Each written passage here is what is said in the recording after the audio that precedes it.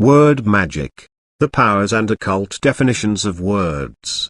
By Pao L. Chang. Introduction. Words are used by people to communicate every day, yet most people still do not realize how words shape their lives and perception. Did you know that most people speak over 7,000 words per day? As of May 2016, there are about 7.4 billion people living on Earth. If you multiply 7,000 words by 7.4 billion people, you get 518,000,000,000,000,000,000 or 51.8 trillion words. This means that at least 51.8 trillion words are spoken every day. Even though we hear and speak words all the time, most of us have little or no clue as to how powerful words are. Words are not just elements of speech or writing, because when words are spoken out loud, they transform into sound, frequency, and vibration. Words also carry information which plays an important role for communication. Without information we will have a hard time learning things and communicating to one another. Because words carry information, sound, frequency, and vibration, they play a very important role in our lives. Furthermore, they can be used to harness the power of energy. We human beings did not always rely on words to communicate, because we used to be able to communicate telepathically. Due to certain tragic events in our past that caused our higher strands of DNA to mutate and turn off, words were introduced by the dark forces, groups of demonic thought form entities, as a tool to enslave us. The source of the dark forces is a cosmic virus. This virus is not your common virus because it is very intelligent. The main goal of the cosmic virus is to infect all living things in the universe with its psychopathic thoughts and death science ideology. Many people's minds are infected with the psychopathic thoughts of the cosmic virus, especially people who have strong psychopathic traits. Like any virus, the goal of the cosmic virus is to drain its host of energy until it dies, and therefore its mission is to cause death and destruction throughout the universe. The good news is that this virus can only infect us when we live in a state of ignorance, fear, hatred, and irresponsibility. As we learn to live peaceably with one another and heal our bodies and activate our higher strands of DNA, our frequency will increase beyond the limit of the cosmic virus, making us immune to it. Today, many scientists like to call our higher strands of DNA as junk DNA, because they believe these strands have no function. There is nothing junk about the higher strands of our DNA, because nature would never create something that has no role to play in the evolution of the universe. Our junk DNA contains the higher and more powerful strands of our DNA. These strands hold one of the keys to unlocking memories of our true history and activating our dormant spiritual powers, for example, telepathy. The reason why our junk DNA does not seem to function is because it is turned off. In our current state of evolution, turning on all of our higher strands of DNA at once would destroy our health. The current state of our bodies cannot handle the high-frequency energies that travel through our higher strands of DNA when they are activated. To safely activate our junk DNA without damaging our bodies, we need to slowly activate them in sequence. This is one of the reasons why DNA evolves very slowly. Because our higher strands of DNA are turned off, our spiritual powers and higher senses are weakened, making it easier for the dark forces to use the power of words to enslave us. All the languages of humanity were originally created by the dark forces as a tool to enslave us. If you study the origins and history of words and languages, and their connection to certain secret societies, you should eventually come to the conclusion that all languages are interconnected at a very deep level. Furthermore, you should know that the language system is a tool used by the dark forces to cast magic spells on the human race, so that they can enslave our bodies, minds, and souls. By the end of this book, you will know exactly what that means. Chapter 1. The Powers of Words and the Art of Word Magic. Some spiritual teachings have suggested that the world is made of space, expansiveness and infinity, air, mobility, fire, temperature, water, fluidity, and earth, solidity. These 5 elements are not based on physical qualities but spiritual qualities. Besides these 5 qualities of spiritual energy, the world is also made of words, because we live in a world that relies heavily on words to communicate. When words are spoken out loud, they transform into sound, frequency, and vibration, which are some of the fundamental building blocks of matter. The physical world we live in is made of matter, therefore, it is also made of sound, frequency, and vibration. In other words, the material world was brought into existence using the power of spoken words. A spoken word has sound, frequency, and vibration, giving it the power to affect how energy manifests itself into physicality. Hence, the Bible verse "In the beginning was the Word." Phonetically, the term world sounds similar to the term world, which is the past tense of the term whirl, meaning to turn around, spin, or rotate rapidly. Before you were born, you were whirled into existence due to the fact that your physical body is made of atoms. What do atoms do? They spin and rotate very rapidly. This may be why the movie The Matrix has a character named Neo. In Latin, the word neo means produce by spinning, spin. Weave point to the term world also sounds similar to the term word, and the term word sounds like the term were. One of the origins of the term were is derived from the Old Norse word verfla, meaning to go round, spin. In English, the term were is defined as to go, fly, revolve, or otherwise move quickly with a humming or buzzing sound. The definitions of the words in bold font in the previous two paragraphs are all related to the word spin. Why the word spin? Because everything in the universe spins, and we live in a galaxy that spins. The world known as Earth also spins on its axis, and the people living on it use spoken words/words to create their reality. The language system is made of words because words have magic powers and are great for deceiving you. One of the reasons why words can easily deceive you is because they can be misinterpreted and misunderstood. Furthermore, each letter of a word can be rearranged to hide the word's deeper meanings. In addition, a word can be given many different definitions to confuse you. To comprehend how words are used to deceive you, you need to know the occult definitions of the word language. To find the occult definitions of the word language, you need to split it into 3 words and find the definitions of the newly created words to see what they mean. When you slice the word language into 3 different words, it transforms into language. Language equals lan, gu, age. Lan is the feminine Chinese and Vietnamese name for orchid. The Vietnamese lan changes this to the masculine context, meaning unicorn, coming from ki lan. When ki lan is translated from Vietnamese to Latin, we get the word unicornus. The ki lan was a dragon-type creature that was said to only protect the noble ones. It was also known as the Quin. Gu is the god of war in the Dahomey mythology. So now we have Lan, a monster that protects the noble ones, and Gu, the god of war. Age is the age or ages of the zodiac. Hence, Lan, Gu, ages are the monsters of war that protect the noble ones or golden gods, audio, throughout the ages. 3. The language system is a good tool to help us communicate to one another. However, because of our ignorance of the power of words, the dark forces, false gods, have used it against us to wage war on humanity for many ages. They have used the language system to divide the human race and prevent us from communicating to people who speak a different language. This made it easier for the minions of the dark forces to engineer wars among nations, and therefore tricking us to fight one another instead of making the real perpetrators liable for their crimes against humanity. The dark forces are obsessed with wars for the reason that wars cause a lot of death and destruction, and therefore they generate a large quantity of fear energy for the dark forces to feed on. At the deeper level, wars are sacrificial rituals for generating negative energy and preventing us from increasing our frequency beyond certain levels. These things make it harder for us to ascend to higher states of consciousness. In the English language, nearly every word is carefully designed and put together in a way that produces magic effects,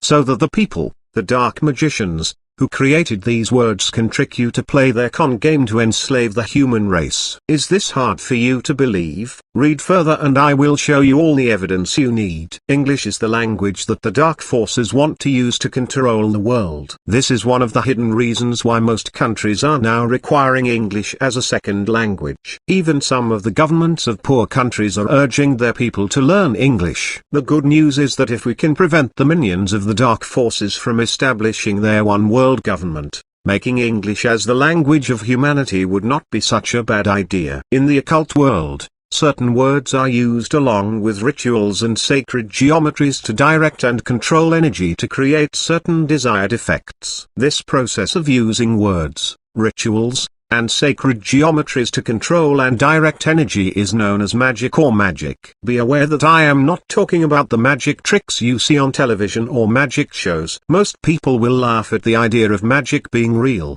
but if only they knew what magic really is and how magic is used to control them, they would not be laughing. The world is dominated by magic. Until you train your eyes to see how magic is used to control you, you will never know how the world really works. The controllers who pull the strings of politicians are well aware of how magic works. Many of them actually practice the art of magic, which is why they are sometimes referred to as the dark magicians. Unfortunately, they like to use magic for power and evil purposes, instead of using it to unite humanity and change the world for the better. The most powerful thing in the universe is energy. If you learn how to control and direct energy, you can become one of the most powerful people on earth. The unlimited power of energy is the reason why the dark magicians, which are the controllers who are controlling the governance of the world, are so obsessed with the process of controlling energy. The key to controlling energy is magic, which is the art of using sacred sound, sacred geometry, and natural forces to direct and control energy to produce certain desired effects. What is word magic? The word magic is derived from Old French magic, Latin magicus, and Greek magikos. One of the earliest definitions of magic is the art of influencing events and producing marvels using hidden natural forces. Magic has a strong relation with magnetic and electrical energy. Did you notice that the word magnetic has the word magic in it? Take out net in magnetic and you are left with the word magic. The art of magic is often practiced along with certain words and sacred geometries. The common words that are used in magic rituals are the words that produce powerful sound tones when spoken out loud. These sound tones have powerful vibrational patterns, which are used to direct and control energy and harness its power. Sound is able to direct energy for the reason that it carries certain frequency patterns that attract energy to flow in a controllable manner. Furthermore, sound is one of the natural forces used by nature to create crystalline structures and sacred geometries, which are some of the building blocks of matter. If you want to know and see how sound controls and directs energy to produce sacred geometry, study cymatics and watch these two fascinating short videos titled Cymatics, Sacred Geometry Formed by Sound, and Cymatics, Science versus Music. If for some reason the links to the videos do not work, do a quick search by typing the keywords of the titles of the videos in YouTube's search form and then click the search button. Because you now know what magic is, let us turn our attention to what words are, so that you know what the term word magic means. A word is defined as a sound or a combination of sounds, or its representation in writing or printing, that symbolizes and communicates a meaning and may consist of a single morpheme or of a combination of morphemes. When you put the term word and magic together, you get the term word magic, which means the art of communicating using sacred sounds and symbols to direct and control energy to produce certain desired effects. All words have magic properties. However, certain words have more magic properties for the reason that they carry more energy. This is why during magic rituals certain specific words are used. Word magic can be used for good or evil purposes. Unfortunately, the dark forces and their minions are in control of the language system of Earth, and therefore are able to effectively use word magic to control us. The good news is that when we figure out how word magic works and become aware of how it is being used to control us, the magic power of words cannot affect us as much. Why words are more powerful than swords? Words are powerful because they carry energy, sound, and frequency, which are some of the building blocks of matter. In addition, they carry information that can be used as knowledge to create or destroy things. When this knowledge is experienced into wisdom, it becomes very powerful and can be used to expand a person's consciousness and spiritual powers. This is why applied knowledge is power. Did you notice that the term words is an anagram for the term sword? Switch the letter S in the term words to the front and you get the term sword. Words are like swords because they can be used to harm and cut you, in a way, Words are more powerful than swords due to the fact that they can harm or heal you at the deepest levels of your being. In the King James Bible verse John 1:1 it says, "In the beginning was the Word, and the Word was with God, and the Word was God." This verse is talking about the force and information of the universe, which can be expressed through words. One very important thing you need to know about the King James Bible and other versions of the Bible is that they are written in allegories. So if you read them literally, you are not acquiring the right information. Another important thing you need to know about the King James Bible is that it was translated to English from the original Greek, and therefore when it says in the beginning was the Word, it is talking about the source that created the universe. Do you need evidence of this? Read further and I will show you the evidence. The English term word can mean a few different things. But when it is translated to Greek, it means logos. The word logos is defined as the source that controls the universe, the written word or inspiration of God, or a logic and rational argument. In ancient Greek philosophy, the word logos is defined as the controlling principle in the universe. Today, the concept of logos can be found in every religion, such as Christianity. To find the concept of logos in Christianity, all you need to do is read certain verses of the Bible. In the King James Bible verse John 1:1 it says, "In the beginning was the Word." The deeper meaning of the term word is logos, which is the source that controls the universe. In other words, in the beginning was the source. This is the source that created the forces of nature. Another word that you should know its deeper meaning is universe. The word universe is composed of two words, which are uni and verse. The prefix uni originated from the Latin word unus, meaning one. As for the word verse, it means a line of poetry. Based on these two definitions,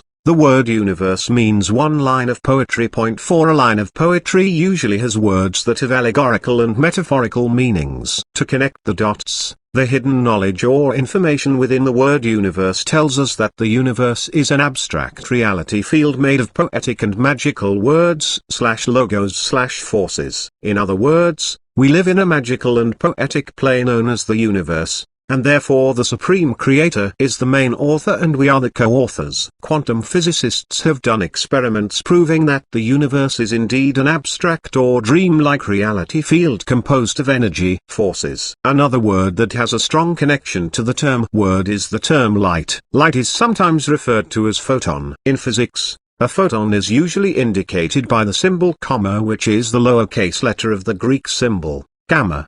Some etymologists believe that the Greek word gamma is where the word grammar originated from. In English, grammar means the study of the classes of words, their inflections, and their functions and relations in the sentence. Grammar is the art of inventing symbols and combining them to express thought, logic is the art of thinking, and rhetoric is the art of communicating thought from one mind to another. The adaptation of language to circumstance. 6.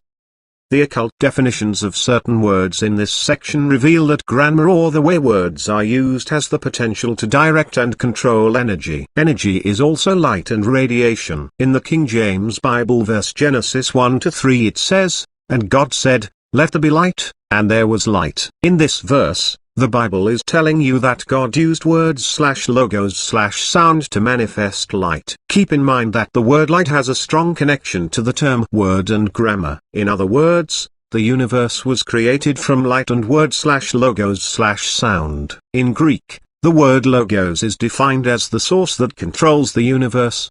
The ancient Greek people believed that the powers, for example, sound, of logos can be expressed through words and be used to create mystical things, for example, sacred geometry. Have you ever wondered why the symbols of corporations are called logos? It has to do with magic and sacred geometry. The process of using logos, for example, source, energy, force, and sound, to create things, such as sacred geometry, can be seen in cymatics. Here is a quote from the New King James Bible verse Hebrews 4:12 that talks about how powerful words are, "For the word of God is living and powerful, and sharper than any two-edged sword, piercing even to the division of soul and spirit, and of joints and marrow, and is a discerner of the thoughts and intents of the heart. By now you should know how powerful words are. What most of us do not know about words is that they have hidden knowledge attached to them. The process of using words to hide certain knowledge was purposely done by the dark forces, groups of demonic thought form entities, to hide their true intentions and prevent us from knowing the secrets of the universe. It is one of their ways of hiding information in plain sight. One of the reasons why the dark forces hide information in plain sight is to prevent them from violating your free will. Another tool they like to use to tell you what they are doing to you in plain sight is movie. The Matrix is a great example of this. Many movies have images and words with occult meanings embedded in them to deceive you to give up your natural rights through silence. By being silent, you choose not to exercise your rights. The good news is that you cannot truly give up your natural rights for the reason that they will always be there, just like the laws of nature. For example, when you watch a movie about human trafficking or wars and do not say something to remove your consent, you unknowingly agree through silence. Therefore, the dark forces did not really violate your free will. This is how the dark forces and the dark magicians can get away with most of their evil deeds. Ignorance is no excuse and silence implies consent. To be more accurate, being silent is known as implied consent. In the information and computer age, there is no excuse for not knowing these things, especially if you live in a country that has easy access to the internet. Because being silent is a form of consent, you need to be aware of what the dark forces are doing, so you can say no and remove your consent. Ignoring the dark forces is not going to help you remove your consent. If enough of us remove our consent, the dark forces and their minions would have to back off and leave us alone. If they were to not leave us alone and keep harassing us, they would violate our free will and would have to eventually face the consequences for their actions. All thoughts, intentions, and actions are known by the universe, and there is no escaping the consequences of violating its laws. There are millions and possibly billions of people on Earth who think they can achieve spiritual freedom or stop the crimes against humanity by ignoring what the dark forces and their new world order are doing. These people are living in a delusional world and are actually making it 10 times easier for the dark forces to enslave humanity. If you want to prevent the dark forces from enslaving humanity, you need to first become aware of what they are doing,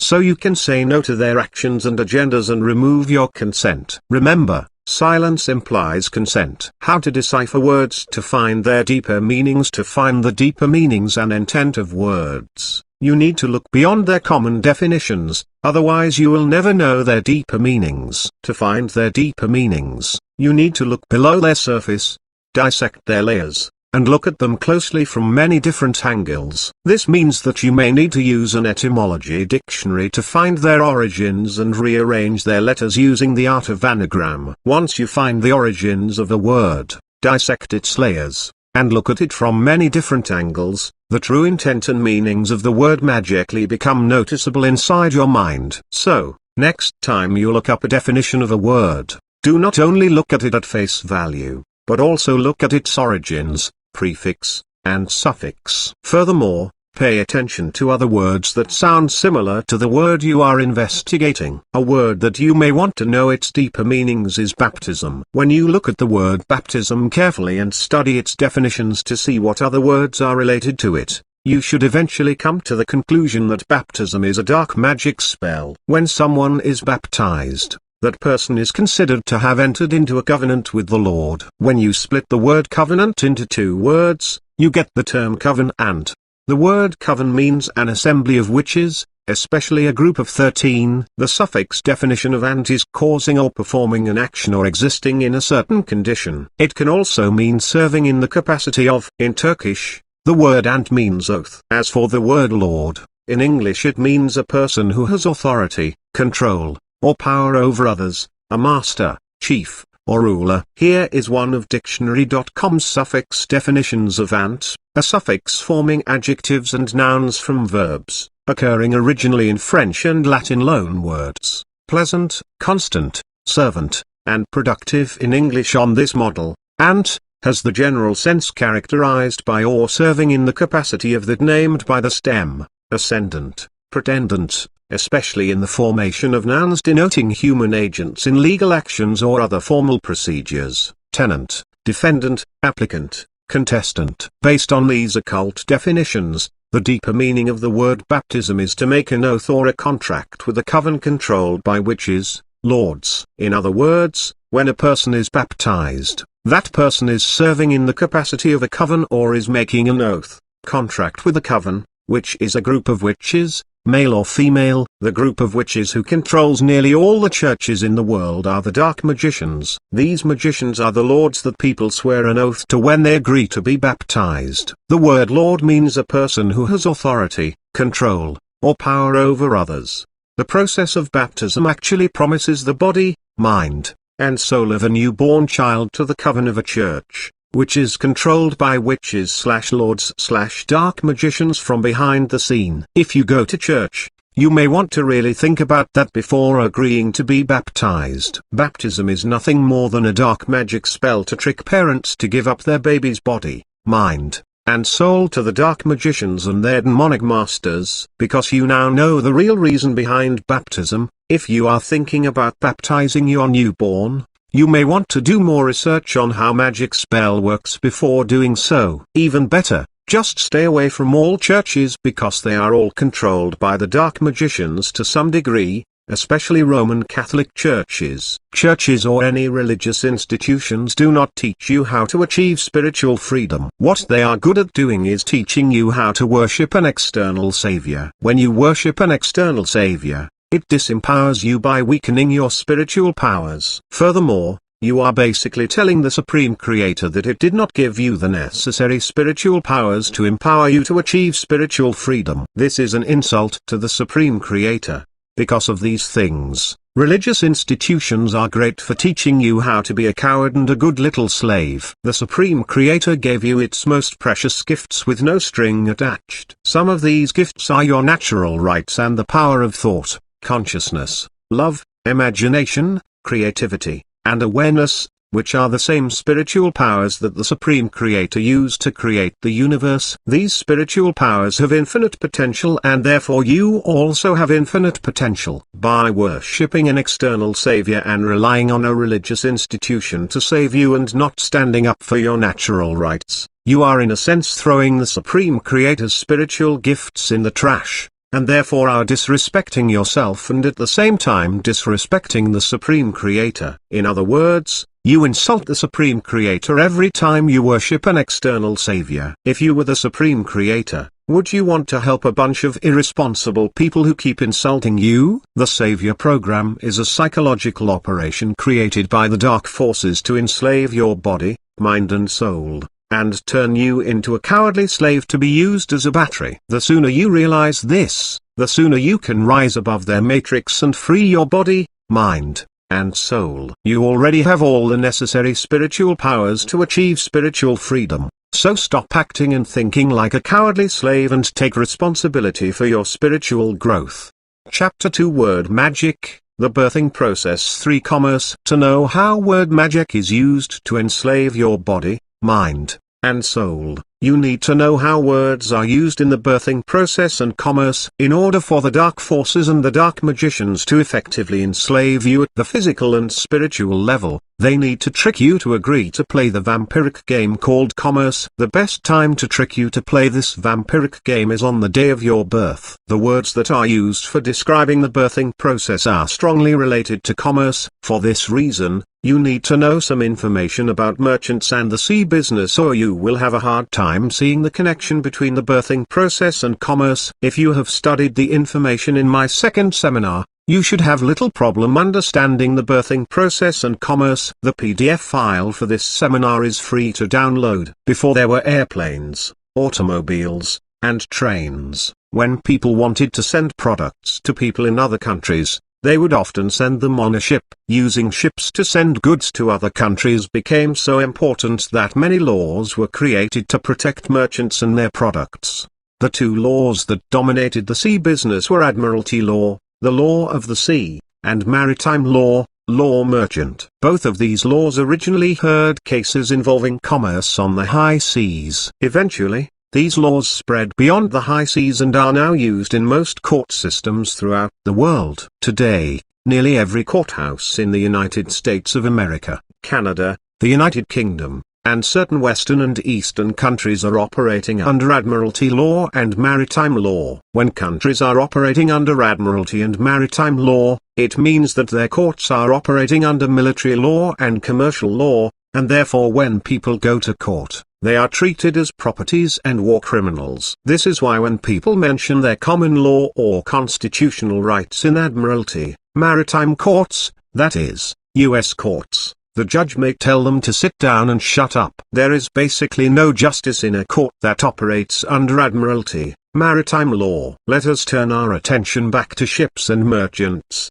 so that I can explain to you how word magic is used to enslave your body, mind, and soul. When a ship reaches its destination, the captain orders his crew to prepare the ship to be docked. After the ship docks, the crew can start to unload the cargoes and products off the ship. A ship is also a vessel, so after a ship docks onto the shore, it is considered a berthed vessel. The word berthed is phonetically similar to the word berthed. These two words are spelled differently, but they sound very similar. This is one of the ways that word magic is used to deceive you. Before the crew can unload all the cargoes and products off the ship, berthed vessel and onto the dock, they have to first show a certificate of manifest to the dock operator or whoever is in charge of the dock. A certificate of manifest is a record that has information about the products, that is, the registration number, the country of origin, the manufacturer, etc. The certificate of manifest is basically your birth certificate. On your birth certificate, there is a registration number, country of origin, and manufacturer. Metaphorically speaking, the manufacturers that created you, the product, are your parents. The process of using ships to deliver products is where the word shipping comes from. Did you notice that the word shipping has the word ship in it? Another word that has the word ship in it is citizenship. When you split the word citizenship into two words, it transforms into the words citizenship, meaning a citizen of a ship. A citizen of a ship means that you are under the jurisdiction of Admiralty law and maritime law. These two laws are not common laws or constitutional laws. Instead, they are commercial laws. When a ship is in the process of being docked, it is being guided to come to berth. The word berth is defined as a space for a vessel to dock or anchor. Based on this information, when a product is unloaded onto the dock, it just went through the berthing process, which is the process of delivering the product from the vessel, ship onto the dock. Phonetically, the word birth sounds like the word birth. This is why when a woman is in the process of giving birth, she is said to be delivering a baby. The birthing process of a baby is related to the process of delivering a product on a ship. Every woman has a body. Another word for body is vessel. A vessel can also be called a ship. The words body, vessel, and ship can all mean the same thing and be used to represent a woman's body. This is why a ship is often referred to as she and the main ship is often called the mothership. To connect the dots, the process of a woman giving birth can also be defined as the process of delivering or birthing a product of a ship. Metaphorically speaking, the product is the baby and the ship is the woman's body. When you compare all the information that you just read about commerce and the sea business to the process of birthing a baby, you will see a strong connection between the birthing process of a ship and the birthing process of a baby. By spelling the words birth and birth slightly different and making them sound almost the same, the dark forces and their minions, the dark magicians, can trick you to agree to be a product of a ship, so that they can have jurisdiction over you. They know that they cannot have jurisdiction over the real you, the living, breathing person made of flesh and blood, which is why they need you to consent to be an artificial person, so that they can treat you like a product and make money by selling you on the stock market. When you were in your mother's womb, you were surrounded in amniotic fluid, which was made of mostly water. In other words, you were living in a sea of water. Because you were living in water, according to Admiralty law, the law of the sea, you could be ruled under this law. Admiralty law is also known as the law of money. What is another word for money? Currency. Phonetically, the word currency sounds similar to the term currency. Hence, the law known as the law of the sea, Admiralty law. While living in your mother's womb, the thing that connects you to your mother is the umbilical cord, which is connected to your navel. Metaphorically speaking, you are connected to the mothership. The word umbilical is derived from the medieval Latin word umbilicalis, Meaning of the naval. The word naval sounds similar to the word navy. The navy is the military of the sea. They did not name that area of your body the navel by accident. By now you should start to see how all these words are somehow directly or indirectly related to the sea. One very important thing you need to know about the word sea is that it has a strong connection to the word energy. By the end of chapter 5, you will know why these two words are strongly related. The evidence that babies are battery prisoners on average. A fetus lives in the womb of its mother for a little more than 9 months before the fetus is ready to be birthed. When you were a fetus, you were living in water, amniotic fluid. Shortly after 9 months, you were born from your mother's body/vessel/ship through her birth canal. The phrase birth canal sounds very similar to the phrase birth canal. A canal is an artificial waterway that is used by the captain of a ship or boat to birth his vessel. Hence, the phrase birth canal. When you were born in the hospital, you had to travel through your mother's birth canal. After you came out of your mother's birth canal, you were grabbed by the doctor. The word doctor is pronounced similar to dock or. The word dock is defined as a platform extending from a shore over water, used to secure, protect, and provide access to a boat or ship. As for the word ore, it is defined as a metal-bearing mineral or rock, or a native metal, that can be mined at a profit. The word ore also sounds similar to the word oar, which is a long shaft with a broad blade at one end, used as a lever for rowing or otherwise propelling or steering a boat. What you need to know about these words is that they all somehow indirectly or directly relate to a ship, the sea, and the process of giving birth. Another word you should know its deeper meanings is hospital. One of the origins of the word hospital is the Old French word hospital, meaning hostel, shelter, lodging. In English, the word hostel sounds almost exactly like the word hostile. The word hostile means not friendly, warm, or generous, not hospitable. A hospital is not a friendly place to give birth to a baby, because the hidden role of the doctor is to deliver the baby and turn the baby into a product of a ship, vessel to be sold in commerce using the birth certificate as the certificate of manifest. The birth certificate becomes a valid certificate after the parents and the doctor sign it. Once the birth certificate is signed by all the parties, the information on it becomes a fact. This certificate is actually a birth certificate of a ship, also known as a certificate of manifest. In other words, shortly after you were born, your parents unknowingly agreed to turn you into a product of a ship. Have you ever wondered why newborn babies are kept in the maternity ward?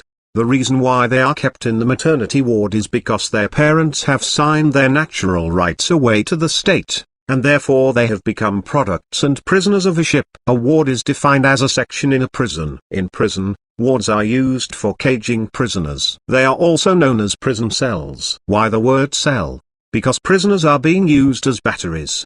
The word cell is defined as a device that generates electrical energy from chemical energy, usually consisting of two different conducting substances placed in an electrolyte. To connect the dots, babies are put in maternity wards to prepare them to become human batteries. Prisoners are caged in prison cells for the same reason. By the end of this book, you will know exactly what I mean when I say that humans are being used as batteries. Another thing you should know about the word hospital is that it has a strong connection to the secret society called the Knights Hospiters, which is one of the factions of the Knights Templar, the private army for the Vatican. One of the symbols of the Knights Templar is the Red Cross. The Red Cross symbol can be found on the flag of the United Kingdom and inside of hospitals. The organizations called the American Red Cross, the British Red Cross, and the International Committee of the Red Cross also use this same symbol. All secret societies have symbols that they use to communicate.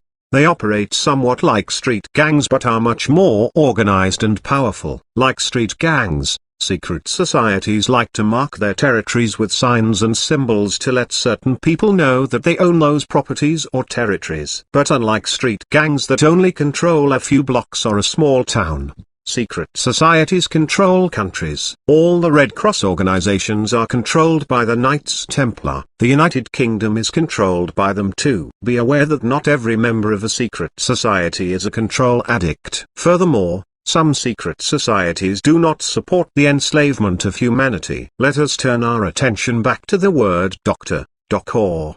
By now, You should know that the hidden role of the doctor is to deliver the baby and turn the baby into a product of a ship, vessel to be sold in commerce using the birth certificate as the certificate of manifest. Metaphorically speaking, the word or in the word doctor, or is you, the baby. You represent the ore because you are the battery that is being used as energy to power the matrix of the dark forces. So, when you were delivered from the body/vessel/ship onto the dock, you, the ore, was delivered and put onto the dock. Hence, the word doctor, or. This is why the person who delivers babies in a hospital is called a doctor. The doctor '(s/docs) dock role is to deliver the baby, or dock the ore onto the shore, so that it can be sold and used as energy. 7 The word ore also sounds similar to the first syllable of the word aura. Aura is an energy field that is part of the bioelectromagnetic field of a human being. When you split the word aura into two words, you get the term aura. The word O originated from the Latin word aurum, meaning gold. This is why in chemistry the symbol for gold is O. The word Ra is the name of an ancient god called Ra, pronounced Re. In Egyptian mythology, Ra was the sun god that was often shown as a hawk. When you put the words sun and Ra together, you get the word Sun Ra or Sun Re, which is connected to the sun god Ra. Every ship or body ship is brought into port and docked, so that the doctor can deliver the body ship, because it is a new liver being produced or a new baby being delivered by the doctor as doctor, the ore that is now docked and ready to be sold and used as energy. 8. The dark forces view each of us like an ore, because we are the ore that is being mined for gold. Through the process of mind control. The word mind sounds almost the same as the word mind, giving us a clue as to why the Anunnaki came here to Earth. 9 One of the main reasons why they came to Earth was not to mine for gold but to mine for the gold in our minds, because to control our minds is to control the golden blood plasma in our bodies and the golden energy in our auras, which then can be used to extend their lifespans or charge their sun god Ra. Hence, the word aura, in Greek mythology. The golden blood plasma is called ichor, a gold-colored fluid believed to be found in the blood of the alien gods, allowing them to live for thousands of years. It is my understanding that this golden blood plasma is found in very small amounts in the human body. However, during an ascension cycle, the human body can produce more of it. Certain spiritual teachers believe that the special element that gives golden blood plasma its longevity properties is organic monoatomic gold, also known as organic white powder gold. Organic monoatomic gold can only be created by our bodies and nature. It is not the same as the synthetic monoatomic gold that is being sold as a dietary supplement. By now you should start to have a basic understanding of what the dark forces are doing to the human race. This evil agenda to enslave the human race and use human beings as batteries is what I like to refer to as the Earth Matrix drama. It is essential for you to know that at the deepest level the Earth Matrix drama is a spiritual drama for your soul and energy, so you better start paying attention. By the end of chapter 5, you will know why the dark forces need to feed on the energy of humanity to survive. Let us turn our attention back to the birthing process, so that I can teach you how the dark forces are using the birth certificate contract to enslave your soul and body. In the USA, shortly after you are born, a certificate of manifest is created with certain personal information about you written on it. This manifest is known as your certificate of live birth, which is not the same as your birth certificate. Shortly after your parents signed your certificate of live birth, the certificate was sent to the US government. After the US government registered it and finished doing whatever they needed to do to your certificate of live birth, they sent you a new version of your certificate of live birth, which is known as your birth certificate. Your new birth certificate is not the original certificate of live birth, because it is actually a death certificate. The term birth certificate sounds similar to the term birth certificate. This was deliberately done to trick you using the art of phonics, which is a method of teaching reading and spelling based upon the phonetic interpretation of ordinary spelling. Phonetically, there is almost no difference between the terms birth certificate and birth certificate because they sound nearly identical. When the US government created your birth certificate, their intention was to trick your parents to sign your natural rights away and turn you into a product of a ship, vessel to be sold in commerce. Therefore, a birth Birth certificate is a certificate of manifest for a product birthed from a ship. When the US government sent your parents your birth certificate, what they were really doing was informing your parents that you are now a registered product of the United States, Incorporated. This is why they trade your birth certificate on the stock market. Have you ever wondered why they like to use the word parents to describe your mother and father? The word parents sounds similar to the words parents, which means the pair that rents. 10 When your parents signed your birth certificate, they unknowingly agreed to allow the US government to partially own you and make you a product of the United States, Incorporated. What this means is that your body and everything you buy or produce using the name on your birth certificate is legally the property of the US government. However,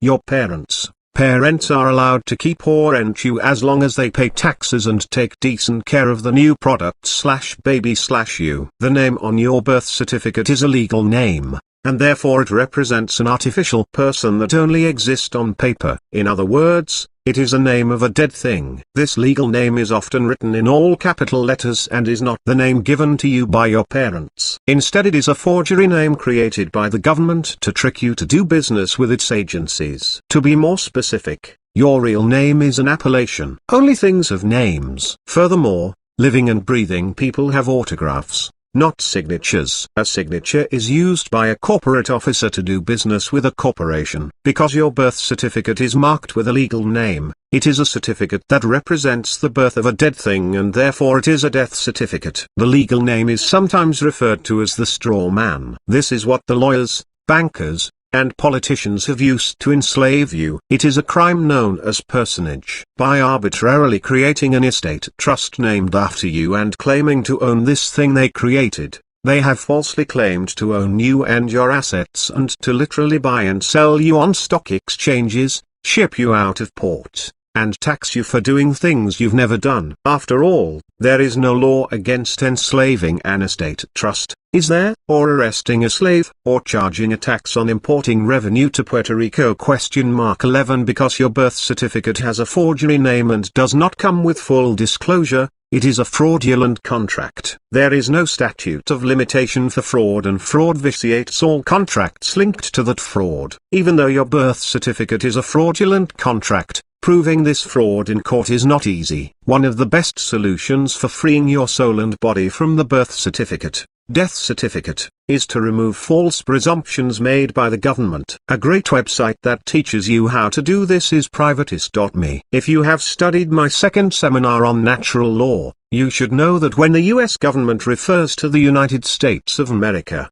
most of the time they are talking about the corporation called the United States, Incorporated, or the United States of America, minor. Nearly 99% of the time, the US government writes the name United States in all capital letters, and nearly 100% of the time they write it without the Incorporated, so that they can trick you to agree to be an employee of the United States, Incorporated. As for the name of the actual country, landmass, it is legally called the continental United States or the United States of America, major. In legalese, the United States is not the same as the country known as the continental United States. Knowing this fact is very essential for comprehending the fraud of the legal system and how the British monarchy and the New World Order, NWO, have successfully enslaved the American people without their knowledge. The United States, Incorporated, also doing business as the United States of America, Incorporated, is actually a foreign corporation that resides in Washington, D.C.,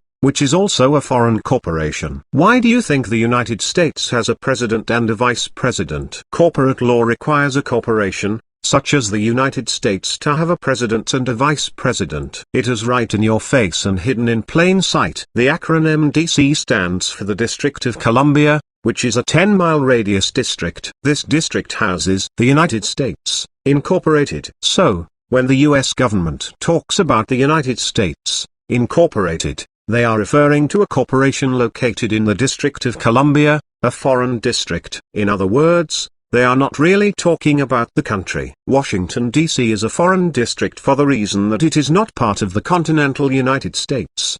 The landmass, Just like Vatican City is not part of Italy, Washington, D.C. or the District of Columbia was founded by a powerful Masonic secret society called the Columbians. Hence, the name District of Columbia. The Columbians also founded Columbia Broadcasting System, CBS, Columbia Pictures, and Columbia University. 12. Did you notice how similar the words Columbians and Columbia are? One thing you should know about Columbia University is that it is located in New York, a state founded by the York Rite, which is also another powerful Masonic secret society. This is why it is called New York, which means the new state of the York Rite. Are you starting to see how words are used to deceive you? Because you now know that there are two main versions of the United States of America and that the corporate version is the one the US government likes to use the most. Let us dig deeper into the birthing process, so you can learn how the dark forces and their minions apply wordplay and word magic to trick you to temporarily give up your natural rights. Before the invention of computers, when babies were born, hospitals would publish their birth information in the newspaper. Nowadays, because of computers, the internet and certain laws, hospitals rarely publish birth information in newspaper. Instead, birth information is sent to the government and then they publish it on certain government-sponsored websites. Some examples of these websites are vital records websites. In the USA,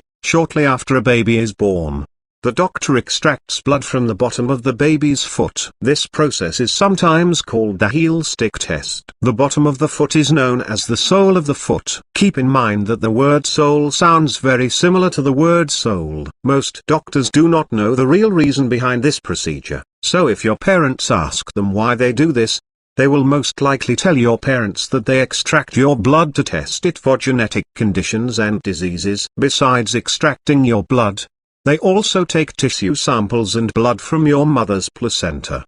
The purpose of taking your blood is to extract your DNA from it. Shortly after extracting blood from the sole of your foot, the blood is sent to the government, so that they can sequence your DNA to determine your genetic blueprint. Your genetic blueprint is like your fingerprint because no one else has that same genetic blueprint. Because of this, your DNA is the physical proof of evidence that the government can use to identify you. Shortly after the government is done sequencing your DNA and creating your personal file, they publish your birth information on some of the websites that they sponsored. What they are basically doing is telling the public that they found parts of you and someone needs to claim them. It is like a lost and found service. If no one claims them after a certain amount of time, usually 7 years, the government has the legal right to pronounce you as legally dead.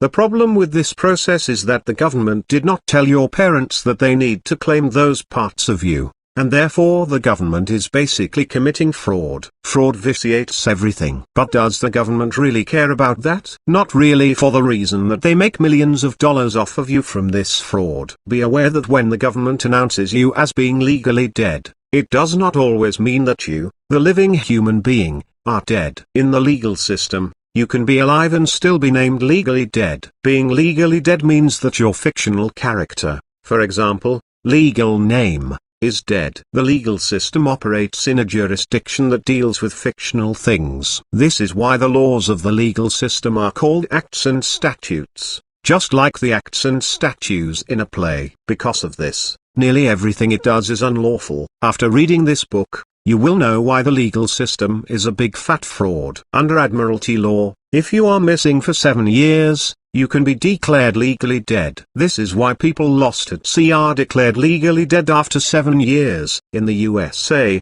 our political and court system are operating under Admiralty and maritime law. Both of these laws deal with commerce on the sea. To connect the dots, when the government announces you as being legally dead, what they are really saying is that you are dead at sea. They say this because you are mostly made of water and you were born from a sack of water, the amniotic sac. Because you are legally dead and the government owns your legal name, the government can legally claim your estate. This process is similar to when people die and their estates are transferred to the people listed on their wills. This is why the government can legally seize your properties and children when you violate their acts and statutes. However, if you rebut their presumption and let them know that you are not dead, it makes it much harder for the government to confiscate your properties. When you send a letter to the government to let them know that you are not dead at sea but is alive and well, you are correcting your status and removing yourself from their jurisdiction, which is an imaginary territory that operates in a dead fictional world. After you correct your status, the government now has to acknowledge you as a living man,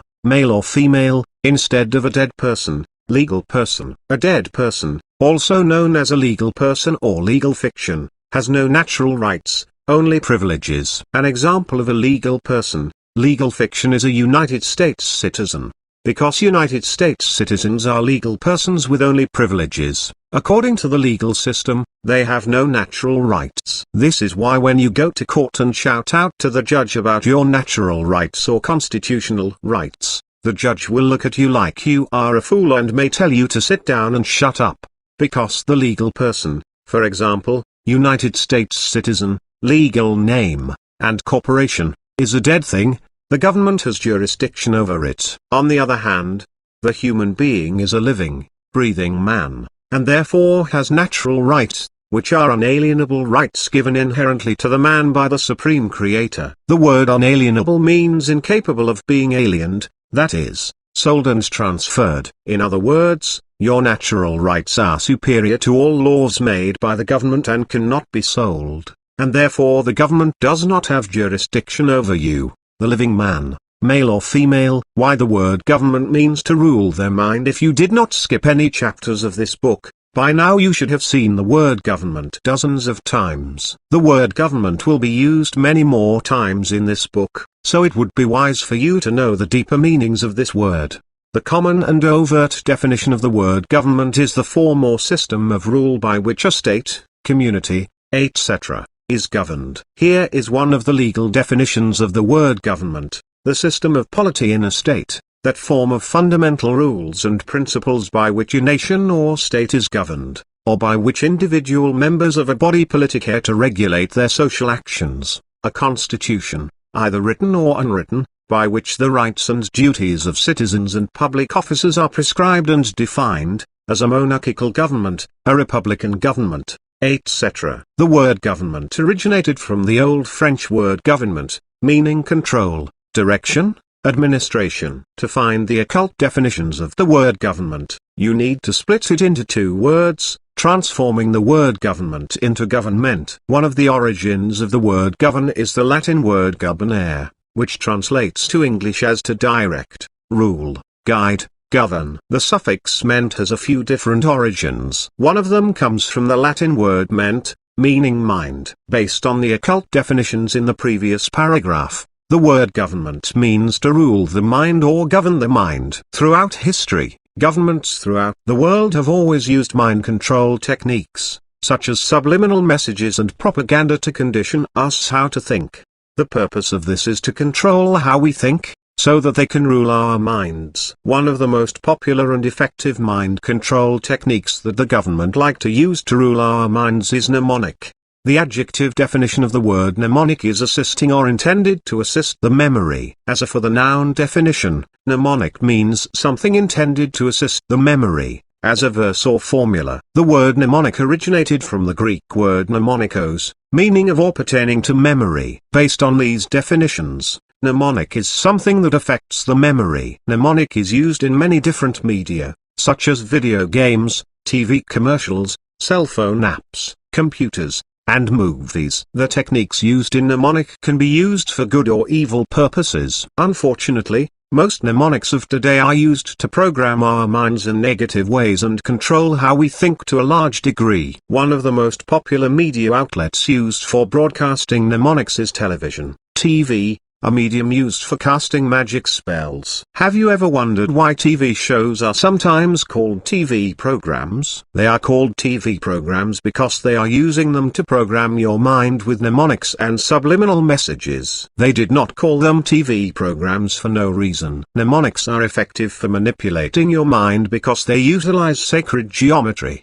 sigil, sound, and light to create magic effects to control your thought patterns. Because of their effectiveness, Many corporations are replacing conventional subliminal messages with mnemonics in their advertising campaigns. One very important thing you need to know about the government is that it is a corporation. According to Black's Law Dictionary 6th edition, a corporation is an artificial person. Because the government is a corporation, artificial person, it is a fictitious entity that has no natural rights and power. Its main source of power comes from feeding on the energy of the people. Because the government needs the people's energy to have power, it has no power without the support of the people. Unfortunately, most people have been brainwashed to think that the government has power over them. Whenever the government becomes tyrannical, all we need to do is remove our support and it will collapse on its own. This is how we can stop tyrannical governments without violent revolutions. Another misconception most of us have about the government is the idea that the agents of the government have authority over us. Remember, the main source of power for the government is the energy of the people. Without us, the government has no real power, and therefore its agents also has no authority to tell us what to do. One of the groups that makes up the government is the police force. The government agents that make up the police force are sometimes called cops. Today, cops are not really here to protect and serve the people. Instead, they exist for the main purpose of serving and protecting the dark magicians and their minions. The dark magicians often consider cops to be the lowest pawns of the government. The word cop is derived from the Latin word capere, which means to take. Some etymologists believe it originated from the Middle French word caper, meaning seize, to take. As a noun, Dictionary.com defines the word cop as a police officer or a person who seeks to regulate a specified behavior, activity, practice, etc. As a verb, it defines cop as to catch, nab or to steal, filch or to buy, narcotics. To comprehend why the word cop is used to describe the lowest pawns of the government, you need to find the hidden meanings of the word cop. Furthermore, you need to know the difference between the words lawful and legal. I will go into more details about the difference between these two words in the next chapter. For now, the important thing you need to know about the words lawful and legal is that lawful is more about natural rights, God-given rights, and legal is more about rights given to you by man or the government. Because the word lawful deals with natural rights, anything that is lawful is above anything that is legal. For example, when cops pull you over for speeding and give you a speeding ticket, they are operating under legal status and not lawful status. In other words, they are unlawfully giving you a ticket.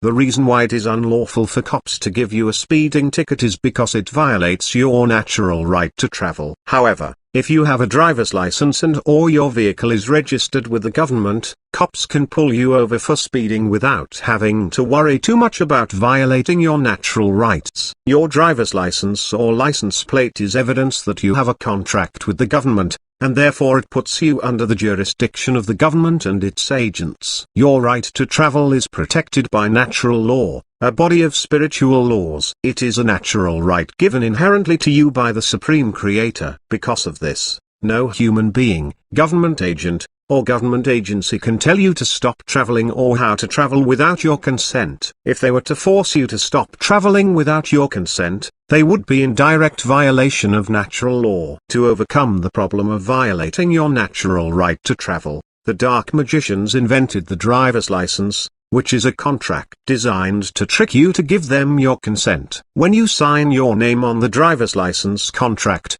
you agree to allow the government and its agents to have jurisdiction over you when you are driving a vehicle. This is why cops are trained to always ask you for your driver's license. Once you give them your driver's license, they have the legal right to give you a ticket, unless you did not violate any traffic laws. Once you know cops are in violation of your natural rights whenever they force you to do anything without your consent, you should know that the hidden meaning of the word cop is a government agent whose main role is to catch people and steal their money using unlawful citations. The more citations cops give out, the more money their employer, the government, can collect. Do you remember what I said earlier about the definition of the word cop? As a verb, the word cop is defined as to catch, nab or to steal, filch or to buy, narcotics. This definition of the word cop describes pretty accurate what many cops are doing to us these days. The process of using unlawful citations to steal our money is not only practiced by cops. Many government agents, for example, IRS agents, whether they realize it or not, are also using unlawful citations to steal our money to finance the systems of the New World Order. By now you should be aware that the government is an artificial person. For this reason, the government cannot directly deal with a living man. To overcome this problem, the people in control of the government, which are the dark magicians of the New World Order, NWO, created another artificial person. This artificial person is known as the legal name, which is the name on your birth certificate, driver's license, etc. To rule our minds and control us, the dark magicians use their government to trick us to consent to play the legal name game.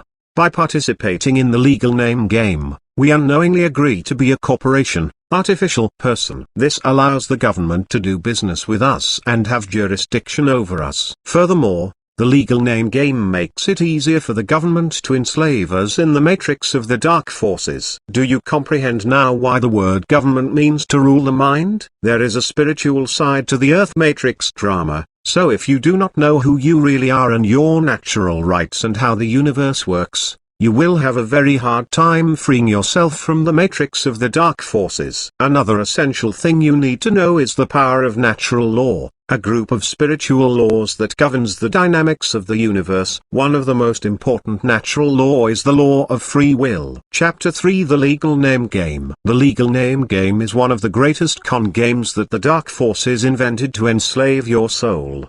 The dark magicians of the New World Order, NWO, which are the minions of the dark forces, like to use the legal name to trick you to agree to unknowingly give your natural rights away to them. Once you do this, everything that you have purchased or owned under that legal name legally belongs to their government. In other words, your kids, cars, house, land, and anything that you have purchased or owned using your legal name legally belong to their government. The good news is that the dark magicians did not create the legal name game in a lawful way, and therefore they have no lawful standing. If you want to learn how to defend your rights effectively, you need to know the difference between the word legal and lawful. It is crucial to define the difference between legal and lawful. The generic Constitution references genuine law.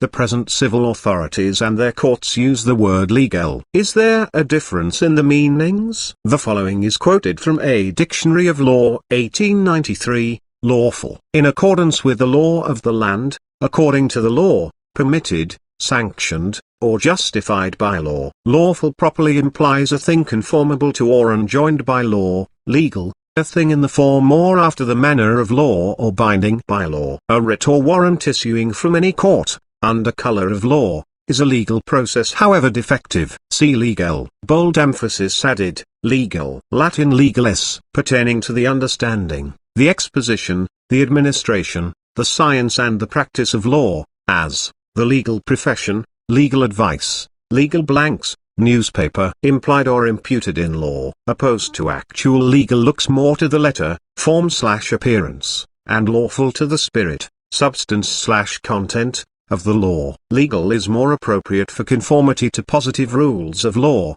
lawful for accord with ethical principle. Legal imports rather that the forms, appearances, of law are observed, that the proceeding is correct in method, that rules prescribed have been obeyed, lawful that the right is actful in substance, that moral quality is secured. Legal is the antithesis of equitable, and the equivalent of constructive. 2 Abbott's Law Dic.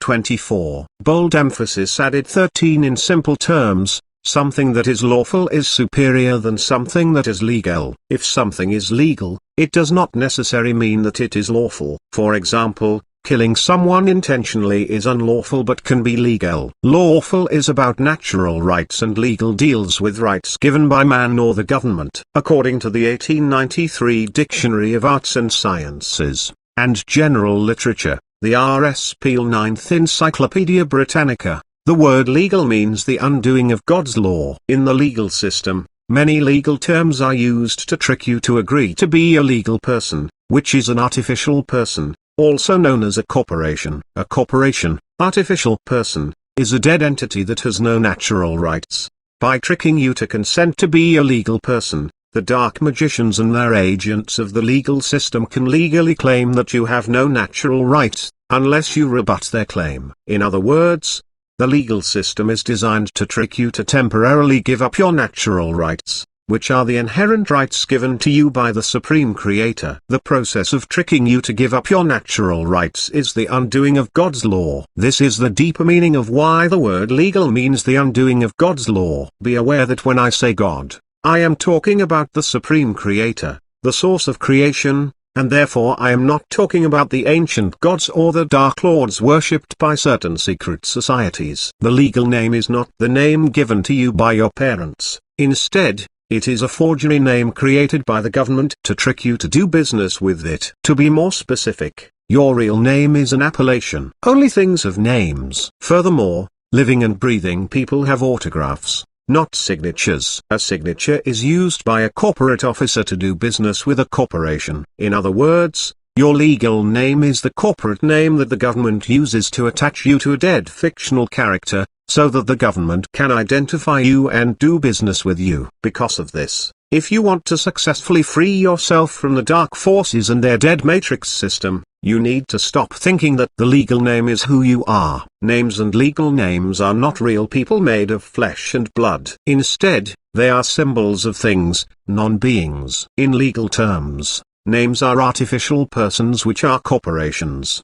Because corporations are artificial persons, they can be pretty much anything. For example, in general, religious institutions, banks, names, and the government are all corporations for the reason that they are fictitious entities. I will say this again, your name or legal name is not who you really are, because you are a nameless spiritual being living in a body of man, male or female. It is essential that you get this fact through your head or you will have a very hard time freeing yourself from the Earth Matrix drama. Once you become aware of the legal name fraud and comprehend it, you should feel the magic spell of the legal name slowly losing its effect, causing you to wake up and becoming more aware of who you really are. Some spiritual teachers have said that the legal name is the mark of the beast. In my opinion, the mark of the beast can mean a few different things associated with the mark of spiritual slavery. The legal name is one of them, which is why they always tell you to sign your name on contracts. A word that has a strong connection to the legal name or the mark of the beast is signature. The word signature is defined as a person's name,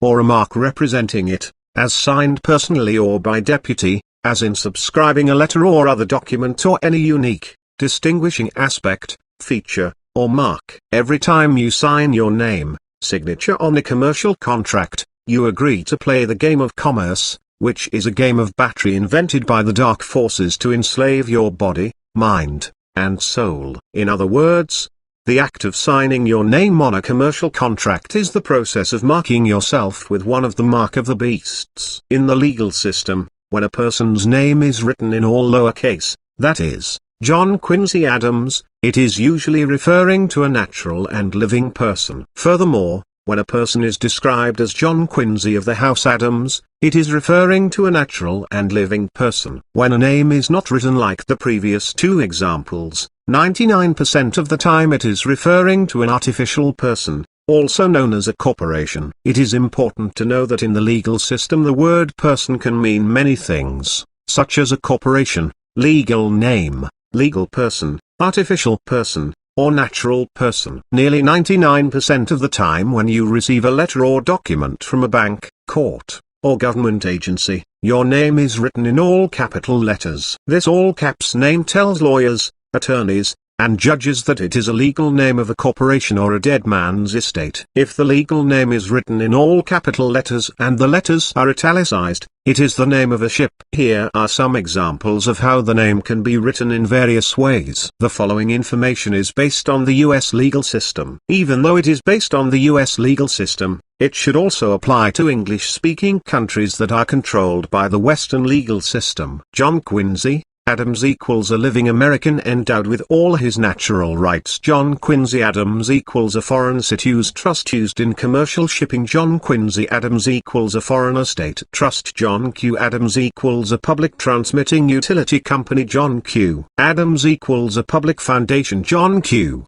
Adams equals a cooperative. John Quincy Adams equals a boat or ship used in public commerce. According to the book titled You Know Something Is Wrong When an American Affidavit of Probable Cause, this name is supposed to be italicized, John Quincy Adams. John Quincy Adams equals a Commonwealth Trust. J. Quincy Adams equals a slave owned by Exxon Corporation. J.Q. Adams equals a foreign pauper forbidden to own land. Adams. John Q. equals a taxpayer. Adams. John Q. equals a soldier. Adams. John Q. equals a slave. There are dozens of different potential meanings that can be arbitrarily assigned to anyone's name and used to represent radically different entities. In a verbal conversation we can talk all day long about someone or something named John Quincy Adams, and which John Quincy Adams or what kind of John Quincy Adams will never be known, except from the context of the conversation. But on paper the use of such a system instantly defines what or whom is being talked about, if you know the system. 14.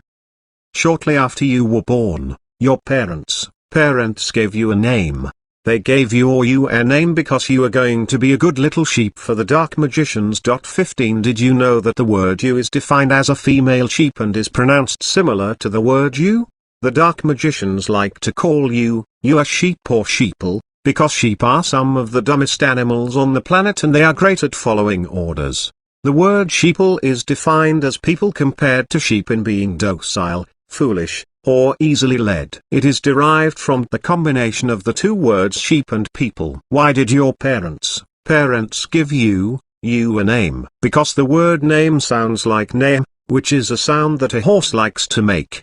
Besides calling you a sheep, the dark magicians also like to call you a horse, because a horse is phonetically horse. If you think this is just a coincidence, you have no idea how deep the horse connection goes. Read further and I will show you why it is not a coincidence. When a couple have relationship problems and are constantly arguing, they are sometimes described as nagging each other. A nag is an old, inferior, or worthless horse. If they argue and nag at each other for too long, their voices may eventually sound hoarse. 16 Phonetically, the word horse sounds similar to the word horse. Maybe the relationship is not stable because the groom did not pony up enough courage to get a good job, or maybe they could not afford a baby crib. 17 The word crib is simply an English synonym for pony. As for the word groom, it is defined as a man or boy in charge of horses or the stable. The word stable means a building for the lodging and feeding of horses, cattle,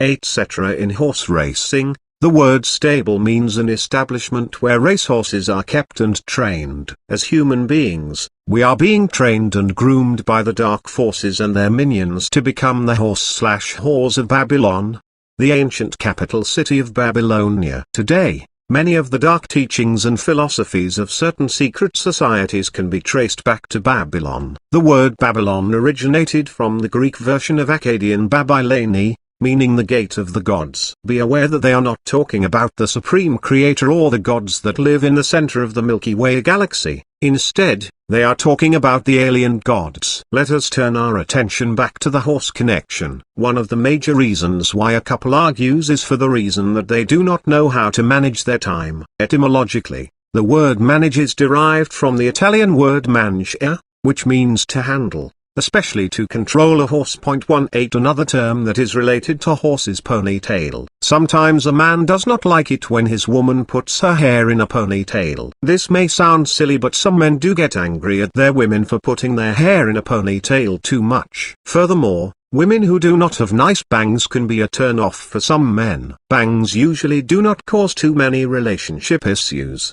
so they should not be the main problem. Oh, I know. Maybe the man does not like to bang his woman anymore. When the German word pony is translated into English, it means bang, bangs, fringe. In English, the word pony is defined as a horse of any small type or breed.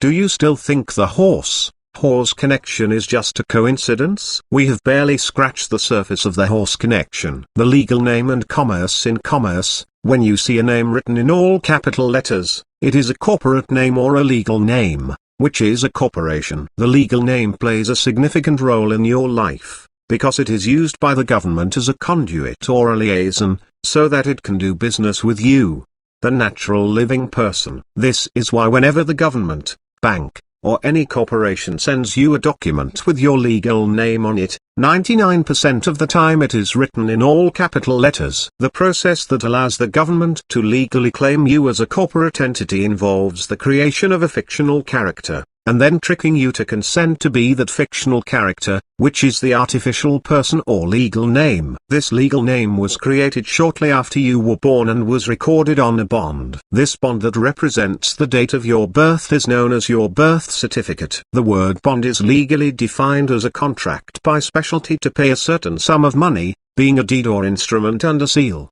by which the maker or obligor promises, and thereto binds himself, his heirs, executors, and administrators, to pay a designated sum of money to another, usually with a clause to the effect that upon performance of a certain condition, as to pay another and smaller sum, the obligation shall be void. To connect the dots, the birth certificate bond is a financial contract created to enslave your body, mind, and soul, so that they can use you as collateral for the debt of the government. Anyone who has a birth certificate has been physically and spiritually enslaved by the dark forces. Unfortunately, most people are unaware of this fraud. Because of this, they have little chance of freeing themselves from the birth certificate bond. This certificate is a magic contract, therefore, it not only bonds you at the physical level but also at the spiritual level. Have you ever wondered why birth certificates have seals on them? These seals are sigils. The word sigil is derived from the Latin word sigilla, meaning seal. Keep in mind that each alphabet of the language system is also a sigil. The word sigil is defined as a sign, word, or device held to have occult power in astrology or magic. Words are sigils because the letters that make up words were created using sacred geometry and sacred science. Let us turn our attention back to the legal name. Shortly after you were born, the government gave you a legal name that looked nearly identical to the name given to you by your parents. Your legal name, which is used by the government to do business with you, the body of water or liquid, is written in all capital letters because it is a piece of liquidated capital or capital. 19. In other words, your legal name has been securitized and turned into a financial instrument to seal your body, so it can be sold in commerce. Hence, the term liquidated capital. To liquidate something is to sell it off entirely, or sell it to pay off a debt. This process of liquidating something to make money is called liquidated capital. Why is that, you may ask? Because you, the person who has been securitized, were born in the womb of your mother, which was mostly made of water, liquid. You are also mostly made of water. Because you are mostly made of liquid and have been securitized, you are considered liquidated capital. The word capital comes from the Latin word capitalis, meaning of the head, hence capital, chief, first. It also comes from another Latin word caput, which translates to English as head. When you really study the occult definitions in the previous few paragraphs, you should come to the conclusion that the process of turning you into capital money or liquidated capital is their way of saying that you have a bounty on your head. Your birth certificate is the bond with your legal name written on it in all capital letters, and therefore it is the financial document, security, that has the value of the bounty on your head. This is why your birth certificate is traded on the stock market. In the Western world and many Eastern countries, people are born with a bounty on their heads due to the fact that their government considers them as enemies of the state. According to Judge Dale, author of The Great American Adventure, The Secrets of America, if you live in the USA, the act that makes you an enemy of the US government is the Trading with the Enemy Act. Even though the corporate US government considers you, US citizen, as an enemy of the state, it actually has no jurisdiction over you as a man with a body made of flesh and blood. However, if you agree to be a United States citizen, then the US government has jurisdiction over you. The good news is that the US government only has jurisdiction over you when you are acting in the capacity of a United States citizen. For example, if you have a driver's license, the only time when the police has jurisdiction over you is when you are driving a vehicle registered to the state. By driving a registered vehicle, you are acting in the capacity of a government agent. In other words, the US government only has jurisdiction over you when you are using your driver's license or any government-issued ID or contract with the legal name. The reason why the US government has jurisdiction over United States citizens is due to the fact that they are considered artificial persons, corporations, and therefore they have no natural rights. Furthermore, United States citizens are considered employees of the United States, Incorporated, and thus are bound to the acts and statutes, rules and codes, of a corporation. If you want proof that the United States is a corporation, look at subsections 15 and 15a in Title 28 U.S. Code Section 3002 and you should see this sentence: United States means, a federal corporation. The act that legally created a corporate version of the United States of America was the District of Columbia Organic Act of 1871. Unlike the country United States of America, which is a republic and is written with a lowercase u in the word United, the United States of America, Incorporated, is a democracy. Shortly after the Great Depression of the 1930s, the United States of America, Incorporated, changed its name to the United States, Incorporated. However, it is common for the United States, Incorporated, to do business as the United States of America, Incorporated. In a society where the people are ignorant and irresponsible, democracy is one of the worst forms of government. The word democracy comes from the Greek word demos, which means common people. A group of common people can also be called a mob. One of the origins of the word cracy is the Latin word cratia, meaning power, might, rule, sway, power over, a power, authority. Based on these occult definitions, democracy means mob rule. In a democracy, the voting power of the majority overrules the rights of the minority. For example, if a person were on trial for not believing in God and 51% of the people in the room vote that he should be hung, that person would be hung for not believing in God. In a republic, that person's free will and natural rights would be protected. Do you understand now why democracy means mob rule? This is why in a society where the people are ignorant and irresponsible, democracy is one of the worst forms of government. Today, most people in the USA and throughout the world are ignorant and irresponsible, which is why it is easy for the dark magicians of the New World Order to enslave them under their democratic government. Do you understand now why the US government is always talking about spreading democracy throughout the world? Democracy is just another form of communism, except that the people have the privilege to vote. However, their votes do not really matter because the voting system is rigged. Keep in mind that a privilege is not a natural right, and therefore it can be taken away by the government. How the voting system is used to drain your energy this spring, 2016, many Americans are watching the 2016 presidential debate, so they can make an informed decision to vote for the candidate that they believe is the best to lead their country. What most Americans do not realize is that the presidential debate is a play, and therefore all presidential candidates are actors auditioning for an acting job of a corporation called the United States. May the best actor win. After being hired, the new president is assigned to more acting lessons, so he or she can become one of the best professional actors and liars that money can buy. The dark magicians like presidents who are professional actors and liars, because they can easily fool the American people to support the United States, Incorporated, and help expand its franchise around the world. The word franchise means the right or license granted by a company to an individual or group to market its products or services in a specific territory. But did you know that the word franchise can also mean the right to vote? Like any corporate employee, when a presidential candidate wins an election and is sworn into office, he or she becomes an employee of the United States, a federal corporation. Do you remember what I said earlier about Title 28 U.S. Code Section 3002? Under Title 28 U.S. Code Section 3002 subsections 15 and 15a, United States means, a federal corporation. It is right in their so-called laws, which are not laws but are acts and statutes. Hence, the play called the presidential debate. The presidential debate is a play because it has presidential candidates, actors standing behind a podium like statues as they are worshipped like idols by naive citizens.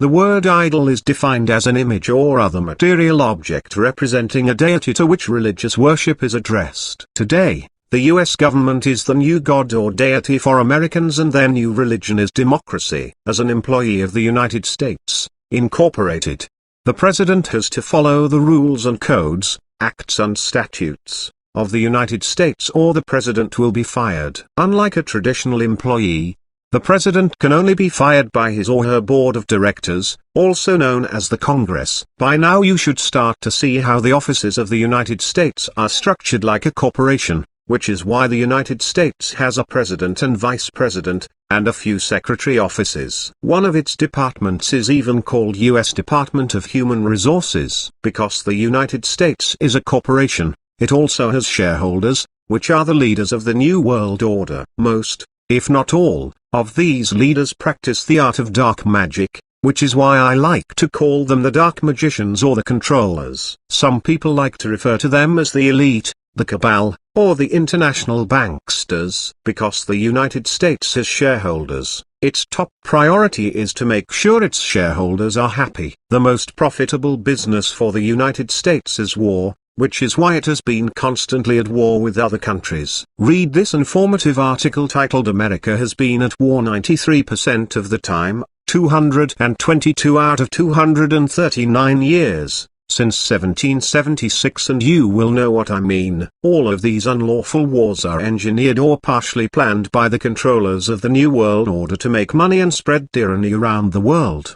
Because the people controlling the United States, Incorporated, like to engineer unlawful wars, and the president is their main actor. Anyone who goes to a US presidential debate or votes for a presidential candidate is pretty much spitting on the graves of the people who died fighting or standing up for freedom. What a disgrace to humanity, life, truth, and freedom. Worst of all, what a disgrace to the Supreme Creator. One important thing you need to know about the United States, Incorporated, is that its flag, which is the flag with the 50 stars and 13 stripes made of the color red and white, does not represent the country called the United States of America. Instead, it represents the corporation known as the United States, Incorporated, usually written in all capital letters, United States. Another important thing you need to know about the flag of the United States, Incorporated, is that when its border has a gold fringe, it represents the U.S. military flag of war. This flag deals with martial law,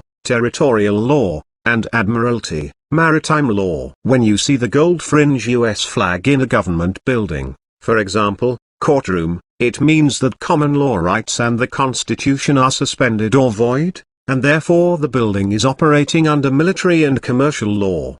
The U.S. military flag of war, which is the U.S. flag with the gold fringe on its border, was traditionally flown over U.S. military buildings only during wartime. Today, this flag is seen in nearly every court in the USA and in the offices of U.S. politicians. In other words, Americans are living under a less severe form of martial law. If you have a flag of the United States, Incorporated, in your home or yard, you might want to remove it and throw it away. This flag does not really represent freedom because it is the flag of the United States, Incorporated, a corporation controlled by the New World Order, NWO.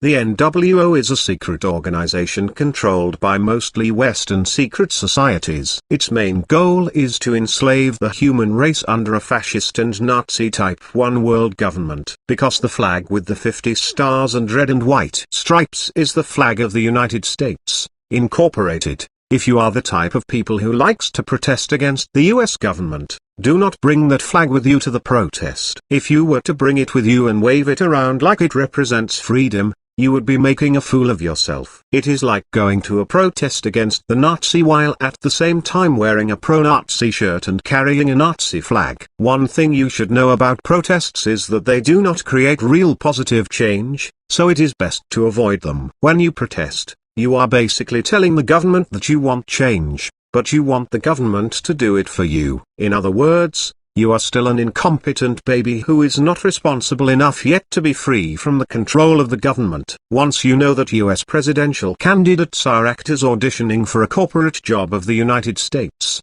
Incorporated, you should know why it is pointless to vote for these candidates. The US voting system is a big fat scam anyways, so you are just wasting your time when you go vote at the voting booth. The truth is, as a United States citizen, you do not have the right to vote. In legal terms, your right to vote is actually a privilege because to be a United States citizen means that you are a legal person, also known as a corporation.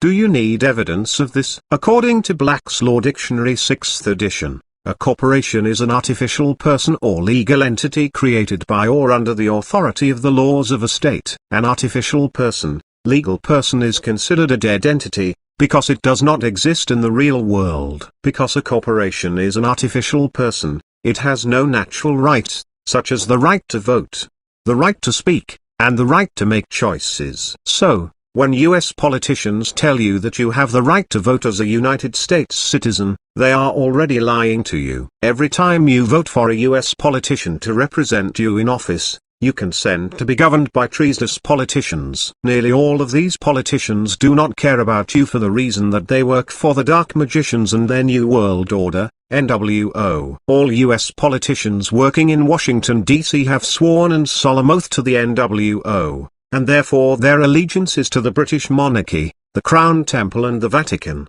and not to the American people. The right to vote in the United States is a big fat fraud, because your vote does not really matter and the voting system is rigged somewhat like a casino. Furthermore, when you vote, you are not voting for a president of a country, but for a president of a foreign corporation known as the United States, Incorporated, also doing business as the United States of America, Incorporated. One thing you need to know about the US voting system is that the presidential candidates are chosen by the Dark Magicians of the New World Order and they control both of the Republican and Democratic parties. The idea that we have choices when it comes to electing US presidential candidates is an illusion. As an American, when you vote, you are basically committing treason against the country called the United States of America, which is made up of 50 separate states operating as a nation on the land jurisdiction. The United States, Incorporated is operating under the international jurisdiction of the sea, which is based on Admiralty law, the law of the sea. This law deals with commerce and therefore is sometimes known as the law of money. If you really want to know what you are doing when you vote, you need to study the occult definitions of the word vote. At the deeper level, the process of voting is a religious ritual created by the dark forces to drain your energy and enslave your body, mind, and soul. Do you need evidence of this? Read further and I will show you the evidence. The word vote is defined as a formal expression of opinion or choice, either positive or negative, made by an individual or body of individuals or the means by which such expression is made, as a ballot, ticket, etc. These two definitions of the word vote only show you the overt meanings of the word vote. To find the occult meanings of the word vote, you need to use the art of phonics to help you see the relation among words. Phonetically, the word vote sounds nearly identical to the word volt. Where do voters go vote? Vote at. They go to a voting booth or a polling booth. The word poll sounds similar to the word pole, which is defined as either of the two regions or parts of an electric battery, magnet, or the like, that exhibits electrical or magnetic polarity. In other words, a pole is the electric battery pole of positive, plus, or negative. This is why when you go vote, you go to the polls, so that you can place your vote, volt on the candidate that you want to see put in charge. 20. Once the volts are counted, the politician or politician that receives the most votes, volts, is the candidate that will be elected into the position of power. Maybe this is why it is called power politics. Every time you vote, you consent to give your electrical energy to the dark forces, so that they can use it to power their corporations/corpses and New World Order. It is all about tricking you to give up your life force energy. The presidential election is a sick and evil con game created by the dark forces to con you to agree to be a human battery, so that they can drain your life force energy to power their dead matrix and corporations. This is why before they can summon you to go to court, they need to charge you first. Just like charging a battery before its energy is drained to power electronic devices. By now you should know that your legal name is a name of a corporation, which is why 99% of the time it is written in all capital letters. It is important to know that even when your name is not written in all capital letters, it could still represent a corporation. Once you comprehend this process, you should know that your legal name is often written in all capital letters because it has been incorporated and securitized, so it can be used in commerce. Another reason why your legal name is often written in all capital letters on government contracts, for example, birth certificate, is because capital letters are more effective for creating magic spells. Your birth certificate is not just a record of birth, it is also a spiritual contract that is sealed with dark magic. This is why there are sigils, seals, on your birth certificate. Your parents' signatures are also sigils, seals, and therefore on the day they signed your birth certificate, their actions spiritually sealed or bonded you to the birth certificate contract. When you split the word signature into two words, it transforms into signature. The prefix sig is defined as right, mark, label. As for the word nature, one of its origins is the Latin word natura, which literally means birth. It can also mean course of things, natural character, constitution, quality, the universe. Based on these occult definitions, when your parents signed their signatures on your birth certificate that has your name on it, they marked you with sigils and therefore spiritually and magically bonded you to the birth certificate contract. By doing this, they also signed your natural rights away to the state, making you a property of the government. Unfortunately, your parents most likely did not know this for the reason that they lack the knowledge to understand magic. The signature and legal name are two of the marks of the beast. Chapter 4: The Dark Secrets of the Education 3 Religious System. There is a very dark and evil side to the education process. If you are not aware of it by now, you already have been enslaved by it. Fortunately, there are ways to free yourself from the evil side of the education process. By the end of this book, you will know how to not only free yourself from the education system, but also free your mind and soul from the dead matrix of the dark forces. In USA, most of us start school around the age of 4 or 5. The first class that is used to school us to be good little sheep. Sheeple is kindergarten. The word kindergarten originated from two German words kinder and Garten. When translate to English,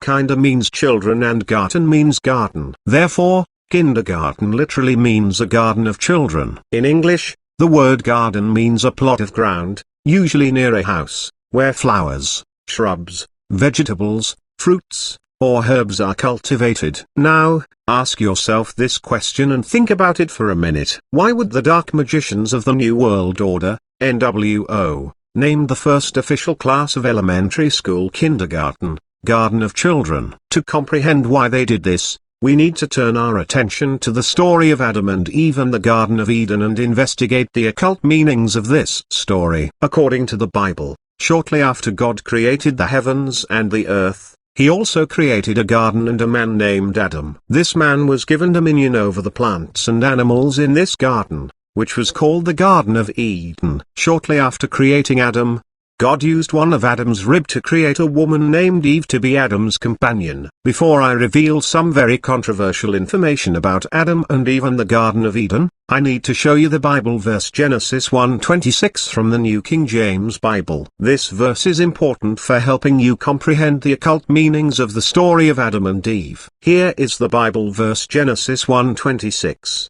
Then God said, "Let us make man in our image, according to our likeness. Let them have dominion over the fish of the sea, over the birds of the air, and over the cattle, over all the earth and over every creeping thing that creeps on the earth." Did you notice that the first 7 words that God said was "Let us make man in our image"? In this verse, the Bible is talking about more than one God. This is why the verse has the word us and our in it. When the Bible talks about God, it is not always talking about the Supreme Creator. In Genesis 1:26, the Bible could be talking about the alien gods that came from outer space. It has been mentioned by some biblical scholars that the early version of the Bible verse Genesis 1:26 was changed from "Then Elohim said, let us make man in our image" to "Then God said, let us make man in our image." The word Elohim is a plural noun and is a Hebrew word that when translate to English, it means gods. In Hebrew, the singular noun for God is the word Elo. According to Bill Donahue, the word Elohim means the divine male and female. From studying ancient records, many researchers of ancient civilizations concluded that these alien gods visited Earth thousands of years ago. One of the alien races was called the Anunnaki. During the ancient times, some of these alien races were worshipped as gods. Even today, Many secret societies still worship these alien gods. Is it true that intelligent extraterrestrial beings have visited Earth? Based on my research, I can confidently say that there are some truths to this claim. Be aware that there is also a lot of false information in the public domain about extraterrestrial life. The alien gods were said to come from the stars. One of the stars is called Sirius.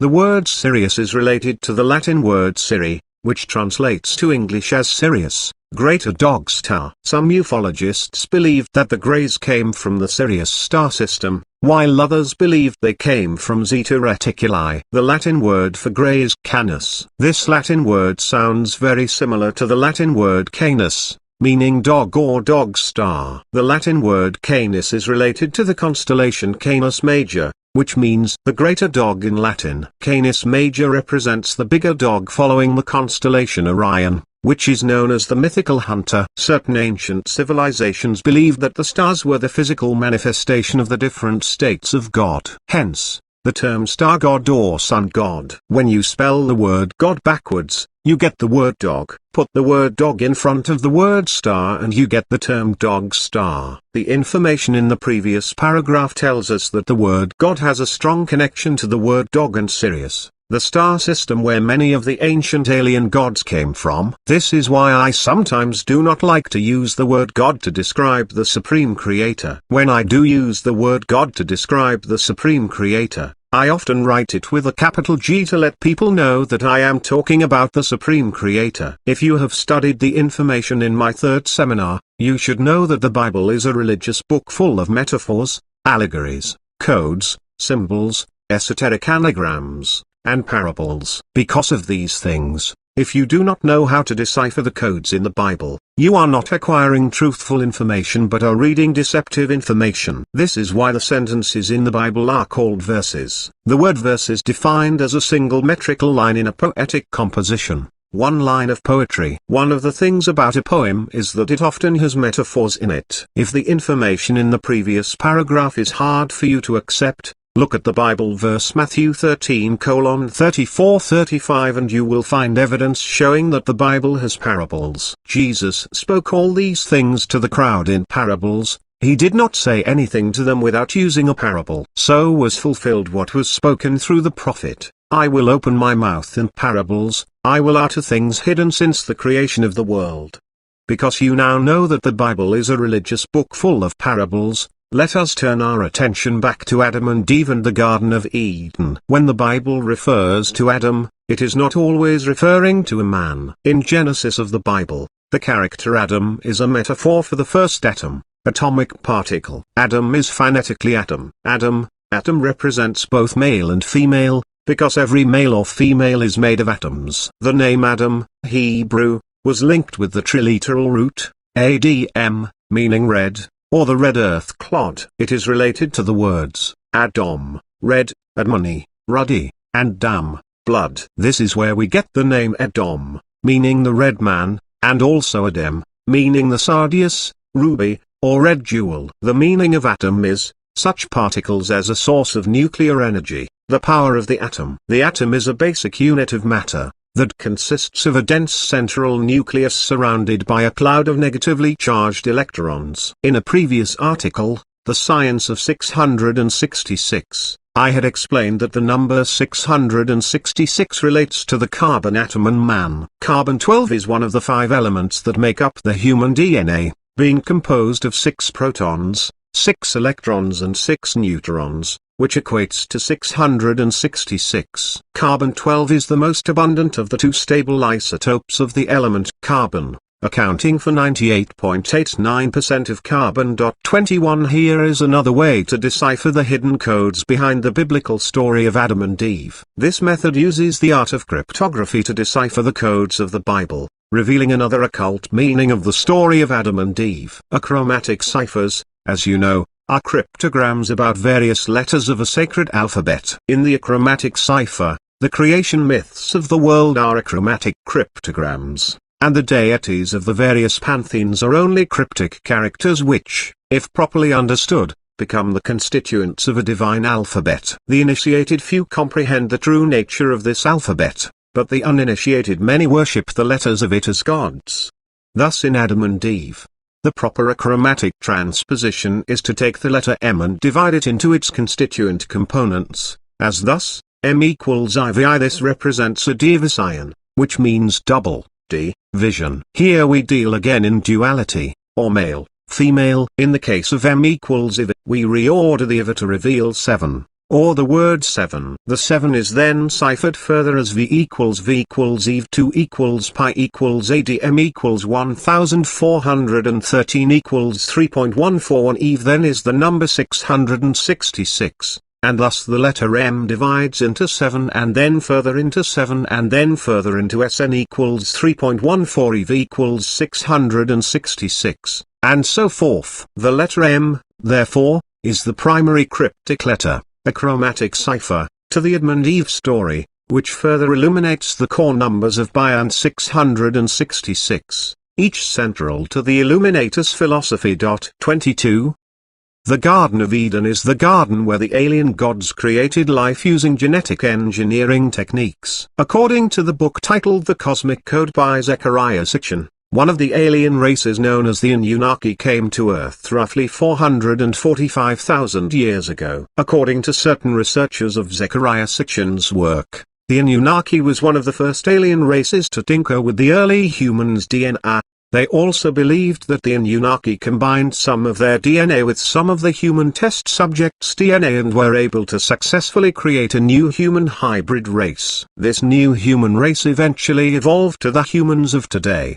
The idea that alien gods played a role in creating modern humans may sound crazy. However, in the last few decades, geneticists have discovered that the human DNA contains foreign DNA that may not be from Earth. This could explain the famous missing link in human evolution. Some researchers of these alien gods suggested that human beings were also used as a food source. This makes me wonder if the Garden of Eden is actually the Garden of Eden. 23. Besides, what else would they use a garden for? To grow food to eat, right? If this were the case, then Earth would be the Garden of Eden. Is there evidence proving that human beings are being used as food? I have not found irrefutable proof that human beings are being used as food, so I do not know if it is true. However, I have found some evidence that points toward this direction, and I do know that human beings are being used as batteries. After you read chapter 5, you will know what I mean when I say that we human beings are being used as batteries. One of the things you need to know about the dark forces,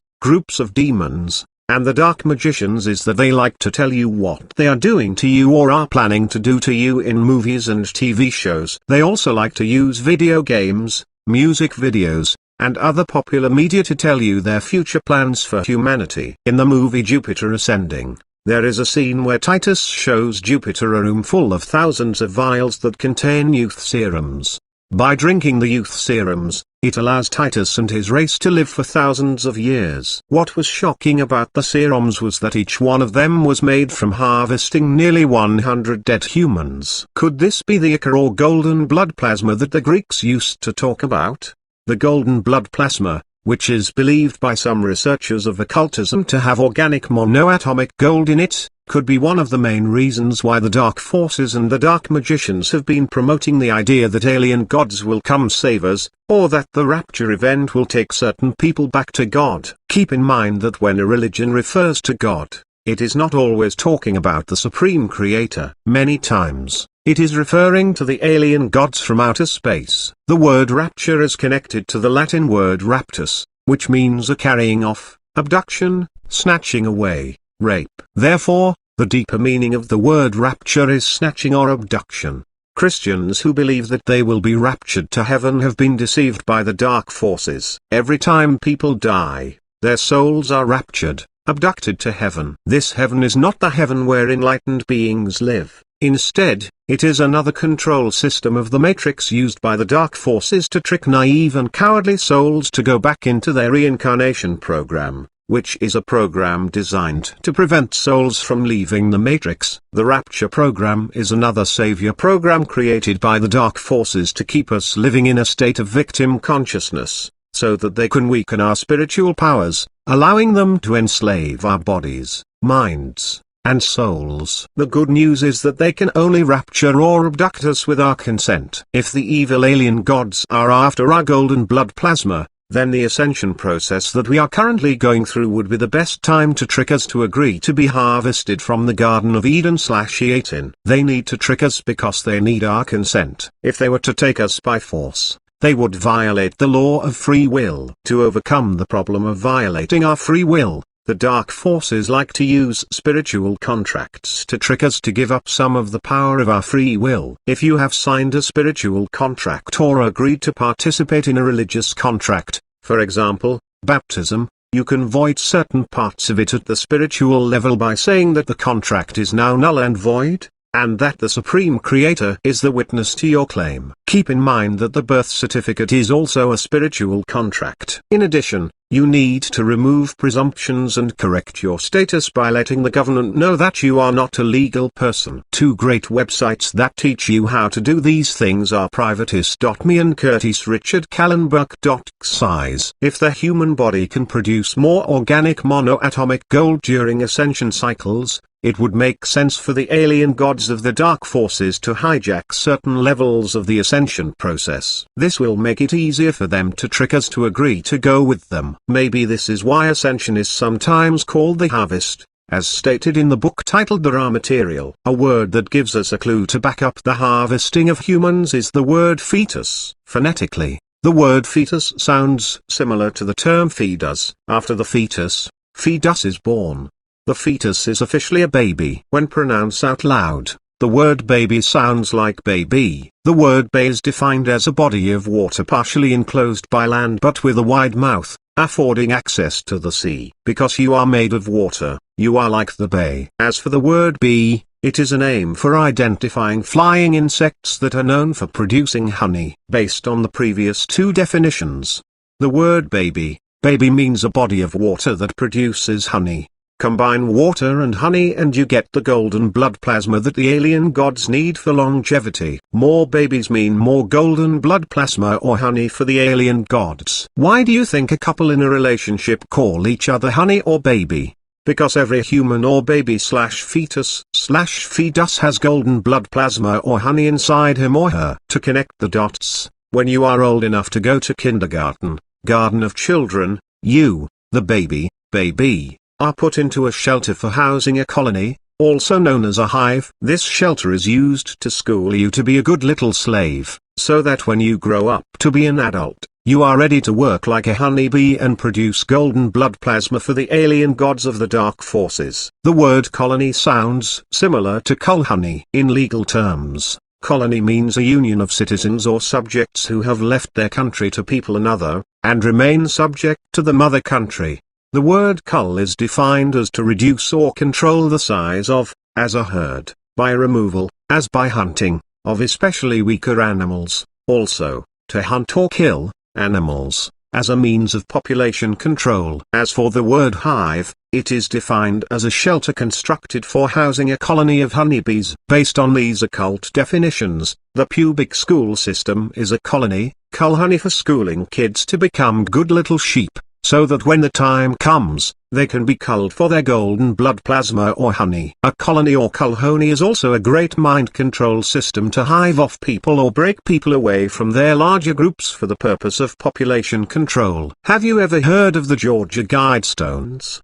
The Georgia Guidestones has a message that says, maintain humanity under 500 million in perpetual balance with nature. Whoever is behind this message wants the population of humanity to be reduced to 500 million people. This means that over 90% of the human population would have to die. Some people refer to this depopulation event as the Great Culling. Have you ever wondered why there are so many toxic chemicals in food, water, vaccine, and medicine? It may be related to the Great Culling. In kindergarten, one of the first things they teach you is the alphabet, which is made of letters created by using sacred geometry. These letters are ideograms, which are written symbols that represent ideas. One important thing you need to know about all written symbols is that they are created into existence from the egg, the dot, and the serpent, the line. The egg and the serpent are important symbols in the teachings of secret society. After they teach you how to write the letters of the alphabet,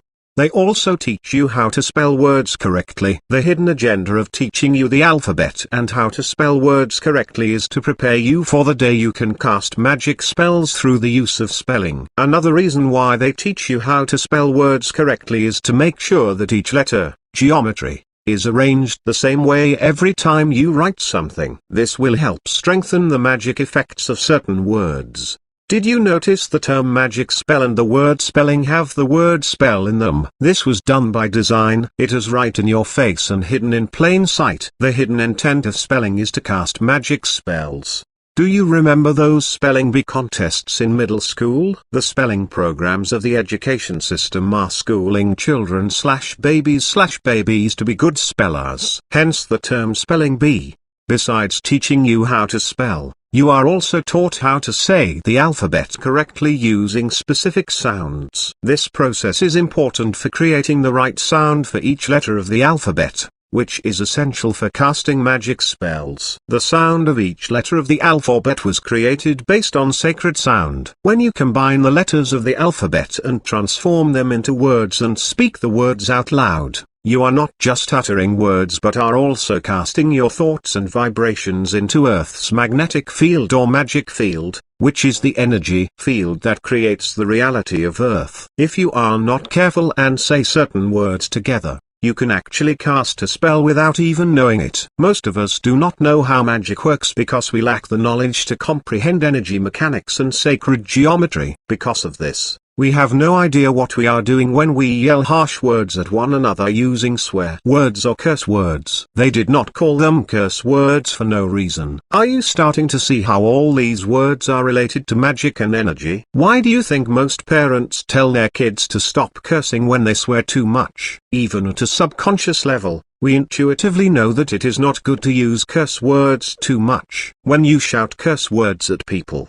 you are casting dark magic spells on them. Due to the power of the law of attraction, those magic spells can also be reflected back onto you. This is why you should be careful of the words you use when you yell at someone. After learning how to spell words correctly, they teach you how to cast those spellings into sentences and phrases without teaching you about the magic effects of spelling. The purpose of this is to prevent you from knowing the true intention and power of words, so that the dark magicians can control your mind using magic spells. Their magic spells cannot control 100% of your mind, but they do affect your mind more than you may realize. It is similar to how subliminal messages can affect your subconscious to a large degree. Subliminal messages are a form of magic spells. By now you should know what I mean when I said in the beginning of this book that nearly every word in the English language is carefully designed and put together by the minions of the dark magicians to trick you to play their con game. Most other languages are also created for this purpose. The magic power of words is the main reason why words are so effective for deceiving and enslaving you. Do you understand now why words are more powerful than swords? Words are powerful, but they are not as powerful as your thought, consciousness, awareness, and spiritual energy. Words can be used to create magic spells to control your mind, but if you become aware of their powers and how they are being used to control you, they cannot affect your mind as much. For example, when traditional magicians do magic tricks, they can fool you to believe that their tricks are real. But if you figure out how their tricks are done, you can no longer be fooled for the reason that you know their tricks are illusions. In other words, you have become aware of how their tricks work and therefore they cannot deceive you anymore. Other ways to protect your mind from magic spells are by overcoming your fears and increasing your frequency. These things can be achieved through the right knowledge and experiencing that knowledge into wisdom. The way magic tricks work is similar to how the dark magicians use real magic spells to control your mind. Once you become aware of how the dark magicians use magic spells to control you, their magic spells lose their effects. Your awareness is one of the most powerful spiritual powers that you have. Learn how to use it wisely and the dark magicians will not be able to control and deceive you using the art of magic. Chapter 5: How the Legal 3-Commerce System Drain Your Energy. In the Western legal system, when you go to court for a trial, you are not really going to court but are going to a game arena where they are planning to con you using wordplay, legal words, and word tricks. Where do you go when you want to play basketball, volleyball, or tennis with your friends. You go to a basketball, volleyball, or tennis court. Therefore, a court is where you go to when you want to play a game. They did not name the place where you go to trial a courtroom by accident. This is why the judge is sometimes referred to as the administrator. The judge is the to administer or manage the rules of the game in the court, game arena, which is why the judge sits behind a bench. The word bench is defined as a seat occupied by an official, especially a judge, or the seat on which the players of a team sit during a game while not playing. Another role of the judge is to act as a banker, because he or she is administering a commercial court. It is about commerce and not justice. One of the words judges and attorneys like to use to trick you to give up your natural rights in court is contract. The word contract originated from the Old French word contract and the Latin word contractus, meaning a contract, agreement.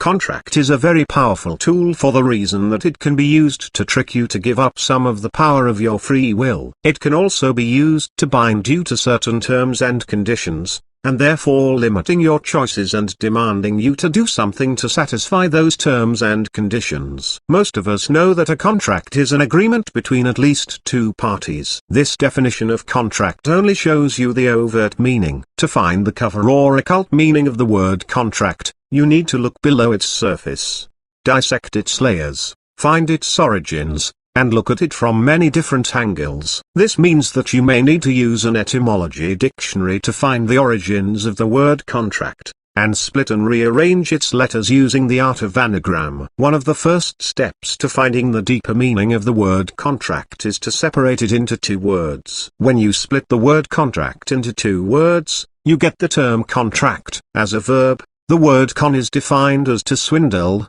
trick. As a noun, the word tract is defined as a brief treatise or pamphlet for general distribution, usually on a religious or political topic. When you put the definition of the words con and tract together, it translates into a deceptive treatise or a treatise of trickery. This is one of the deeper meanings of the word contract. Every time you sign a contract with a corporation, for example, bank and government agency, you agree to a deceptive treatise. The good news is that nearly all contracts you made with corporations and government agencies are fraudulent, because they do not come with full disclosure. For a contract to be valid, it needs to have an agreement with mutual understanding, competent parties, and full disclosure of material facts. Another word judges and attorneys like to use to deceive you in court is the word understand. When you go to court and the judge asks you the question, "Do you understand the charges?" you should think twice before answering the question. If you were to answer yes, you would basically admit to the court that it has jurisdiction over you. When you split the word understand into two words, you get the term understand. To find the occult meaning of the term understand, you need to switch the words under and stand around. When you do this, the phrase understand becomes stand under. By saying to the judge that you understand the charges, you are also telling the judge that you stand under the charges. One of the most common words they like to use to trick you in court is the word person. The word person is a general word for the reason that it can mean a legal person, a natural person, a corporation, a name, or any fictitious entity. Most of the time when the judge asks you for your name, he is asking for your legal name, which is a legal person. A legal person can also be a corporation. A corporation is a corporation or corpsoration. The plural form of the word corporation can be written as cor. Phonetically, the word cor sounds similar to the word corpse, which is defined as a dead body, usually of a human being. The legal system sees you as a corpse to be used as a ration to feed the matrix of the dark forces. Hence, the word corporation/corporation/corpsoration. Do you remember what I said in Chapter 2 about why the government sees you as a legally dead person? Because you are considered lost at sea or dead at sea. Another very important thing you need to know about the legal system is that nearly all of its courts are operating under Admiralty, maritime law. These courts deal with fictional characters, for example, legal person and corporation, which is why the laws of these courts are called acts and statutes. As a verb, the word act is defined as to perform as an actor. The so-called authorities of the court system are actors acting in a play known as the legal system. Whether they realize it or not, They are still just actors playing a game to con you. Even though it is just a game, it is a very serious game because you could end up in jail. The court and legal system have to operate as a game, because they are dealing with fictional things. Because of this, when you get a summons letter to appear in court, the court is not summoning you, the body made of flesh and blood. Instead, it is summoning the legal person or the legal name, which is the fictitious entity used by the government to do business with you. The legal person, legal name, corporation is a fictitious entity, because it only exists on paper and in our minds, just like the government. However, if you agree to act in the capacity of the legal person, you basically are telling the court that you want to be in the game called the legal system. This is why the legal system is all based on presumption when it is dealing with the government and the legal person. When you are in court, you are not just in a game arena to play legal games, but are also in a room to play magic games. This is why the judge is also called the magistrate, and the letter that the court used to notify you to appear in court is called a summons. What do witches do when they want to call spirits to appear in front of them? They summon them. They did not call this letter a summons for no reason.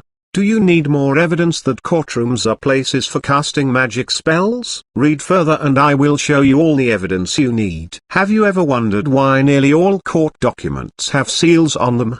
The reason why they have seals is because seals are sigils used for real magic rituals. Have you also ever wondered why a judge is called a magistrate? Judges are magistrates because they are religious priests dressed in a black robe. In legal terms, the word magistrate is defined as any individual who has the power of a public civil officer or inferior judicial officer, such as a justice of the peace. Magistrate can also be defined as a civil officer charged with the administration of the law. Phonetically, the word magistrate sounds very similar to magistrate or magistrate. One of the origins of the word magi is the Latin word magi, plural of magus, meaning magician, learned magician. As for the word straight, it means a narrow passage of water connecting two large bodies of water. The word straight has a strong connection to the word canal. Do you remember what I said in chapter 2 about the relation between the birth canal and the birth canal? Sometimes you have to pay attention to the phonics of a word to find its hidden meanings. Because judges are magistrates, their hidden role is to administer your body/ship/vessel to port and cast magic spells on you. One important thing you should know about the word magistrate is that it is also used to describe presidents and governors. The President of the United States is the chief magistrate of this nation. The governors are the chief magistrates of their respective states. Point 24. At the deeper level, a courtroom of the legal system is like a shiproom, storage space on a ship. It is a shiproom because nearly every court of the legal system is operating under Admiralty law, the law of the sea. The body/vessel/product in the courtroom, shiproom is you. The legal system sees you as a product and not a living person, which is why there is little or no justice in nearly every court throughout most Western countries and many Eastern countries. Courts are also banks, which is why they have benches and bars. One of the origins of the word bench is derived from the Old High German word bank, meaning bench. In English, the word bank can mean a few different things. One of its meanings is an institution for receiving, lending, exchanging, and safeguarding money and, in some cases, issuing notes and transacting other financial business. The word bank can also mean a bench for oars in a galley or a row or tier of oars or the sloping side of any hollow in the ground, as when bordering a river. Hence, the word riverbank. The word galley is defined as a seagoing vessel propelled mainly by oars, used in ancient and medieval times, sometimes with the aid of sails. Back in the old days, galleys were often rowed by slaves or convicts. Do you remember what I said in chapter 2 about the relation between the word ore and the word ore? In chapter 2, I said that the word ore means a metal-bearing mineral or rock. I also said that it sounds similar to the word oar, which is a long shaft with a broad blade at one end, used as a lever for rowing or otherwise propelling or steering a boat. Be aware that most of the words in bold font in the previous 5 paragraphs are somehow related to water. Why water? Because it has to do with Admiralty law, the law of the sea. and commerce. Even the word font is related to water. The word font means a receptacle for baptismal water. I can go on for pages about how all these words are related to water, but I think you should get the point by now. In one of the previous paragraphs, I said that galleys were often rowed by slaves or convicts. The word convict is often used in the legal system to identify people who have been found guilty of a crime and is serving a sentence in prison. What most of us do not know about the word convict is that there is a deeper meaning to this word. Its deeper meaning is used by the dark forces and their minions to mock people who were in prison or are serving a sentence in prison. Most of us are aware of the overt definition of the word convict, which is a person proved or declared guilty of an offense. This definition only defines the word convict at the surface level. To find the deeper meaning of the word convict, you need to split it into two words, convict, and then switch them around. When you do this, the words transform into victcon. The prefix vict is derived from the Latin root word vict, meaning conquer. It is related to the root word vinc. This is where we get the word victim from. The definition of the word victim is a person who is deceived or cheated, as by his or her own emotions or ignorance, by the dishonesty of others, or by some impersonal agency or a person or animal sacrificed or regarded as sacrificed. To connect the dots, a convict/victcon is a victim of a con who has been conquered, deceived, and sacrificed due to his or her ignorance. This is the cover or occult definition of the word convict. So, what is the con? The con is the legal system. Convicts are victims of the con known as the legal system, which is a system created by the minions of the dark forces to con people to give their natural rights and spiritual powers away to the dead. The legal system is a big fat fraud, because it is based on presumption and is run by a bunch of criminals who are using it to con people to pay them money. Most convicts are not really criminals for the reason that they have been conned by the real criminals, which are the people in charge of the legal system. The real criminals mock the victims of their legal system by calling them convicts. Let us turn our attention back to the court and legal system. In a courtroom there is a section called a bar. Here is an excerpt from wikipedia.org explaining what a bar is. The origin of the term bar is from the barring furniture dividing a medieval European courtroom, similar to the origin of the term bank for the bench-like location of financial transactions in medieval Europe. In the USA, Europe and many other countries referring to the law traditions of Europe, the area in front of the barrage is restricted to participants in the trial, the judge or judges, other court officials, the jury, if any, the lawyers for each party, the parties to the case, and witnesses giving testimony. The area behind the bar is open to the public. 1. This restriction is enforced in nearly all courts. In most courts, the bar is represented by a physical partition, a railing or barrier that serves as a bar. 2. As a defendant or plaintiff, you are required to stay behind the bar, a barrier or barrier, of the courtroom. Only attorneys, judges and certain court officials are allowed to go past the bar. Why is that, you may ask? Because the court sees you as a prisoner. Where do they lock up prisoners? In a jail or prison cell. What is a jail or prison cell made of? Iron or steel bars and barred doors. Nearly all courts operating under the Western legal systems are admiralty courts enforcing military laws, and therefore when you go to court, you are treated as a war criminal. This is why you have to stay behind the bar in a courtroom. It is right in your face and hidden in plain sight. Another definition of the word bar is an ingot, lump, or wedge of gold or silver. This definition shows another relation between the words court and bank. The word bar can also mean a counter or place where beverages, especially liquors, or light meals are served to customers. Have you ever heard someone say, "Let's go drink at the bar"? One of the words that you should pay attention to in the previous paragraph is the word liquor. The word liquor is derived from the Old French word liquor, meaning fluid, liquid, sap, oil. It is also derived from the Latin word liquorem, nominative liquor, meaning liquidity, fluidity, or a liquid. The English dictionary defines the word liquor as a distilled or spirituous beverage, as brandy or whiskey, as distinguished from a fermented beverage, as wine or beer. Did you notice that all the words in bold font in the previous two paragraphs are also related to water or the sea? Even their definitions are related to water. By the end of this chapter, you will know why water plays such an important role in commerce. In addition, you will know why the word sea has a strong connection to the word energy. Let us focus our attention back to the hidden roles of judges. Have you ever wondered why judges wear a black robe? The black robe uniform is the symbol for representing a priest who works for the Jesuits or has a connection to the Jesuit order. The black robe uniform also represents a worshipper of the ancient god Saturn. During the ancient times, Saturn was associated with the god of law and justice. Today, many secret societies still worship Saturn as the god of law and justice. According to Jordan Maxwell, the symbol that was used in the religious context for Saturn was the square and its symbolic color was black. 25 This is why judges wear a black robe. It is their way of showing respect to Saturn, the god of law and justice. Whether judges realize it or not, they are religious priests who have been brainwashed by the dark forces to cast dark magic spells on people when they are in a courtroom. Do you understand now why judges wear a black robe?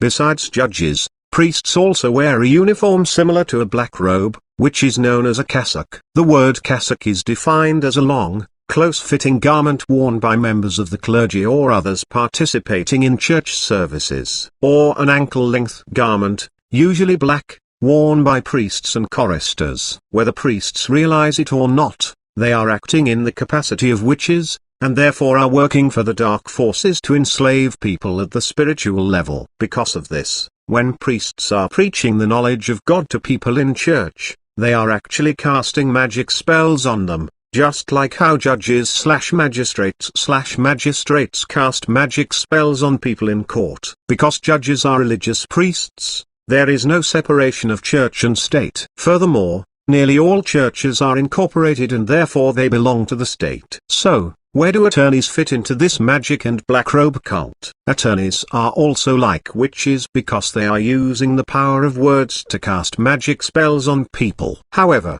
they do not have as much power as judges. One thing you need to know about Western attorneys is that nearly all of them work for the Crown Temple, and therefore are Templar agents. One way to tell if attorneys are Templar agents is to ask them if they are a member of the Bar Association. Whether bar attorneys realize it or not, they are committing crimes in the USA, Canada, Australia, and other countries under the guise, appearance, and color of law. Bar attorneys work for the same secret organizations, the Crown of England and the Crown Temple, that tried to enslave the American people in the 1700s. These two secret organizations were heavily involved in the killing of Americans during the American War of Independence. Today, the Crown of England and the Crown Temple still have the same dark agendas. Unfortunately, they have already taken over the court and political system of the USA over 100 years ago. These two secret organizations are controlled by the Vatican,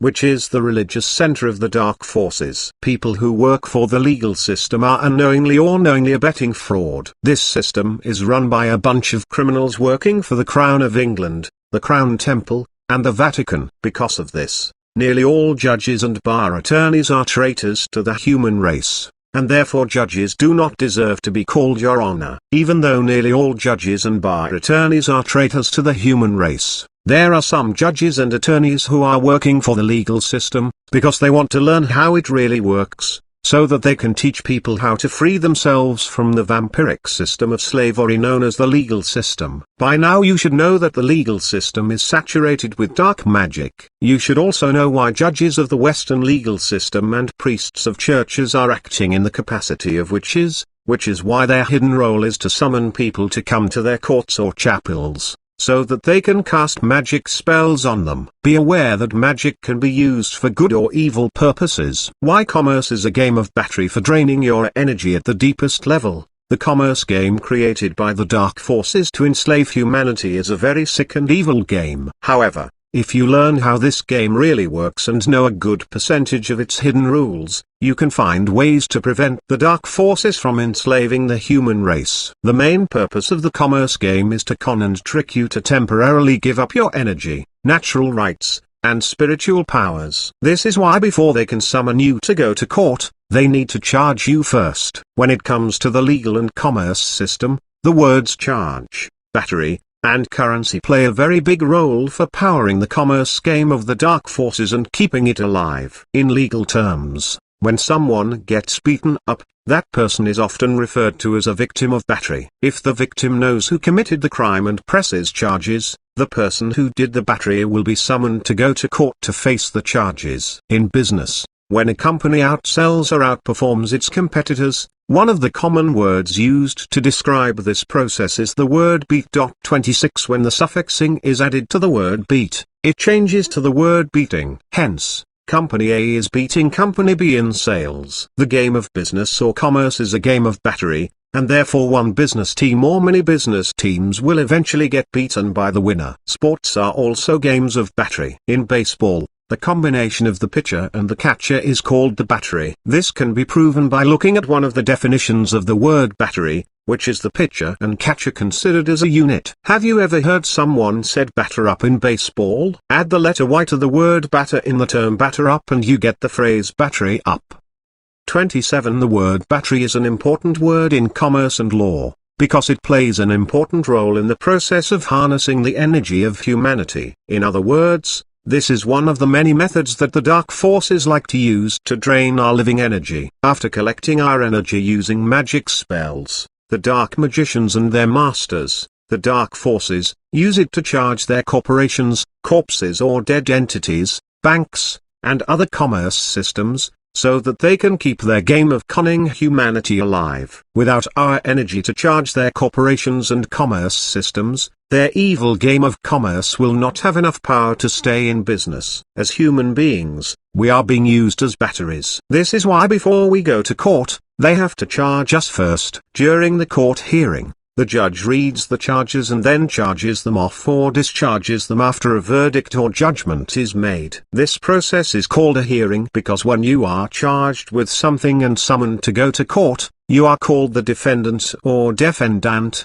which is a deaf person who is a ward of the court and is about to meet his end by the judge. 28 Hence, the word defendant, defendant. The phrase a ward of the court means an incompetent person or a person who is unable to care for himself, so the court must assume responsibility for his or her well-being. This is how the court sees you, a deaf and ignorant child who does not know the definitions of words. This is why a short meeting in a courtroom is called a hearing. The court hearing is done to test your hearing and understanding of words. If you, the defendant, defendant, agree to the charges, you basically swear an oath to give up some of your energy to the judge, because the word dant means oath or a promise to oneself. Resolution in Turkish. The judge has also swore an oath, but his oath is to the god Saturn. Remember what I said earlier, why judges wear a black robe? It is their way of paying respect to the god Saturn, the god of law and justice. Another symbol used as a religious context for Saturn is the black square. The black square can also be found in the teachings of Islam. Have you ever heard of the sacred black cube in Mecca called the Kaaba? This sacred black cube that Muslims pilgrimage to represents the god Saturn. The black mortarboard, graduation hat, that high school and college students wear when they graduate also symbolizes the god Saturn. Saturn was and is still such an important god that today we dedicated a day for Saturn, which is known as Saturn Day or Saturday. It is right in your face. Saturn is also known as the Lord of the Ring. When people get married today, they use the ring as a symbol for their marriage. What they do not realize is that the ring also symbolizes the god Saturn. This is the origin of the ring ritual that people do when they get married. What you need to know about rituals is that they have energetic binding forces attached to them. These binding forces are not dependent upon personal knowledge or beliefs. By simply taking the action to perform the religious ring ritual, you consent to whatever the ring ritual is designed to do. During the ancient times, Saturn was also known as El, the Hebrew word for God. In the Hebrew Bible there are 4 words translated God: El, Elah, Eloah, Elohim. The oldest Semitic word meaning God is El. Linguists believe its base meaning is strength or power. El is the strong one, or the deity, God. 29 When translating names that contain the segment, El, it usually refers to Elohim, that is Elohim, or God, also known as Eloah. 301 Thing you should know about the 4 Hebrew words for God, that is, El, Elah, Eloah, and Elohim. is that they have a strong connection to the name of the Islam god called Allah. Saturn, being El, was under the domination of Egypt. That whole area had its philosophies, ideas, and its people being dominated by Egypt. So Isis was the first main divinity. Now, with the coming of Akhenaten, the worship was then changed to the worship of Amen-Ra, the sun. This is where we get Sun-Ra from Amen-Ra. Amen-Ra was worshipped in the temples as God's sun. At the end of the service, they would say Amen, because they were sending a prayer to God through Amen-Ra, God's sun. So they would say Amen when they sent the prayer through God's sun. The ancient Egyptians said nobody had seen God, and perhaps there is nobody who is ever going to see God.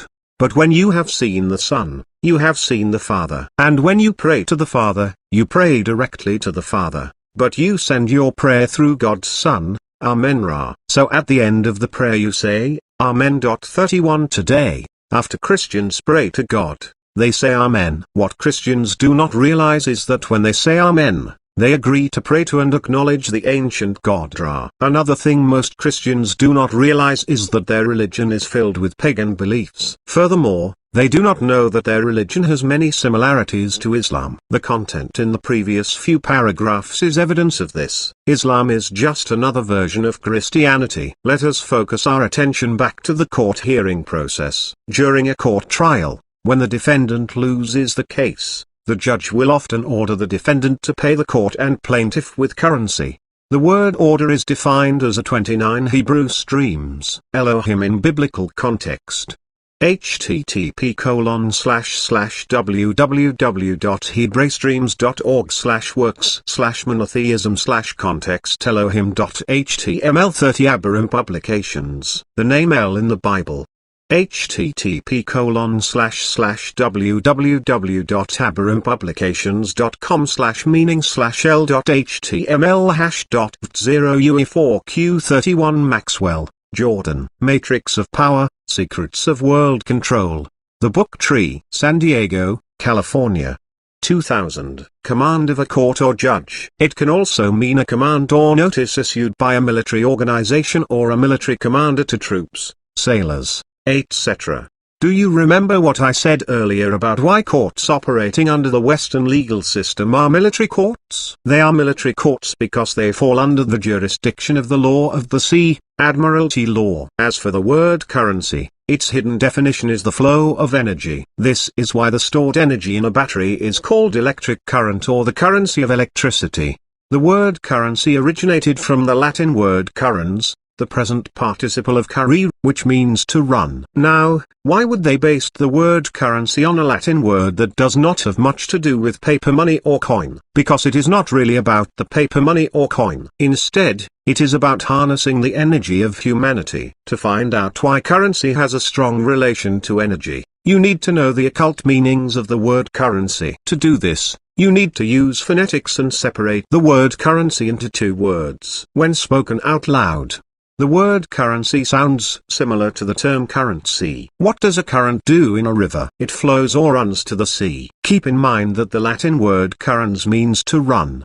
The word current can also mean a flowing, flow, as of a river or something that flows, as a stream. The flowing movement of currents is what causes the fresh water in the river to flow to the sea. Once the fresh water is in the sea, its current is now part of the current sea or the current of the sea. Hence, the word currency, currency. It is important to know that seawater has a lot of salt, and therefore it conducts electricity better than fresh water. In other words, as a medium, seawater is better at transferring energy. Hence, the word electrolyte or electrolyte. Light is energy. The word electrolyte is defined as any substance that dissociates into ions when dissolved in a suitable medium or melted and thus forms a conductor of electricity. Seawater is saturated with electrolyte, just like human blood. Therefore, seawater is the blood of Earth. The word currency also sounds similar to the term current kai. In Chinese, the word kai, also known as qi, means natural energy, life force, or energy flow.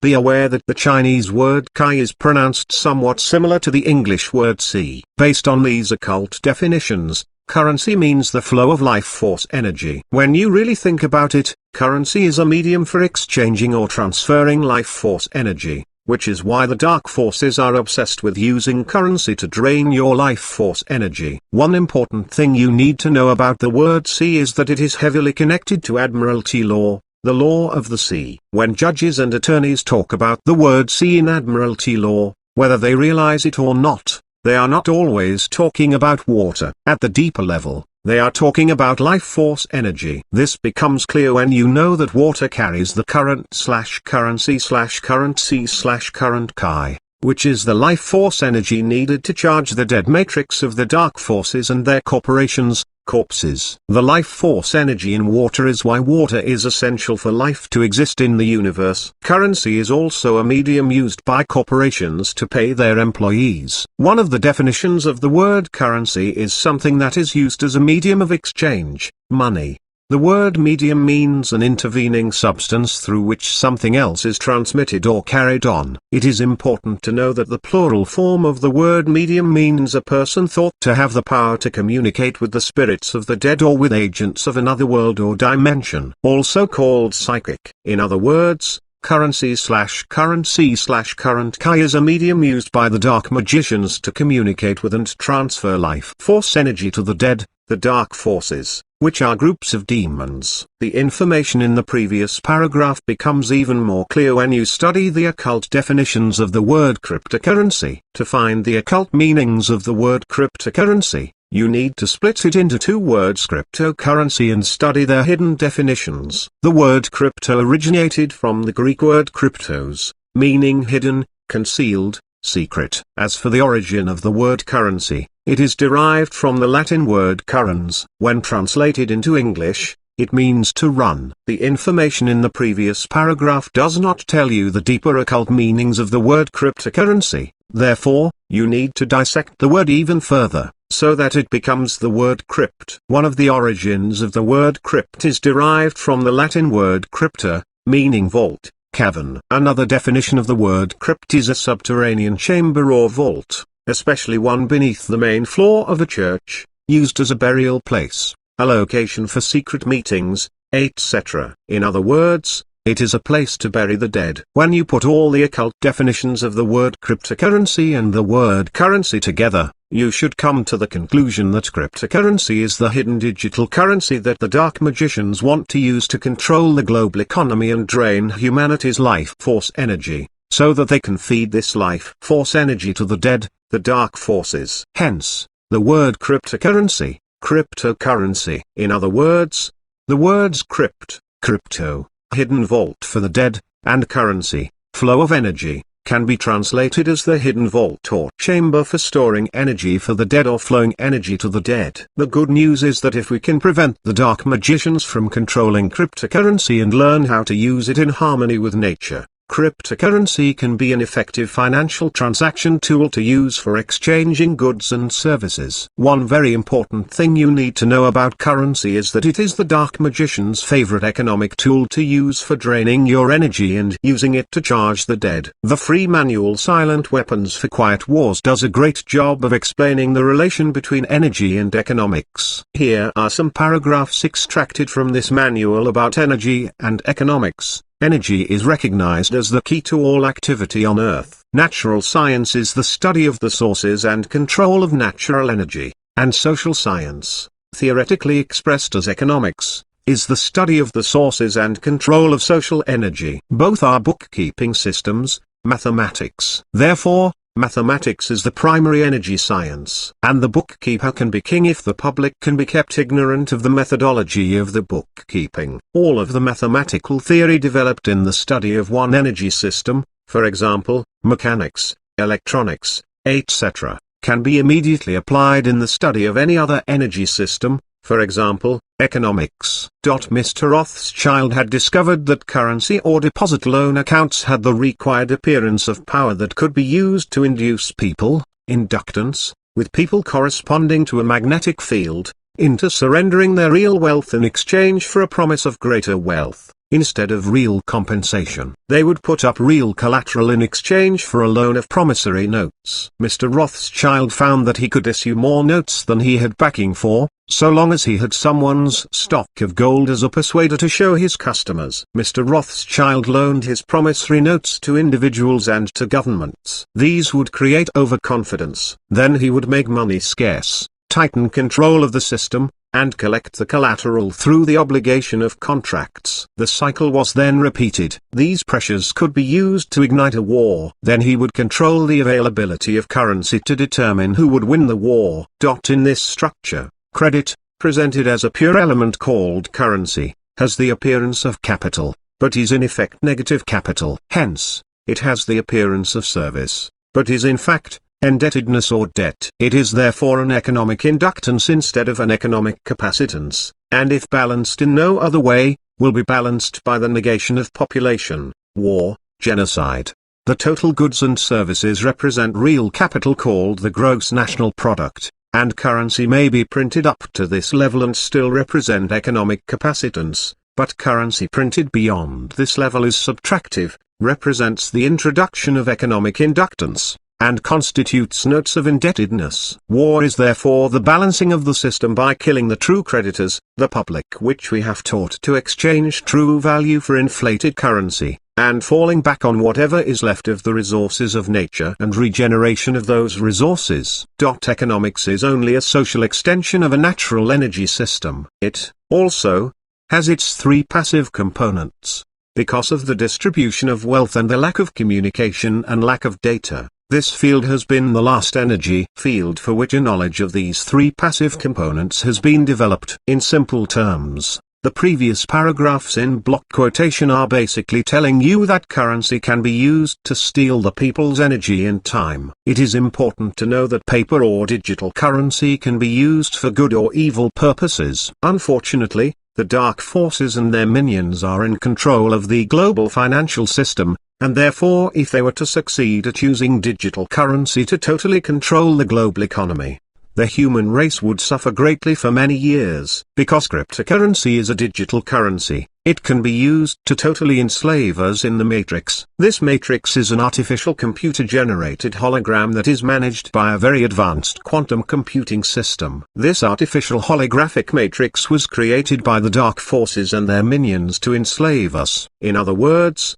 the matrix is the hell on earth. Many people are worried that if they do not do good deeds and join a religion, they may go to hell after they die. What they do not know is that they are already living in hell. It is called the Matrix, which is the land of the dead. To comprehend how the Matrix was created, you need to know what the universe is made of. At the deepest level of the external reality, everything is energy and consciousness. When I say external reality, I am talking about the reality outside of the fabric of space. The realm behind the fabric of space is known by today's scientists as dark energy. Ancient civilizations referred to it as the ether. In certain occult teachings, the ether is known as the fifth element. In Sanskrit it is called Akasha, which is the essence of all things in the material world. After the ether, the next level of the external reality is made of crystallizations of frozen light. Some spiritual teachings refer to them as chelins. When these chelins are grouped together in grid-like patterns, they form the morphogenetic field crystal body. Morphogenetic field is an invisible and living thought form field that function as the blueprint or template upon which matter is manifested. It is also a field that allows consciousness to create structure so that it can experience itself. To make it easier for you to understand, imagine that chelins are like light bulbs. When these chelins, light bulbs, are charged with energy, they light up in certain ways, creating light patterns. These are the energy or light codes of the universe. These light codes work similar to quantum computer codes or qubits. Your perception of reality is created when your body and mind process these light codes and project them as encoded light into the external world. This all occurs at the subconscious level. At the conscious level, you see these encoded light as matter. The dark forces are well aware of how chelins work. Because of this, they were able to create artificial quantum computer codes and manipulate our bodies and minds to process these artificial codes. This process allows them to hijack our natural reality to a certain degree. It also allows them to plug our DNA into their matrix, and therefore enslaving our minds inside a quantum computer-generated reality. The purpose for plugging our DNA into their matrix is to enslave our minds, so that they can use us as batteries. The dark forces need to feed on our life force energy to survive, because they have been cut off from the eternal life current of the Supreme Creator. This is why they like to order their minions to engineer wars. Wars create a lot of fear energy for the dark forces to feed on. They love the energy of fear because it gives them a high of lust, similar to the high feeling that drug addicts experience when they do drugs. Because the demons of the dark forces are the dead entities that need to feed on humanity's life force energy to survive, they are astral parasites or energy vampires. They are energy vampires for the reason that they need to feed on the energy of humanity to survive, and they need our permission before they can do anything to us. This is where the idea of vampires comes from. The human DNA works similar to an antenna, and the planets and stars are like radio stations that send out signals or electromagnetic waves. These signals contain the codes of reality for the reason that they have energy codes, information, in them. When these signals reach our bodies, they are processed by our minds and bodies in a way that allows our DNA to use the information to project the right frequencies of light, energy, into the external world. This process literally creates our perception of reality and material world. This is possible because matter is a projection of energy. In other words, the material world is a giant hologram. Here is an excerpt from my book Staradim, 2nd edition, that explains this process further, to help simplify how our external reality is constructed through holographic projections of energy. Let us turn our attention to how a movie projector works. A movie projector basically works by continuously moving films along a path between a light source and a lens, causing a light effect that projects the image inside the films onto a screen. The movie projector can be metaphorically referred to as the observer's consciousness, and the light can be associated with energy. Each film can be metaphorically referred to as a point in time. The lens acts like DNA, and the screen upon which the illusion is projected on is like the unified field from which all matter is manifested. When the film is not moving, everything is still, and therefore there is no time or linear action. Once the projector is turned on and the film starts moving, there are movements on the screen, causing an illusion of linear actions and time. The illusion that is projected onto the screen, unified field, is caused by the light, energy, as it travels through the lens, DNA, causing it to project outward into the external world. The illusions that are projected can be likened to an observer's experiences. Some important things you need to know about time are that it does not move and is not truly linear. Linear time is only achieved when an observer's consciousness moves through portions of the unified field of time. When an observer's consciousness does not move through this unified field,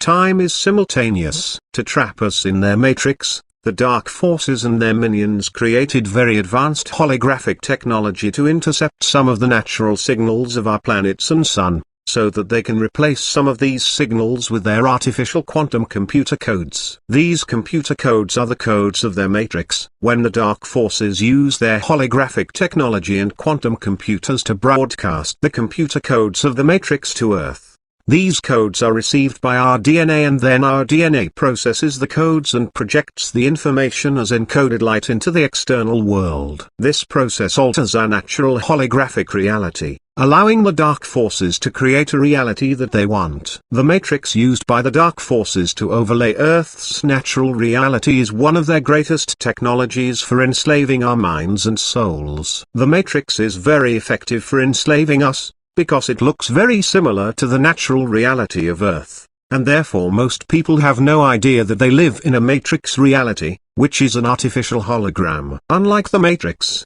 our natural reality and the universe are made of crystallizations of frozen light, which are energy codes. Is there evidence that the universe is made of energy codes? To find one of the evidence, you need to study the work of theoretical physicist Dr. James Gates Jr. Recently, he found evidence of computer codes in the fabric of space. Working on the branch of physics called supersymmetry, Dr. James Gates Jr. discovered what he describes as the presence of what appear to resemble a form of computer code, called error-correcting codes, embedded within, or resulting from, the equations of supersymmetry that describe fundamental particles.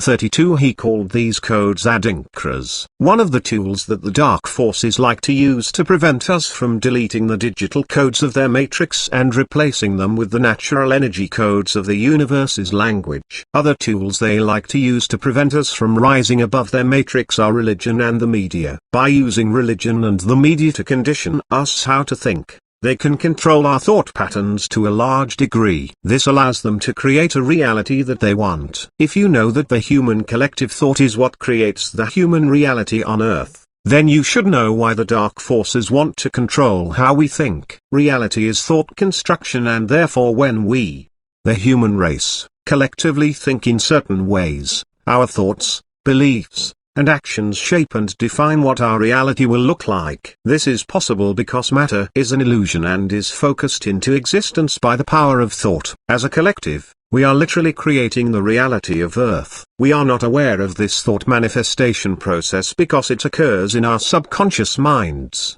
The language, media, education, and religious system are four of the main tools that the dark forces like to use to hijack our reality. The political, technology, and energy system are also three other important tools that they like to use to manipulate and control our reality. It is important to know that these tools are not evil, but are being used for evil purposes. It is also important to know that everyone living on Earth has been physically and spiritually enslaved by the dark forces. This is why Earth is called a prison planet. The dark forces are well aware of how the universe works. This is because they understand the language of the universe and know how sacred geometry works. The language of the universe is based on frequency, light, sound, vibration, and sacred geometry. It is a very powerful communication and information system. In the wrong hands, a certain percentage of this language system can be used to control us and hijack our reality. However, it can also be used to free us from the matrix of the dark forces. The movie The Matrix was created by the dark magicians and their minions to mock us and tell us that we have been enslaved by their masters, the dark forces. Unfortunately, most of us are too brainwashed, ignorant, and spiritually brain dead to realize this. To learn more about the matrix of the dark forces, download or view my free seminar titled The Matrix Decoded, Decoding the Occult Messages in the Matrix and Study the Information in It. This seminar teaches you how to free your mind and soul from the real matrix. Let us focus our attention back to the relation between corporation and currency. When you go to work at a corporation, the corporation often pays you hourly. Every hour is recorded to make sure that you are paid for investing your time and energy into the company. After you have worked for a certain amount of time, you are given a weekly or bi-weekly paycheck, usually on Friday. Once you take your paycheck to the bank to cash it for currency, the currency now represents your time and energy. One important thing you need to know about the words bank and currency is that they are related to the word river. What does a river have on its two sides to prevent water from flowing out of it? Riverbanks. Corporate banks are like rivers because they regulate currency. In other words, they regulate the flow of energy. Just like how riverbanks regulate the flow of the energy of water. They did not combine the word river and the word banks to make the word riverbanks by accident. To understand how currency is used to drain your energy at a deeper level, you need to know certain occult definitions of the word commerce. The word commerce is defined as an interchange of goods or commodities, especially on a large scale between different countries, foreign commerce, or between different parts of the same country. Domestic commerce, trade, business. It can also mean sexual intercourse or intellectual or spiritual interchange, communion. To find the deeper meanings of the word commerce, you need to know its origins. One of the origins of the word commerce is the Latin word commercium, meaning trade, trafficking. The word trafficking is defined as the movement of vehicles, ships, persons, etc., in an area, along a street, through an air lane, over a water route, etc. Therefore, this word has a strong connection to water and ships. Remember what I said in the beginning of this book about how your body is related to ship and water. In legal terms, the word trafficking means the carrying on of an illegal commercial activity such as selling drugs or substances that are banned. Because one of the definitions of the word commerce is sexual intercourse and the word commerce is related to trafficking, when people participate in commerce, They are in a sense selling their bodies for sex. In other words, they are the whores/horse of Babylon. The commerce system that creates debt and exploits nature is the dark forces' favorite way of trafficking human beings and tricking us to commit adultery, so that they can turn us into human batteries. It is their way of tricking us to commit sin and treason against humanity and nature, and offend the Supreme Creator. Hence, the Bible verse Romans 6:23, "For the wages of sin is death." Sin is debt/dead/death. One of the many systems that is a part of the commerce system is the stock market. This vampiric financial system is rigged and commits illegal and unlawful commercial activities on a daily basis. Every day, people are losing their money in the stock market and therefore are being screwed by the commerce system. Two slang definitions of the word screw, chiefly British, are an old broken down horse and salary, wages. In American English, the slang definition of the verb version of the word screw means to practice extortion, to engage in promiscuous sex, or to have coitus. The word coitus means sexual intercourse. The definitions of the words in bold font in this paragraph and the previous few paragraphs show how the commerce and stock market system are related to sex, money, and horse. The commerce system is full of sexual symbolism, because the dark forces and their minions are not only after our life force energy but also our sexual energy. This is why sexual symbolism is everywhere, especially in television commercials. They are using the commerce system to steal our sexual energy and turn us into the whores/horse of Babylon. In the stock market, the process of selling stocks is also known as stock trading. The people who trade stocks in the stock market are known as traders and therefore are traitors of humanity. Why is that, you may ask? Because phonetically the word trader sounds very similar to the word traitor. A trader of stocks is a traitor of humanity, because he or she is participating in the financial game to steal humanity's energy and enslave the human race. 33. The word trader means dealer, trafficker, one engaged in commerce. The word trader can also mean a ship used in trade, especially foreign trade. As for the word traitor, it means a person who betrays another, a cause, or any trust, or a person who commits treason by betraying his or her country. The definitions in the previous paragraph show the connection among the words ship, water, and commerce. Remember, it is all about tricking us to agree to allow the dark forces to steal our energy using commerce, maritime law, the law of merchant, and admiralty law, the law of the sea. Why the sea? Because the sea is mostly made of water and water carries the currency/currency/current chi. Furthermore, our bodies are also mostly made of water, which is the water that contains our life force energy. When you participate in their debt-based commerce system, you are in a sense committing treason against humanity. If you want strong evidence of this, study how the debt-based monetary system and the stock market screw people over and over again with fraudulent debt. These two financial systems are based on greed and competition, which are great for manifesting negative emotions, violence, and wars. For someone to make millions of dollars in the stock market, hundreds and possibly thousands of people have to lose a lot of money in that market. Did that single person work 1,000,000 times harder than the rest of the people to earn that much money? What that person did was treason against the Supreme Creator, because he sold people's soul energy to the dark forces, so that he could become a millionaire. People who make money from the stock market and other similar systems are helping the dark magicians to enslave the people of the world and preventing poor countries from thriving. The people living in these countries are not poor because they are dumb or lazy. In fact, many of them are very intelligent and work a lot harder than people living in rich countries. The truth is that people living in poor countries lack wealth, because it has been engineered that way by the dark magicians and their international bankers who control the global central banks. The international bankers can prevent poor countries from thriving by charging them high interest rates and not giving them enough funds to invest in economic development projects. One of the purposes for preventing poor countries from rising above poverty is that it makes it easier for the dark magicians to exploit the poor countries of their wealth and natural resources.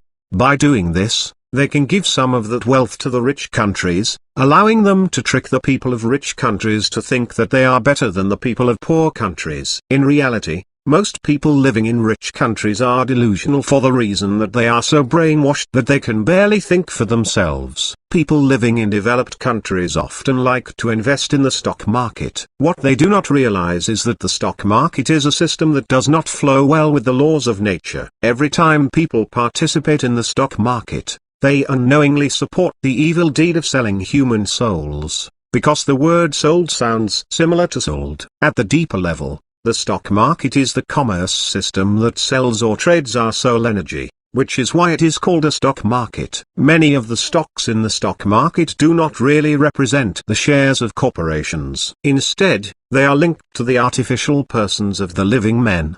The main reason why corporate stocks have value is because they are linked to human beings. In other words, we are the livestock or living stock that are sold, sealed in the stock market by the traders of humanity. The word stock is defined as a quantity of something accumulated, as for future use. As for the word livestock, it is defined as the horses, cattle, sheep, and other useful animals kept or raised on a farm or ranch.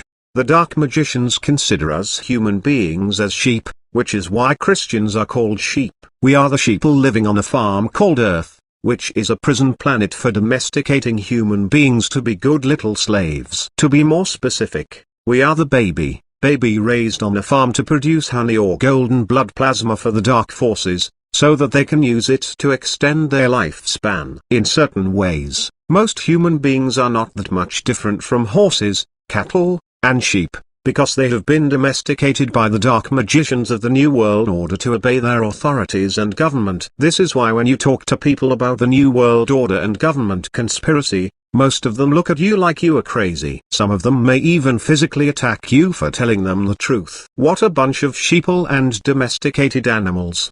The sheeple are so brainwashed they cannot see that they are being domesticated to behave like sheep and sold/sealed on the stock market. To make matters worse, their soul energy is being stocked in the stock market to be sucked out later by the demons or energy vampires of the dark forces. This is why one of the definitions of the word stock is a quantity of something accumulated, as for future use. One of the origins of the word stock is derived from the Old French word stock, meaning stump, post, stake, tree trunk, log. The word trunk originated from the Old French word tronc, meaning trunk of a tree.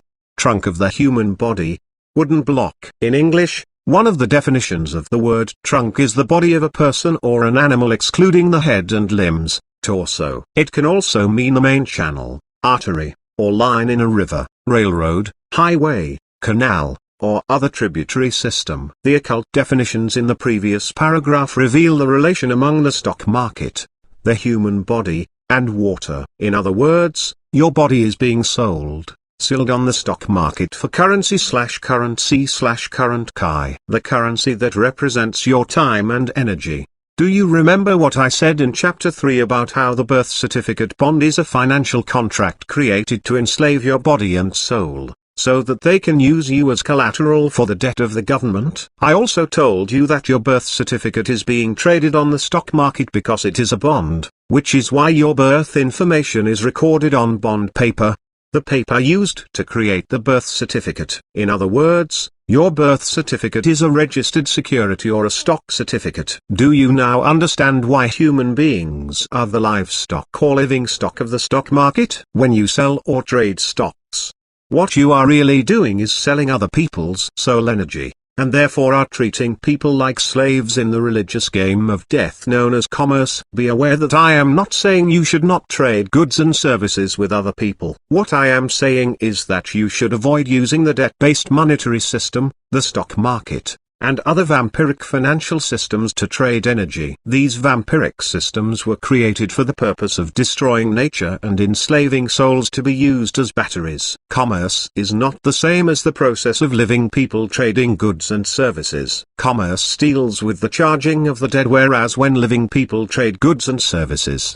they are mutually exchanging their energy with one another. When two people mutually exchange goods and services, There is no vampiric system to steal their living energy. Another popular vampiric system that is part of the commerce system is the mortgage industry. A mortgage is one of the most parasitic debts you can get from a bank. To comprehend how parasitic and vampiric a mortgage is, you need to dig deep into the hidden layers of the word mortgage, so that you can find its occult meanings. The overt definition of the word mortgage is a conveyance of an interest in property as security for the repayment of money borrowed. Another definition of the word mortgage is the charging of real, or personal, property by a debtor to a creditor as security for a debt, especially one incurred by the purchase of the property, on the condition that it shall be returned on payment of the debt within a certain period. The two definitions of the word mortgage in the previous paragraph only define mortgage at the surface level. To find its deeper meanings, you need to use an etymology dictionary to find the origins of the word mortgage and split it into two words, so that it transforms into the term mortgage. The word mortgage originated from two Old French words, which are mort and gage. In Old French, mort means dead and gage means pledge. The word pledge is derived from the Old French word pledgier, meaning to promise or to solemnly promise or guarantee. One of the modern definitions of the word pledge is a solemn promise or agreement to do or refrain from doing something. To connect the dots, when you take out a mortgage, you unknowingly make a pledge, promise, to the dead. This is the general occult definition of the word mortgage. So, what is the dead? The dead represents the dark forces, groups of demons, and their corporations, corpses or dead bodies. The word corporation has a strong connection to the dead, because its deeper meaning is a dead body. The word corporation can also be written as corporation. Phonetically, the root word corp sounds similar to the word corpse, which is defined as a dead body, usually of a human being. Do you still need more evidence? According to Black's Law Dictionary 6th edition, a corporation is an artificial person or legal entity created by or under the authority of the laws of a state. An artificial person is considered a dead entity, because it does not exist in the real world. The word mortgage also has a strong connection to the words morgue and mortuary. This is why the place where dead bodies are stored is called a morgue. Mortgages are created in a way that makes them hard to pay off, so that the people who sign a mortgage, a pledge to the dead, contract have to work most of their lives to pay it off. This allows the debt-based monetary system to drain their energy and use it to charge the dead with currency. The currency that people make from many hours of working at a corporation, dead body. Do you remember what I said earlier about why currency is a medium for exchanging or transferring life force energy? At the spiritual level, people who sign a mortgage are basically signing their lives away to the dead. They are also making a promise to the dead to charge it with their energy, so that the dead can stay alive. In other words, they are making a solemn pledge to the dead to ensure that the dead will be paid and charged with energy. Phonetically, the word dead sounds similar to the word debt. Furthermore, the word debt has a strong connection to the word mortgage. Every time you pay a mortgage/debt/dead, you commit sin. If you want evidence of this, go to merriam-webster.com and search for the definition of debt, and you should see the word sin as one of its definitions. The word sin originated from the Old English word sign, meaning moral wrongdoing, injury, mischief, enmity, feud, guilt, crime, offense against God, misdeed. The reason why you commit sin when you pay a debt is because you are helping the dark forces to enslave the human race. The debt system is controlled by the dark forces, and they are using it to drain the energy of humanity and harm nature, which are against natural law, God's law. Maybe this is why the Bible verse Romans 6:23 says, "For the wages of sin is death." Sin is debt/dead/death. If you want to understand the sin of debt a little deeper, you need to know how the words mortgage, debt, dead, and battery are all related to the dollar, which is also known as legal tender. According to the 1893 Dictionary of Arts and Sciences, and General Literature, the R.S. Peale 9th Encyclopedia Britannica, the word legal means the undoing of God's law. The legal system practices unnatural laws, and therefore it is practicing the color of law or the appearance of law. In other words, it is an artificial system or a debt system, which is why it needs your currency, current key, to charge it with energy. The words sin, mortgage, debt, dead, and charge are all related to the dollar, because the dollar is legal tender or dead money. What do people do with some of their legal tender? They bury it in the banks. What you need to know about the word bank is that it is related to the word currency. Furthermore, both of these words are related to the word river. Do you remember what I said earlier about the relation between the words river and bank? What does a river have on both of its sides to prevent water from flowing out? Riverbanks. Corporate banks are like rivers because they regulate currency. In other words, they regulate the flow of energy, just like how riverbanks regulate the flow of the energy of water. Banks need to regulate the flow of energy because they need to keep track of the current flow of energy, to charge the debt.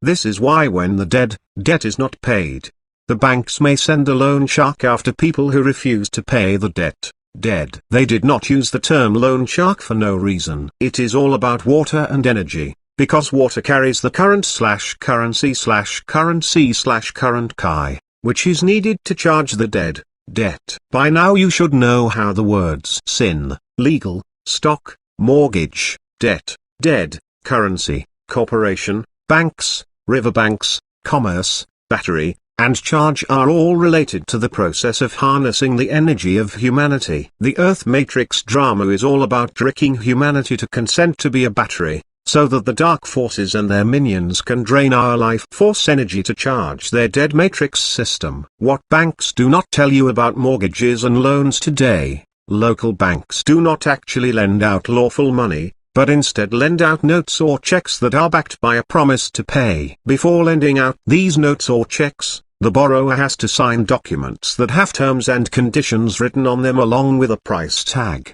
the amount of money the borrower agrees to pay back. A more specific name for these documents is negotiable contracts, loan agreements, or promissory notes. After you sign a loan agreement, contract, with a bank, it legally binds you to the terms and conditions of that agreement. What banks do not tell you is that when you sign a loan agreement or promissory note, you give value to that note for the reason that it is backed by your promise to pay. One thing you need to know about a valid agreement, contract, is that it is a mutual agreement. A mutual agreement cannot be truly valid without full disclosure. Today, nearly all bank loan agreements are not truly mutual agreements, because they do not come with full disclosure. In other words, they are fraudulent agreements, and therefore have no legal or lawful standing. Another reason why they are fraudulent is because the money that banks give to you as a loan is created out of thin air. After you are approved for a bank loan, for example,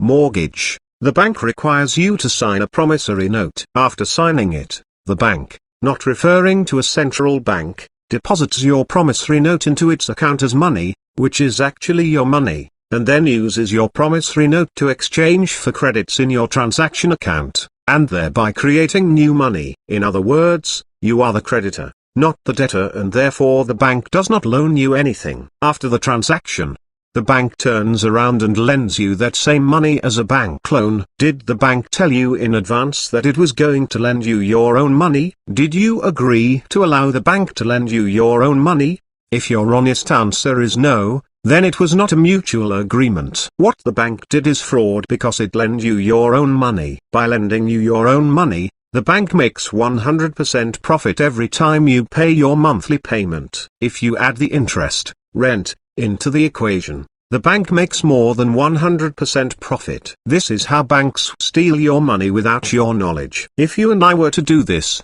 they would throw us in jail for a very long time. For evidence of what I just said, read page 67 of Modern Money Mechanics by the Federal Reserve Bank of Chicago. On page 67, you will find a sentence that says, what they do when they make loans is to accept promissory notes in exchange for credits to the borrower's transaction accounts. When the sentence above refers to they, it is referring to banks. If you have a mortgage or are planning to take out a mortgage, you need to know that you are not the owner of your house. This is because the mortgage contract appoints you as the tenant and not the owner of the house. In other words, you do not hold legal title to the land and the house. A tenant is defined as an individual who occupies or possesses land or premises by way of a grant of an estate of some type, such as in fee, for life, 4 years, or at will. A person who has the right to temporary use and possession of particular real property, which has been conveyed to that person by a landlord. Another definition of the word tenant is a person who occupies real property owned by another based upon an agreement between the person and the landlord,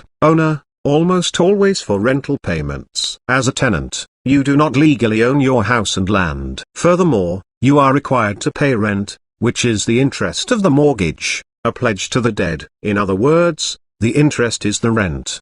Banks do not tell you this because they want you to think that you are the owner of your house. Once you comprehend how the mortgage industry really works, you will know that there is not that much difference between renting a house and buying a house. After you buy a house, you are also required to pay property tax, which is the rent owed by your landlord to another landlord. As a homeowner, your landlord is the bank and the bank's landlord is the state. The state owns the land by claiming that the land is controlled and owned by them through their land registry. The state can make this claim because people do not rebut it and therefore it becomes a fact. By now you should know why taking out a mortgage is a sin. Taking out a mortgage is like asking for a death sentence. If you have a mortgage and want to know how to free yourself from it, you need to first know how to defend your natural rights. You also need to learn how the legal system works. You do not need to know everything about the legal system. However, you need to know enough about it, so that you are not afraid to defend yourself against the agents of the legal system. A great website to help you learn how to defend your natural rights is privatis.me. Another great source is to watch some of Dean Clifford's seminars and radio interviews on YouTube. Dean is knowledgeable in trust law and understands how the legal system really works. Trust law, which is similar to contract law, is the highest form of man's law. So by learning how to use it to defend your rights, judges and attorneys will run away from you like scared little kids. Besides these two sources, Curtis Richard Callenbuck.xyz is also another great source of information. Most of us are not aware of the information in this book, because we have relied too much on TV for information. The acronym TV stands for television or television. They are telling you a vision to brainwash you. This is why TV shows are called TV programs. They are using TV programs to condition and program your mind, so that they can control how you think. It is right in your face and hidden in plain sight. The solutions: turn off the television and remove your consent, and then learn how to defend your natural rights. Chapter 6. Word Magic 3. The Forbidden Secrets of Religion. Since the day we were born, we have been conditioned and brainwashed by the religious system and mainstream media to think that religion is the source for divine truth. Furthermore, society has conditioned us to blindly follow religion like a flock of sheep, so that we do not question the teachings of religion. By not questioning the teachings of religion and believing they contain the words of God, it has made us vulnerable to being controlled by the dark forces. Religion is one of the most powerful tools to use for enslaving our minds and souls, because it manipulates us to think that we are weak and powerless. To make matters worse, religion teaches us to rely on certain saviors to save us. The main purpose of this is to condition us to think like slaves, making it easier for the dark forces to control and enslave our minds and souls. The Savior program is one of the most successful mind control programs ever created by the dark forces. This is why the Savior program is often found in religious stories, myths, and movies. Today, nearly every movie that comes out of Hollywood has a savior or a group of saviors. This also applies to most foreign movies. Religion also uses the power of fear to scare us to obey its version of God. It does this by brainwashing us to believe that if we do not follow the teachings of religion, we will be banished from the kingdom of God and suffer for eternity. This fear tactic is designed to keep us living in a constant state of fear and compliance,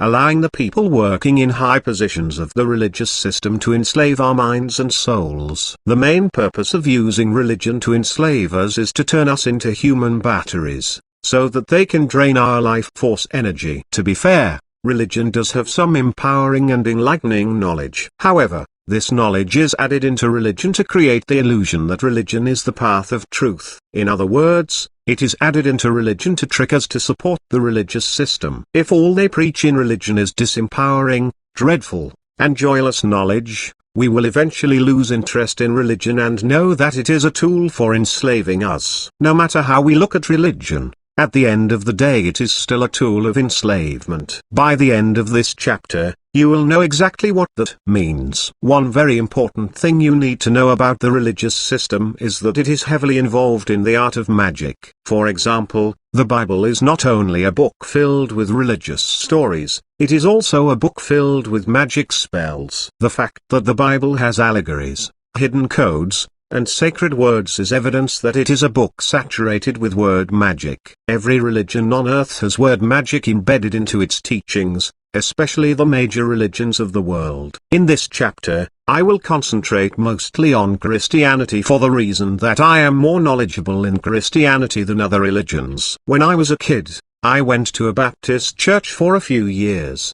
During those years, I read many verses of the King James Bible and was introduced to many Christian beliefs, so I am aware of the teachings of Christianity. Before I expose some dirty secrets of the church, I want to make it clear to you that my intention is not to offend anyone.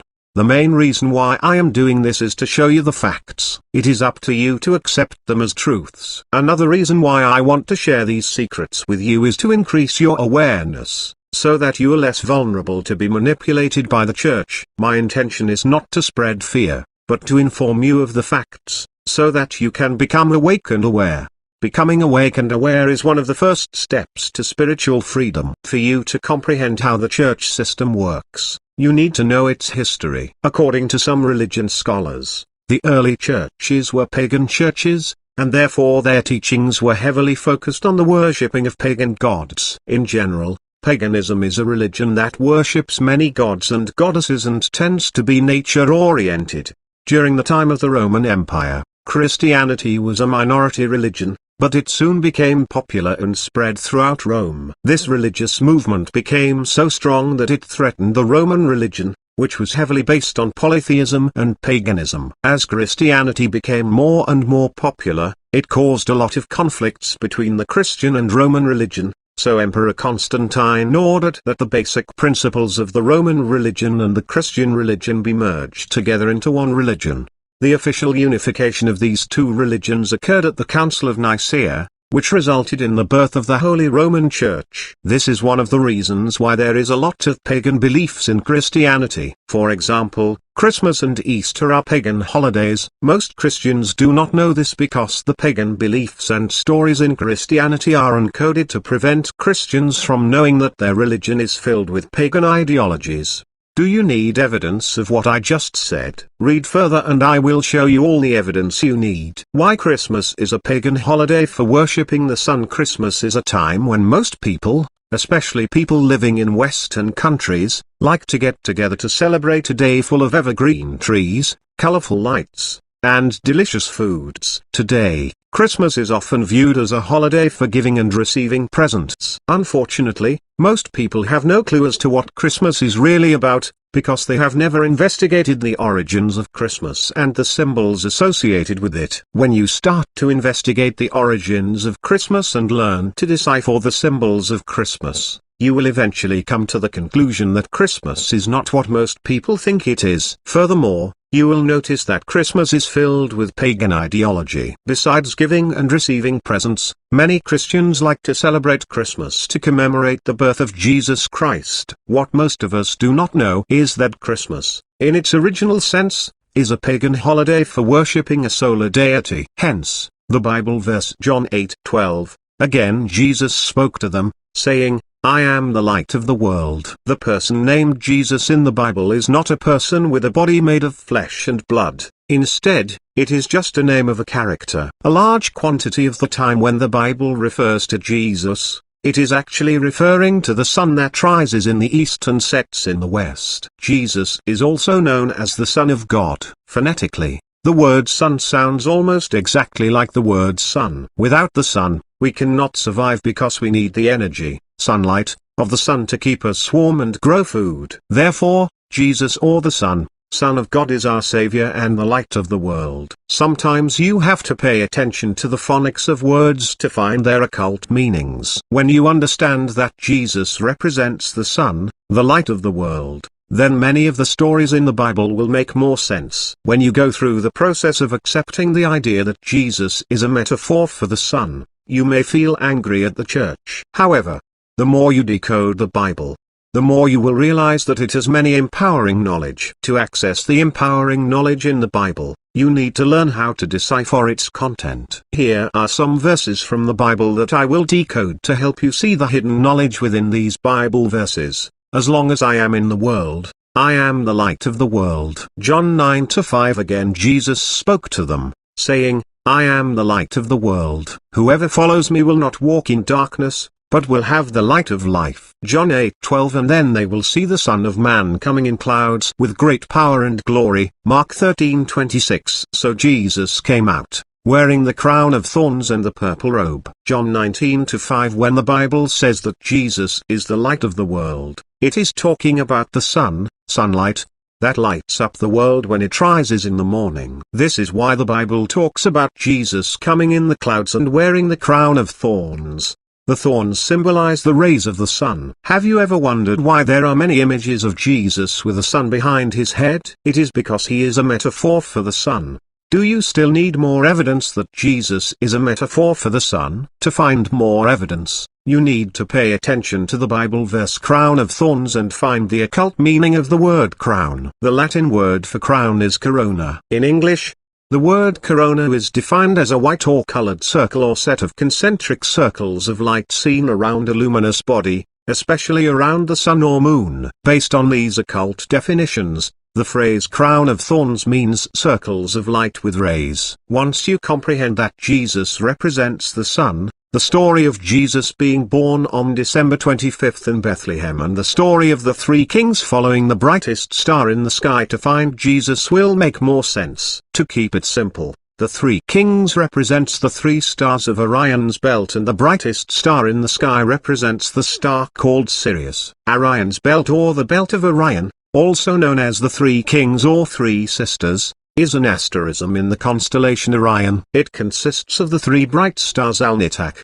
Alnilam and Mintaka. 34 Certain branches of Christianity like to teach their followers that Jesus was born on the 25th of December. This religious story of Jesus being born on the 25th of December is more evidence that Jesus represents the sun, the light of the world and the savior of mankind. As the winter solstice approaches from the northern hemisphere, the days become shorter and shorter until it reaches the shortest day of the year, which occurs on December 21st. On the day after December 21st, which is December 22nd, the sun stops moving south for 3 days. Hence, the assertion that Jesus died for 3 days. On December 25th, the sun moves 1 degree north, therefore, it is said that the sun died for 3 days and was resurrected on December 25th. This 1 degree movement of the sun is very subtle, but it can be measured using very sensitive equipment. This movement of the sun is one of the core meanings of Christmas, which is a holiday for worshipping the resurrection of the sun. Christmas is also a holiday for worshipping the dark forces. I will elaborate on this in greater details later in this chapter. One important thing you should know about December 25th is that on this date the three kings, the three stars of Orion's belt, line up in a way that points toward Sirius, the brightest star in the sky. When you draw an imaginary line through the three stars of Orion's belt and Sirius, it points to the area where the sun rises over the horizon. This is why the three kings followed the brightest star, Sirius, in the sky. Sirius shows the three kings where the sun will rise over the horizon on December 25th. Also known as the date of the birth of the sun/Jesus, Sirius is always easy to find. It's the sky's brightest star. Plus, anyone familiar with the constellation Orion can simply draw a line through Orion's belt, to the left. This line will point to Sirius, which is roughly 8 times as far from the belt as the belt is wide. 35 By now you should know that Jesus is a metaphor for the sun, which is why he is sometimes referred to as God's Son or God's Son. This fact is even more obvious when you understand why Christians go to church on Sunday. When you split the word Sunday into 2 words, it transforms into the term Sunday, which means the day of the sun. This is why Christians go to church on Sunday, so that they can worship the sun, Jesus, the light of the world. It is right in your face and hidden in plain sight. If you still need more evidence that Jesus is a metaphor for the sun, Study the sun gods of ancient mythology and you will notice that Jesus has similar characteristics to these ancient sun gods. Here are some popular characteristics of sun gods. In some areas, the calendar originally began in the constellation of Virgo, and the sun would therefore be born of a virgin. The sun is the light of the world. The sun cometh on clouds, and every eye shall see him. The sun rising in the morning is the Saviour of mankind. The sun wears a corona, crown of thorns or halo. The sun walks on water. When watching the sun rise in the morning or set at night, the moment when the sun touches the water of the sea is known as the sun/Jesus walking on water. This is the occult meaning of the Bible phrase Jesus walks on the water. The sun's followers, helpers or disciples are the 12 months and the 12 signs of the zodiac or constellations, through which the sun must pass. The sun at 12 o'clock noon is in the house or temple of the Most High, thus, he begins his Father's work at age 12. The sun enters into each sign of the zodiac at 30 degrees, hence, the Son of God begins his ministry at age 30. The sun is hung on a cross or crucified, which represents its passing through the equinoxes, the vernal equinox being Easter, at which time it is then resurrected. 36. Many of the characteristics of Jesus were copied from ancient religious stories and myths about solar deities. Because of this, Jesus is the modern version of ancient solar deities going all the way back to ancient Egypt, Babylonia, and beyond. Some of those ancient solar deities are Horus, Ra, Osiris, Attis, Helios, and Baal. Because Jesus is a solar deity, he has similar characteristics to Lucifer. The word Lucifer comes from the Latin word Lucifer, meaning morning star. It literally means light bringing. Jesus is the sun, the light of the world, and therefore he is also the light bearer. People who think that Lucifer is a fallen angel has been duped. One of the main reasons why ancient civilizations worshipped the sun is because it is an intelligent creator. Some researchers of occultism have said that the sun is the creator of the elements in our solar system, and plays an important role for creating our holographic reality. In a way, the sun is the physical manifestation of the fire of the Supreme Creator. This fire is the creative spiritual force that manifests light, which is what everything in the universe is made of. Once you know that the sun is a loving and intelligent creator, then the idea of using a character named Jesus to represent the sun is not such a bad concept. Furthermore, the idea of worshipping the sun makes sense. However,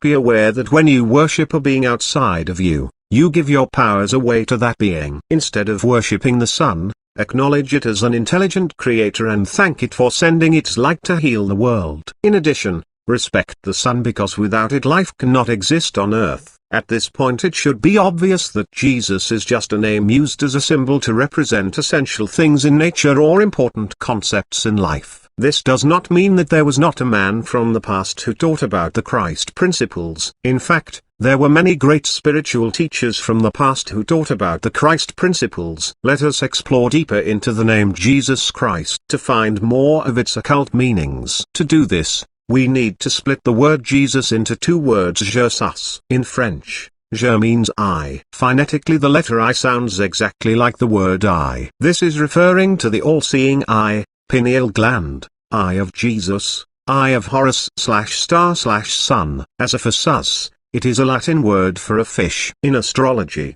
the fish symbolizes the age of Pisces. Based on these occult definitions, Jesus is the sun, star of the age of Pisces. This is why the name Jesus is sometimes enclosed inside a fish symbol. As for the word Christ, it is derived from the Greek word Christos, meaning the anointed. This can be translated as the Messiah. Phonetically, the Greek word sounds like the word crystal. This is referring to the crystal brain and the pineal gland.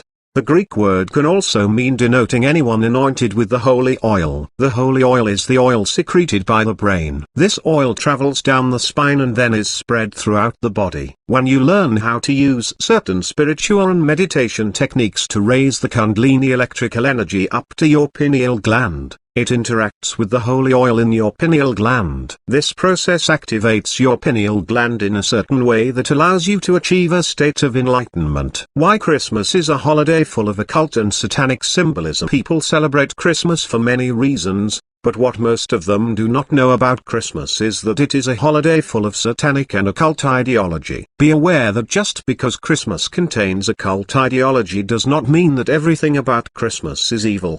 The word occult simply means hidden, concealed, secret. Before we explore the satanic and occult ideology of Christmas, I need to tell you the origins of the word Christmas. Knowing where the word Christmas is derived from will allow you to see the connection between the word Christ and Mass. The word Christmas has a strong connection to a medieval custom of the Roman Church called Mass, which was celebrated at midnight on the eve of December 25th. Put the words Christ and Mass together and you get the word Christ Mass or Christmas.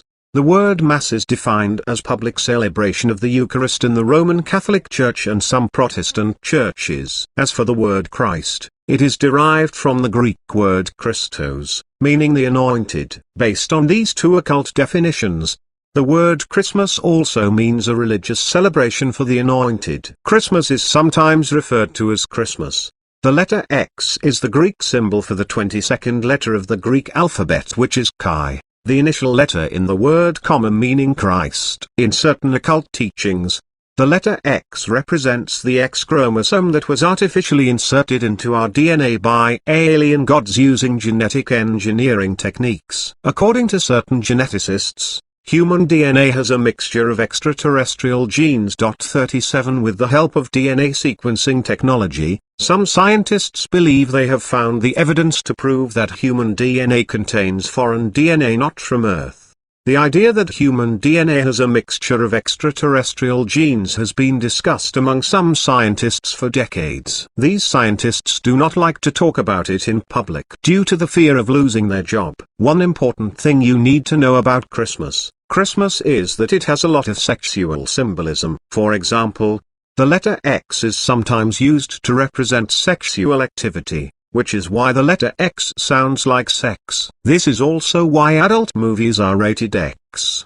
In Latin, the adjective word mas means manly, virile, brave, noble, masculine, of the male sex. Based on the occult definitions in the previous paragraph, Christmas is not only a holiday for celebrating the birth of the sun, but is also a holiday for celebrating male sexuality. More evidence of the relation between sex and Christmas can be found in the Roman holiday called Saturnalia. According to certain historians, Saturnalia was a week-long ancient Roman festival in honor of the ancient god Saturn.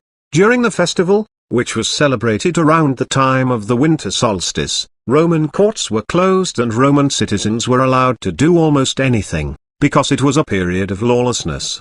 The ancient Greek writer, poet and historian Lucian, in his dialogue entitled Saturnalia, describes the festival's observance in his time. In addition to human sacrifice, he mentions these customs: widespread intoxication, going from house to house while singing naked, rape and other sexual license, and consuming human-shaped biscuits, still produced in some English and most German bakeries during the Christmas season.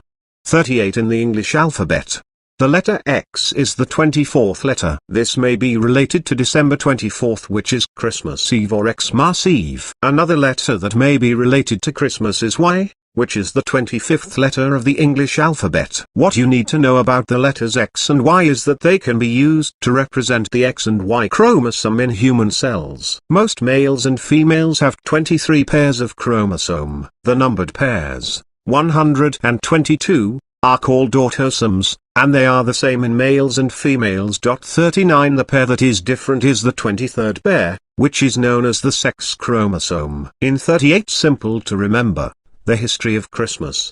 http://www.simpletomember.com/vitals/christmas_the-real-story.htm39 The Tech DNA Basics. http://genetics.thetish.org/ask/ask456 The cells of males, the 23rd pair chromosome has X and Y chromosome. As for females, the 23rd pair chromosome has double X chromosomes. The word chromosome comes from the Greek words, chroma, and, soma. In general, the word chroma means color and the word soma means body. The human DNA and body are made of different colors or frequency bands. just like the different colors of the human chakras. This is why we are called human, phonetically. The word human sounds almost exactly like the phrase human. The word hue is defined as a gradation or variety of a color. Combine the words hue and man and you get the word human/human. To connect the dots, when you decorate evergreen trees with Christmas lights and put presents underneath them, you unknowingly and symbolically tell the dark forces that you agree to give them your X and Y chromosome and DNA as gifts. This is because symbolically the colorful Christmas lights represent the different colors and frequency bands of your DNA. The word gift is defined as something given voluntarily without payment in return, as to show favor toward someone, honor an occasion, or make a gesture of assistance. Present. This means that when the dark forces come and take your gifts, such as your X and Y chromosome and DNA, they are not in direct violation of your free will because you voluntarily agree to give your gifts to them. Even though you are unaware that the gifts they want to take are your X and Y chromosome and DNA, ignorance is no excuse. The keys to this deception are the symbols. If you have read the first chapter of this book, you should know how powerful symbols are. When symbols are used correctly along with spoken words, they can cast magic spells that can be used for good or evil purposes. Why do you think the dark magicians of this world are so obsessed with symbols? Have you ever wondered why corporations have symbols, corporate logos, to represent their organizations? It has to do with magic. Be advised that using symbols or sigils to create magic spells is not for ignorant and irresponsible people. If you lack knowledge and responsibility, do not play around with sigils and magic, because you could end up harming yourself or contacting negative entities, for example, demons and astral parasites. Many demonic possessions happen because of ignorant and irresponsible people playing around with magic spells that they do not understand. In one of the previous paragraphs, I said that when you decorate evergreen trees with Christmas lights and put presents underneath them, you unknowingly and symbolically tell the dark forces that you agree to give them your X and Y chromosome,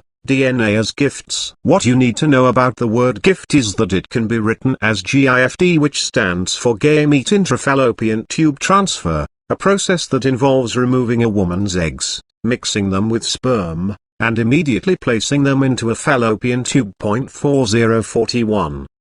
When you participate in the Christmas ritual, you symbolically tell the dark forces and their minions that you give them permission to continue their genetic and cloning experiments on the human race. This is one of the reasons why the dark forces are getting away with committing evil deeds on humanity. One of the most popular symbols of Christmas is the evergreen tree. Symbolically, the evergreen tree represents the human spine, which is the tree of life. The tree of life can represent a few different things, but when it comes to Christmas it symbolizes the human spine.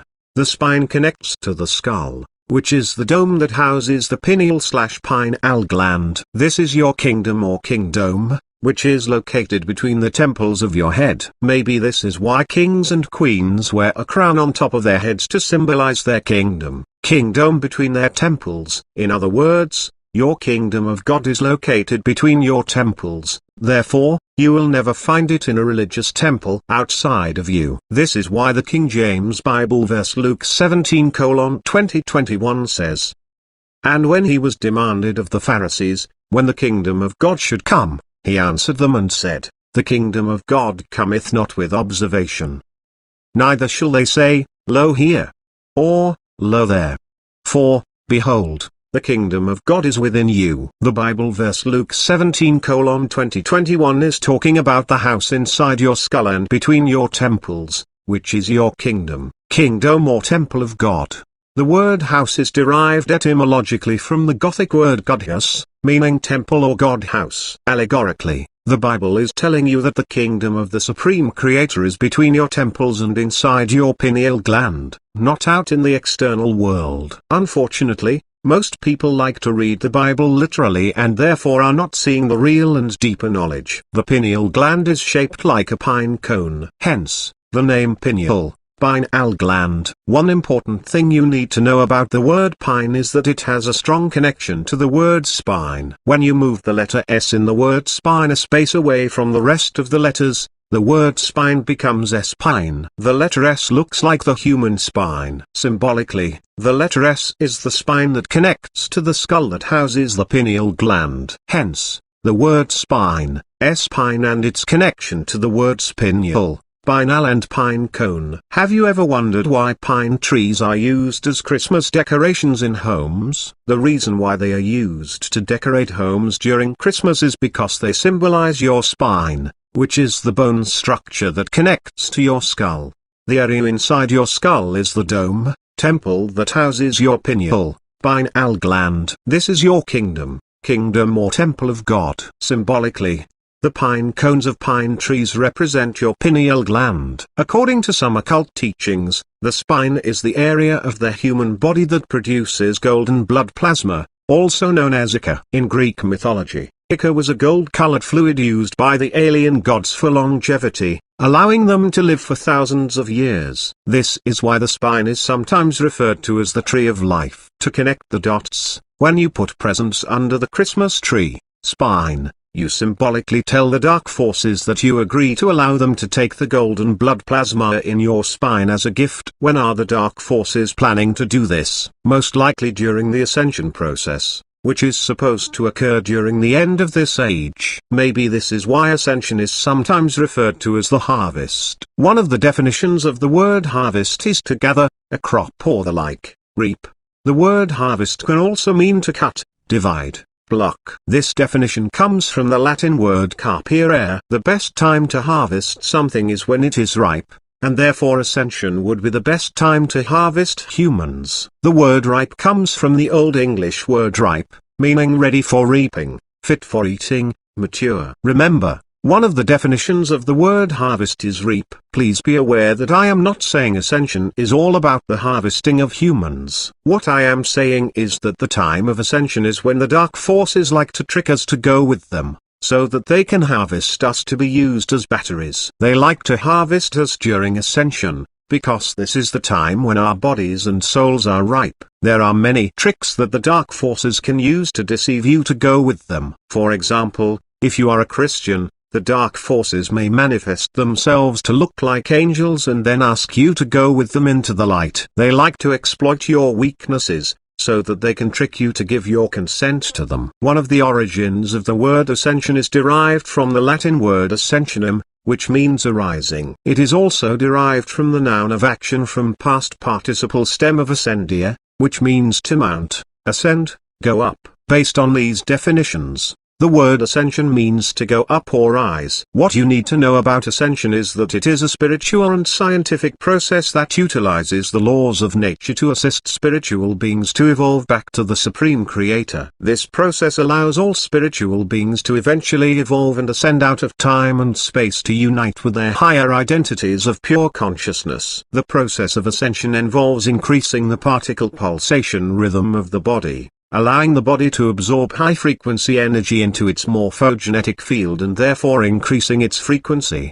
The more accurate term for this process is frequency accretion. This process causes your body to become lighter and less dense. It also causes your consciousness to expand, allowing you to ascend to higher levels of consciousness. Every religion of humanity has its own version of ascension. For example, some religions teach their followers that only the chosen people can ascend or only God can make someone ascend. Other religions, for example, the New Age, claim that extraterrestrials, ETs, will come from outer space and help us ascend. In Christianity, it is taught that Jesus will one day come from the heavens and save his people and bring them back to the kingdom of God. With so many different versions of ascension, how do you know which one is correct? To know if the ascension technique you are using will help you achieve spiritual freedom, ask yourself this question: does this version of ascension teach me knowledge of empowerment and truth, and how to be responsible for my spiritual growth?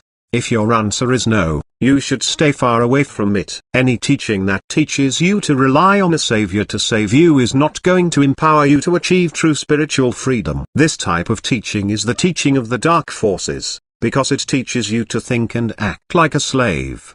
The idea that a messiah or some alien race is coming to save us is a psychological operation created by the dark forces to keep us living in a state of mental slavery. To find more evidence that the dark forces may be planning to harvest humans during ascension, we need to investigate and study some of the hidden messages in the movie Jupiter Ascending. Before we do this, you need to be aware that the dark forces and their minions like to show you what they are doing to the human race or are planning to do to humanity in movies and TV shows. The Matrix is one of the best examples of a movie that shows you the agendas of the dark forces. One of the main reasons why the dark forces and the dark magicians show you their agendas in movies and TV shows is because they do not want to violate your free will. Furthermore, most people do not take the messages in movies and TV shows seriously. This allows the dark forces to show their agendas in plain sight without worrying about people becoming aware of their evil deeds. Be aware that they also like to use other media to reveal their agendas, such as video games, music videos, and magazines.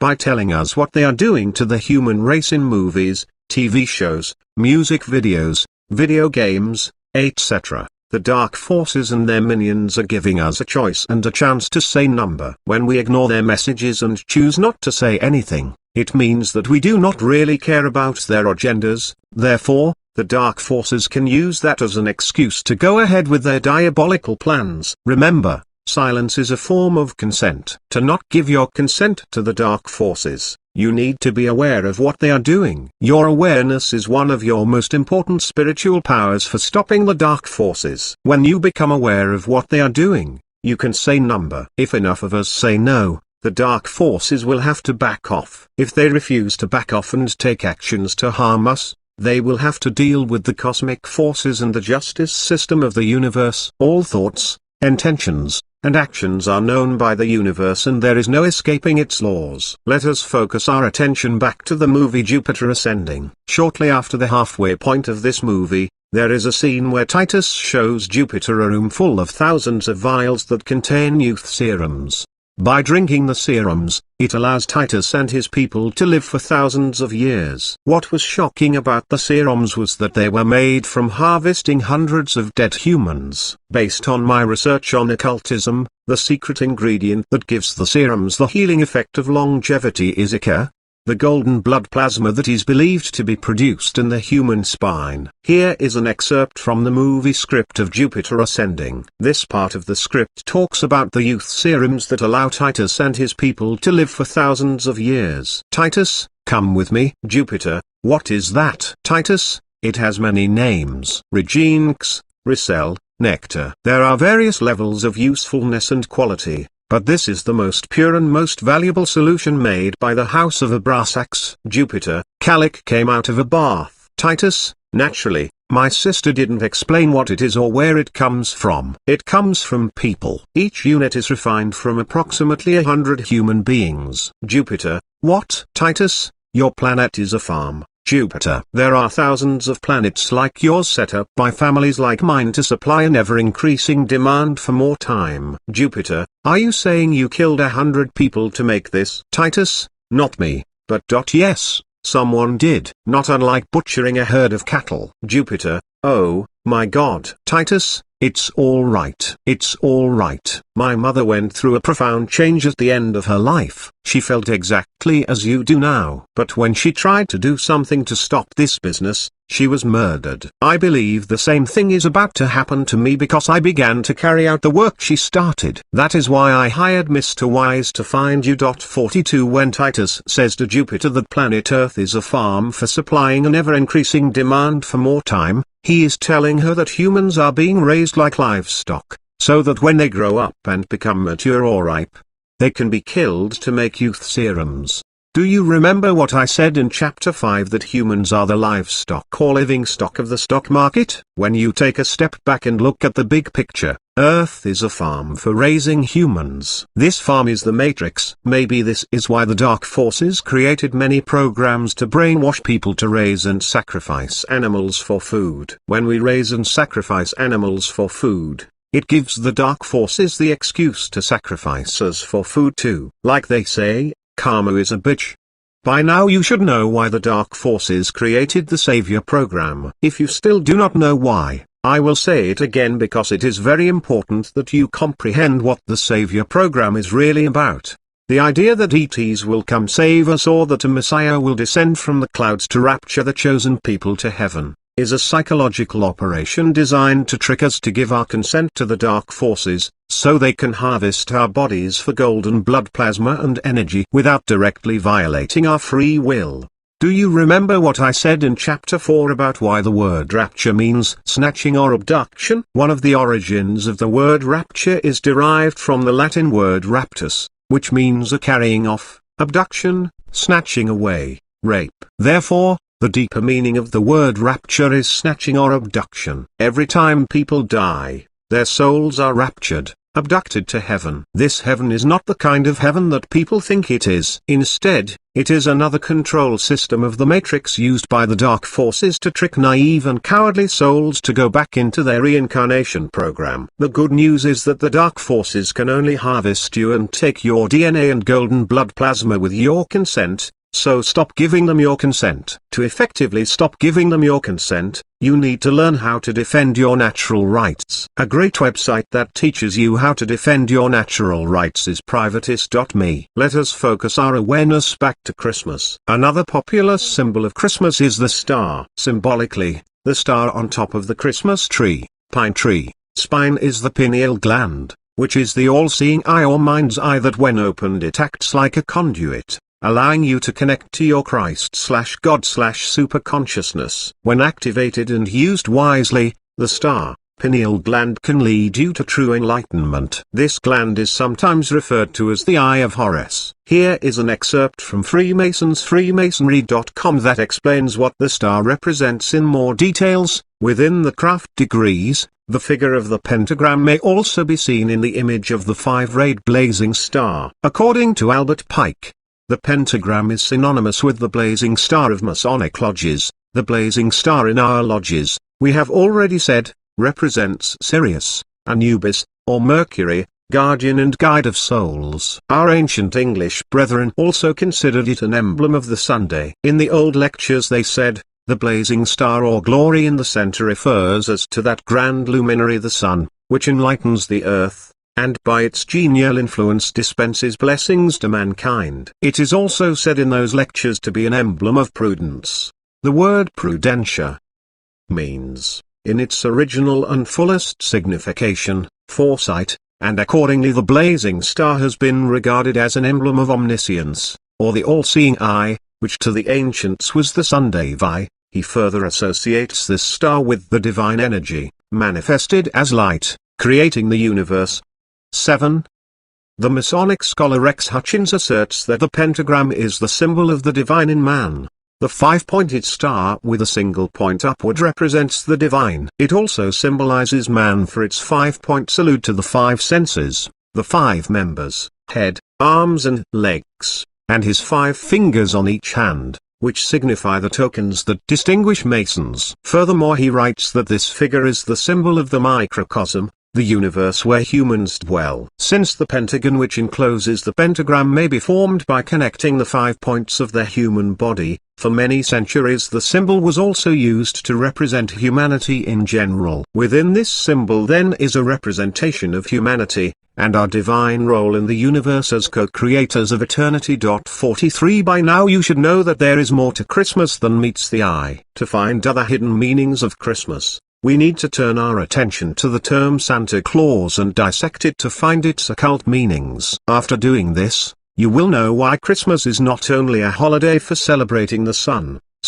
but is also a holiday for celebrating Satan. Two of the origins of Santa Claus go back to ancient Egypt and Greece. In Egyptian mythology, the sun god Osiris was born on the 25th of December. During the anniversary of his birth, he would ride through the heavens in his chariot. 44 The Greek sun god Helios was also believed to be born on the 25th of December. Helios would also ride through the heavens in his sun chariot pulled by horses during the anniversary of his birth. Today, we have a similar character named Santa Claus that flies across the sky in his reindeer-drawn chariot on Christmas Eve. To find one of the hidden meanings of Santa Claus, you need to rely on the art of anagram or wordplay. The word Santu is an anagram for the word Satan. Santu is Satan. Have you ever wondered why Santa wears a red suit? The color red is sometimes used to represent the devil, which is why the devil is often red in color. Santa, Satan is the name and symbol used for representing the ideology of the dark forces. Is it hard for you to believe that a big belly old man in a red suit can represent Satan or the devil? Santu is also known as Saint Nick. The word Nick is etymologically defined as the devil. As for the word saint, it is derived from the Latin word sanctus,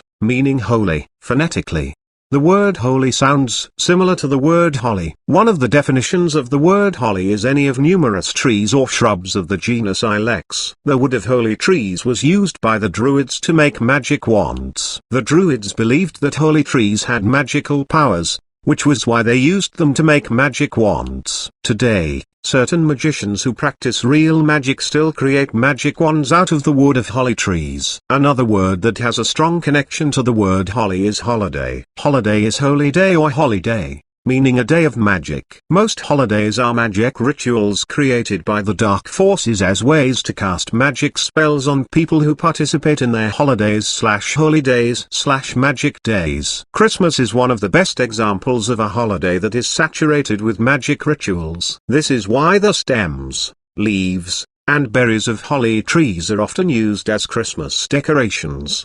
The word holy translates into the Norwegian language as the word Kristorn. When you split the word Kristorn into two words, it becomes Kristorn. Phonetically, the prefix Christ sounds similar to the word Christ. The word Christ is derived from the Greek word Christos, which means the anointed. The occult definitions of the words in this section show the connection among the words holy, holiday, Christ, magic, and saint. Because you now know some of the occult definitions of the word Santa, let us explore the hidden meanings of the word Claus. Doing this will make it easier for you to understand the deeper meanings of the name Santa Claus. The word Claus from the phrase Santa Claus was taken from the word claustrum, which is defined as the one of the four basal ganglia in each cerebral hemisphere that consists of a thin lamina of gray matter separated from the lenticular nucleus by a layer of white matter. Take out the letters T, R, U, and M from the word claustrum and you are left with the word clause. Here is an excerpt from an article published on esotericonline.net that does a great job of explaining the connection among the words clause and claustrum and the character Santa Claus. Saint Nick. The claustrum is a thin sheet of isolated grey matter, found just medial to the island of Reel. Santi says it is a sheet of peculiar grey substance, and is made up of fusiform, spindle-shaped, cell bodies. It is from this claustrum that contains yellow substance within its outer greyish exterior, that the wonderful, priceless oil is formed that flows down into the olivary fasciculus, descending with the rubrospinal tract through the reticular formation in the pons and medulla to the lateral column of the spinal cord. It terminates in the grey matter of the spinal cord, probably giving off collaterals to corresponding nuclei in the brain stem. Santi. This is the oil, the precious gift of which the Bible speaks, "Thou anointest my head with oil." And not only is there oil manufactured within this special laboratory of the brain, but there is actually an olive tree, which bears actual olives so named in any anatomy. The two olives are two infinitesimal eminences on either side of the medulla, with the pyramid between. They are 1/2 inch in length. It is found well developed only in the higher mammals. They are really, Santi, stations between the cerebrum and the cerebellum and between the spinal cord and the cerebellum. This oil is the most sacred substance in the body. It is the quintessence of gold, the gold of offer, most truly a rare gift. Globules of oil are found in the vital fluid, the semen, and when the prodigal son has wasted his substance, he finds that it takes a long time to replace the deficiency and make good the looted bank account. The olives, which contain the oil, are the reservoirs, the relay stations, of course, which furnish the oil for the lamp, the pineal gland, at the top of which is the flame or eye. When the kundalini, the serpent fire that lies concealed within the sacral plexus is awakened, burns up the dross within the spinal cord, and reaches the conarium, it sets fire to this oil and thus lights the perpetual lamp, which gives the light to the whole house. 45. The word clause. Claustrum represents the precious gift, holy oil that is secreted in the brain. Symbolically, the spine is the chimney that the holy oil travels up and down on. When this holy oil reaches the pineal gland, single eye, lamp and interacts with the Kundalini energy, it lights and activates the pineal gland, causing it to become all-seeing or illuminated. Symbolically, this is the all-seeing eye on the back of the $1 bill, which is the symbol that the Illuminati like to use to represent their secret society. This is why the King James Bible verse Matthew 6:22-23 says, "The light of the body is the eye. If therefore thine eye be single, thy whole body shall be full of light. But if thine eye be evil, thy whole body shall be full of darkness. If therefore the light that is in thee be darkness, how great is the darkness?" The English Standard Version of the Bible verse Matthew 6:22 even says, "The eye is the lamp of the body." So,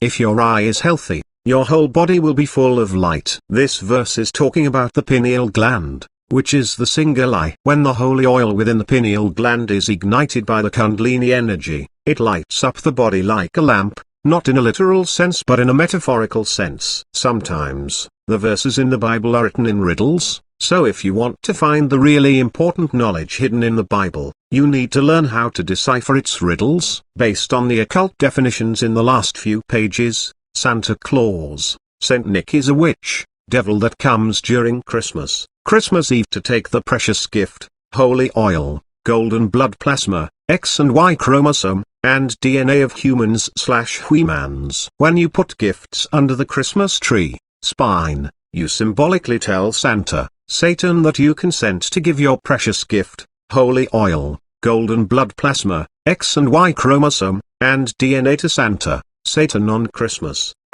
Eve. What most people do not know about Christmas is that it is a religious ritual and magic contract. The creators of this ritual, which are the dark forces, like to use it to trick people to give their consent to them. What you need to know about rituals is that they have energetic binding forces attached to them. These binding forces are not dependent upon personal knowledge or beliefs. By simply taking the action to perform the holiday, magic day ritual known as Christmas, the effects and results are achieved, and therefore you are bound to whatever the ritual is designed to do. When you take the action to put presents under the Christmas tree, it symbolically tells the dark forces that you consent to give them your holy gifts, which are your energy, holy oil, golden blood plasma, X and Y chromosome, and DNA, to trick us to participate in the Christmas holiday/magic day ritual. The dark forces made Christmas very appealing, which is why there are so many cute creatures,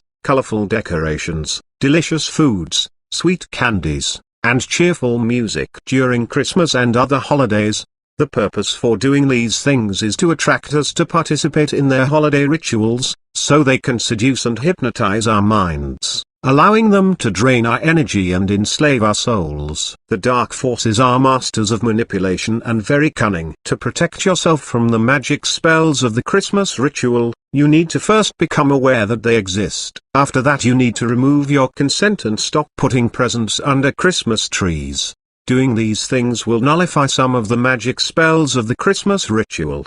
If you plan to celebrate Christmas, it would be wise to meditate before doing so. During meditation, tell the universe or the Supreme Creator that you do not consent to participate in the Christmas ritual of the dark forces. Furthermore, tell the universe or the Supreme Creator that you are getting together on Christmas Eve and Christmas Day to spend time with your families and friends, not to celebrate Christmas. When you say these things, your mind generates energy signatures and then projects them out into the universe. These energy signatures tell the dark forces that you are aware of their Christmas ritual and do not consent to it. If the dark forces were to not honor your decision and harm you, they would violate your free will and therefore would have to face the consequences for their actions. All thoughts, intentions, and actions are known by the universe and there is no escaping its laws. You may also want to use your power of thought to create a protection barrier around your home to shield it from demonic entities and evil spirits. You can do this by imagining a protection barrier of white light surrounding your home with the intention to shielding all evil spirits and negative thought form entities from entering your home. Spend some time doing this and use the energy of nature to help strengthen the barrier. You can also strengthen strengthen the protection barrier by asking a few people to participate in the process of creating it. It is best to ask people who are open to the idea of creating protection barriers or magic spells. People who are not open to this idea can actually prevent the barrier from functioning effectively. This can happen because their thought patterns and beliefs can prevent the barrier from manifesting properly. Before doing a protection barrier,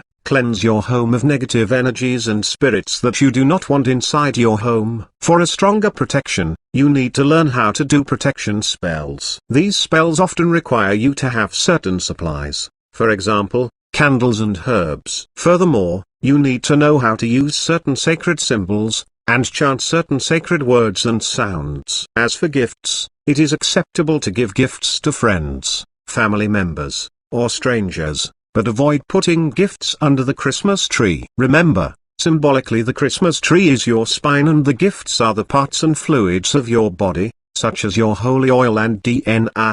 The occult meanings of Easter. Another popular holiday that people like to celebrate is Easter. This holiday/magic day has a strong connection to Christmas and is also filled with occult symbolism. Two of the origins of the word Easter are derived from the Old English word Easterd and Proto-Germanic word Ostron, which means dawn. Ostron is also the name of a goddess of fertility, spring, and sunrise whose feast was celebrated at the spring equinox. One of the common definitions of Easter is an annual Christian festival in commemoration of the resurrection of Jesus Christ, observed on the first Sunday after the first full moon after the vernal equinox, as calculated according to tables based in Western churches on the Gregorian calendar and in Orthodox churches on the Julian calendar. To find the occult meanings of Easter, you need to know what Jesus represents in the religious story of the resurrection of Jesus Christ. In this religious story, the character Jesus does not represent a man,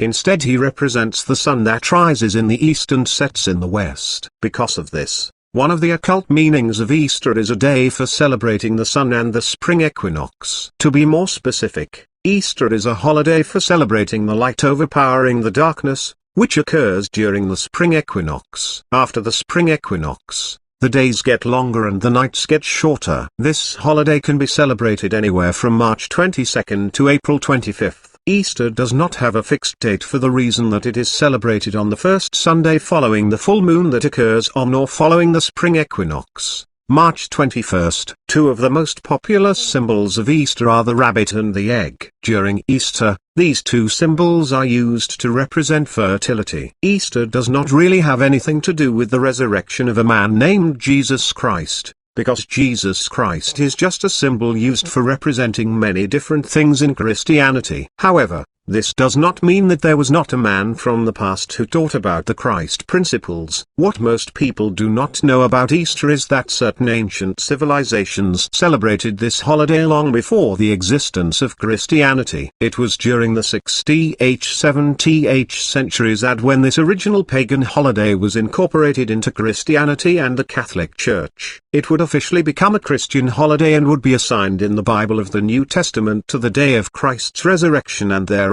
was called Easter. The English word Easter is derived from an Old English or Anglo-Saxon word Easter or Elster, or Astarte/Astarte, who was an ancient fertility goddess that various Anglo-Saxon tribes worshipped during the start of this 6th age when they had celebrated this time of year as the sun's Passover time, and to whom sacrifices were annually offered. Before the Anglo-Saxons had worshipped Astarte, she was called by the Sumerian Inanna and later the Akkadian Ishtar, whose temple priestesses were the women of Ishtar. Ishtaritum and sacred prostitution was part of this religion or cult, and their temples served as houses of prostitution, in which the priestesses were prostitutes. In the East, to the Phoenicians, Canaanites and Babylonians she was the goddess that was known as Astoath or Ishtar. She was also the Babylonian Venus or goddess of love and the consort of the pagan fire god, Baal. 46 Here is an excerpt from lasttrumpetministries.org that explains the deeper meanings of Easter in more details. The first thing we must understand is that professing Christians were not the only ones who celebrated a festival called Easter.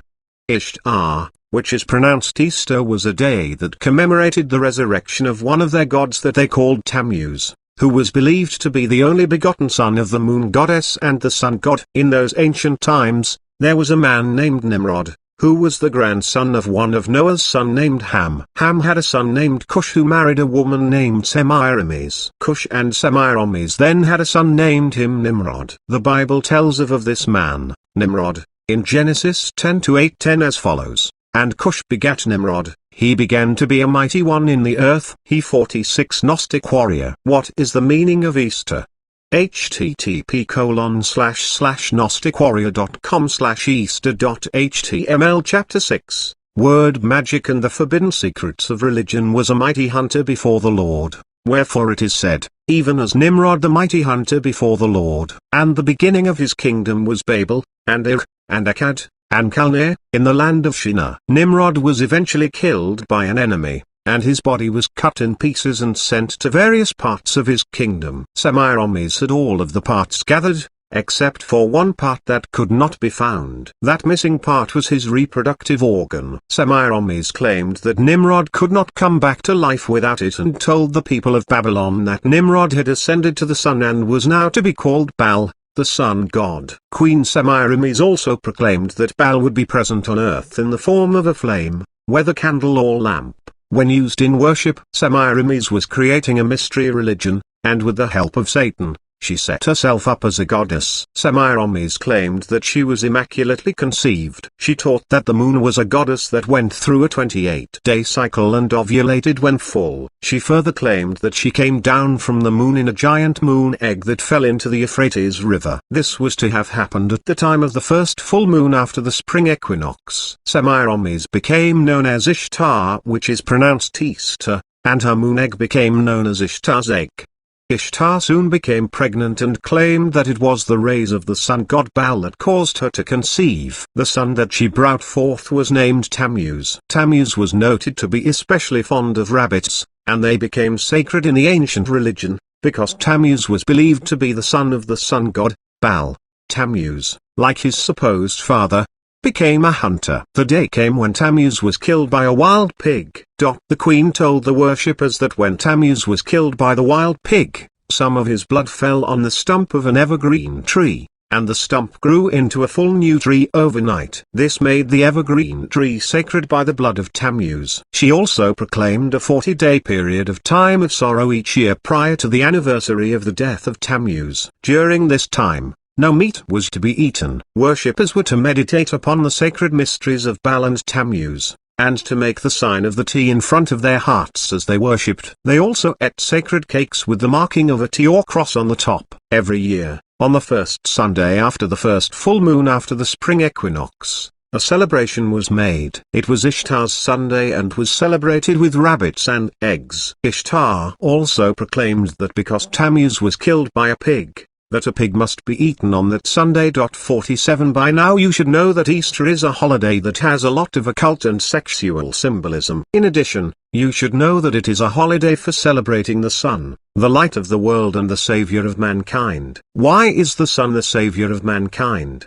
Because it produces sunlight and ejects it towards Mother Earth to nourish and fertilize her, so that she can produce life during the spring season. One important thing you need to know about ancient myths that have a lot of occult symbolism is that many of them were created to teach people moral lessons. However, many of them were also created to poison people's minds with disempowering ideas. Another important thing you need to know about ancient myths is that many of them have empowering truths. These truths are often hidden behind allegories and riddles. Because of this, it would be wise for you to study ancient myths and take them seriously. You can learn a lot about life and reality from deciphering and studying the knowledge in ancient myths. Ancient myths are still alive and well today due to the fact that many of them are found in modern holidays and religious stories. Because of this, they are still shaping human culture. Unfortunately, many holidays that have these ancient myths were created by the dark forces to trick people to enter into contracts with them. If you celebrate their holidays,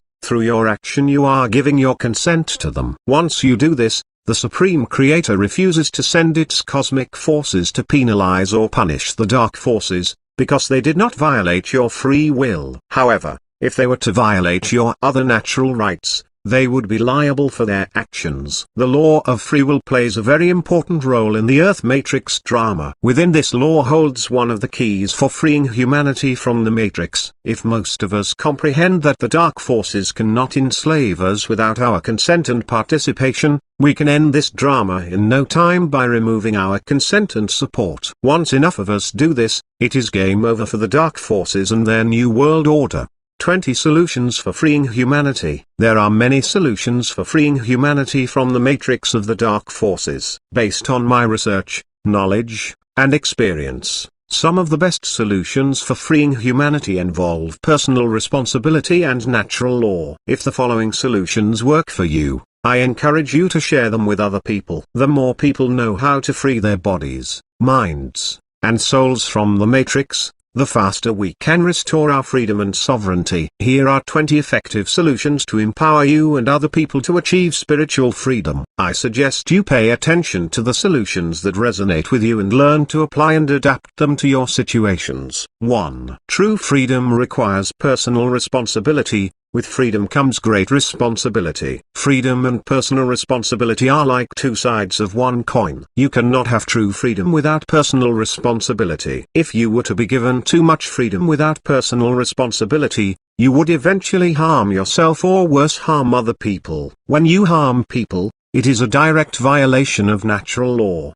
The consequence of harming other living beings is very serious. Here is a great example of a situation that explains why true freedom requires personal responsibility. Pretend that you have a 5-year-old child. Would you be willing to leave your 5-year-old child at the mall or state fair by himself? Let me guess. Your answer is no, right? A 5-year-old child is too irresponsible to be given that kind of freedom. When you lack personal responsibility, you will always need authorities or government institutions to govern you. Because of this, you will never be able to achieve true spiritual freedom.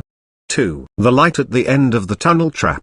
After your body dies, one of the dark forces' favorite tricks to prevent you, the soul, spirit, from leaving their matrix is the light at the end of the tunnel trap. They like using this trap because they know human souls are attracted to the light. Once you walk into the light, you unknowingly go back into their matrix.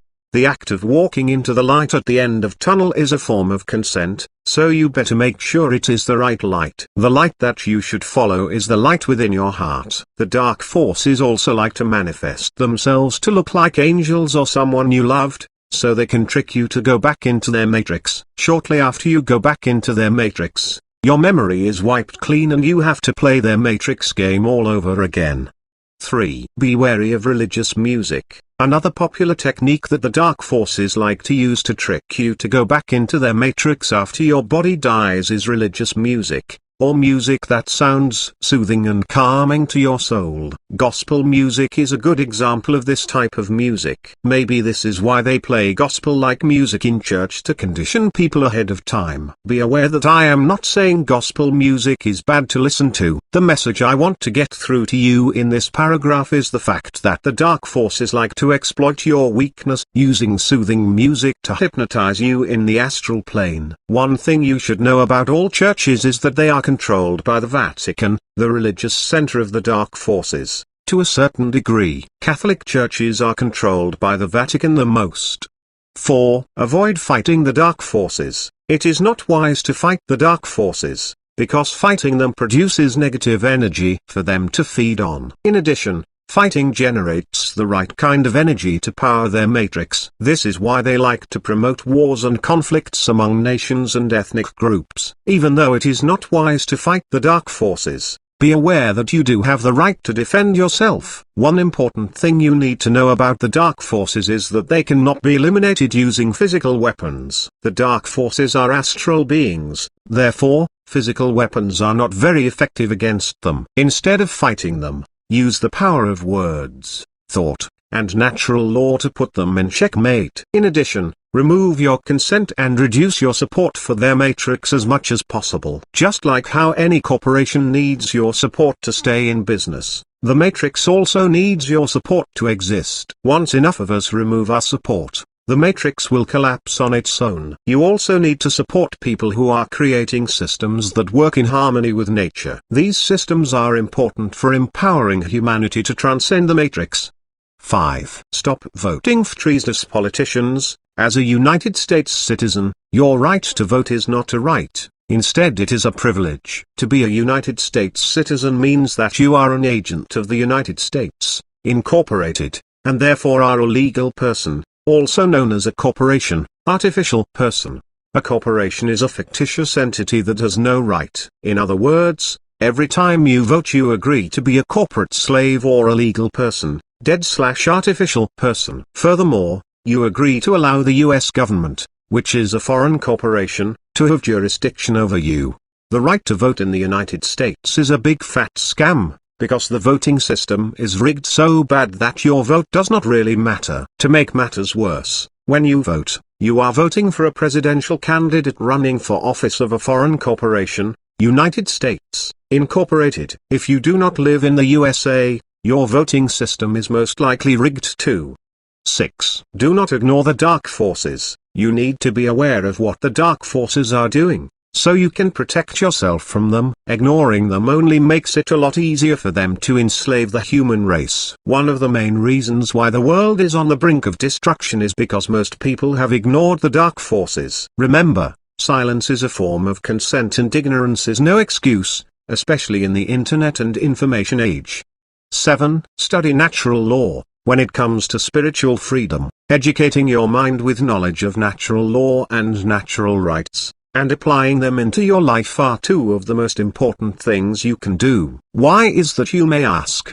Because learning how to live in harmony with natural law is a requirement for ascending to a higher level of consciousness that is beyond time and space. As you ascend to higher levels of consciousness, it allows your body to hold more high-frequency energy, causing your spiritual powers, for example, love, thought, awareness, and consciousness, to strengthen exponentially. Eventually, your spiritual powers will become so strong that you will be able to destroy planets and stars. Do you think the Supreme Creator will allow you access to that kind of power without being responsible and knowing how to live in harmony with nature? With great powers come great responsibilities.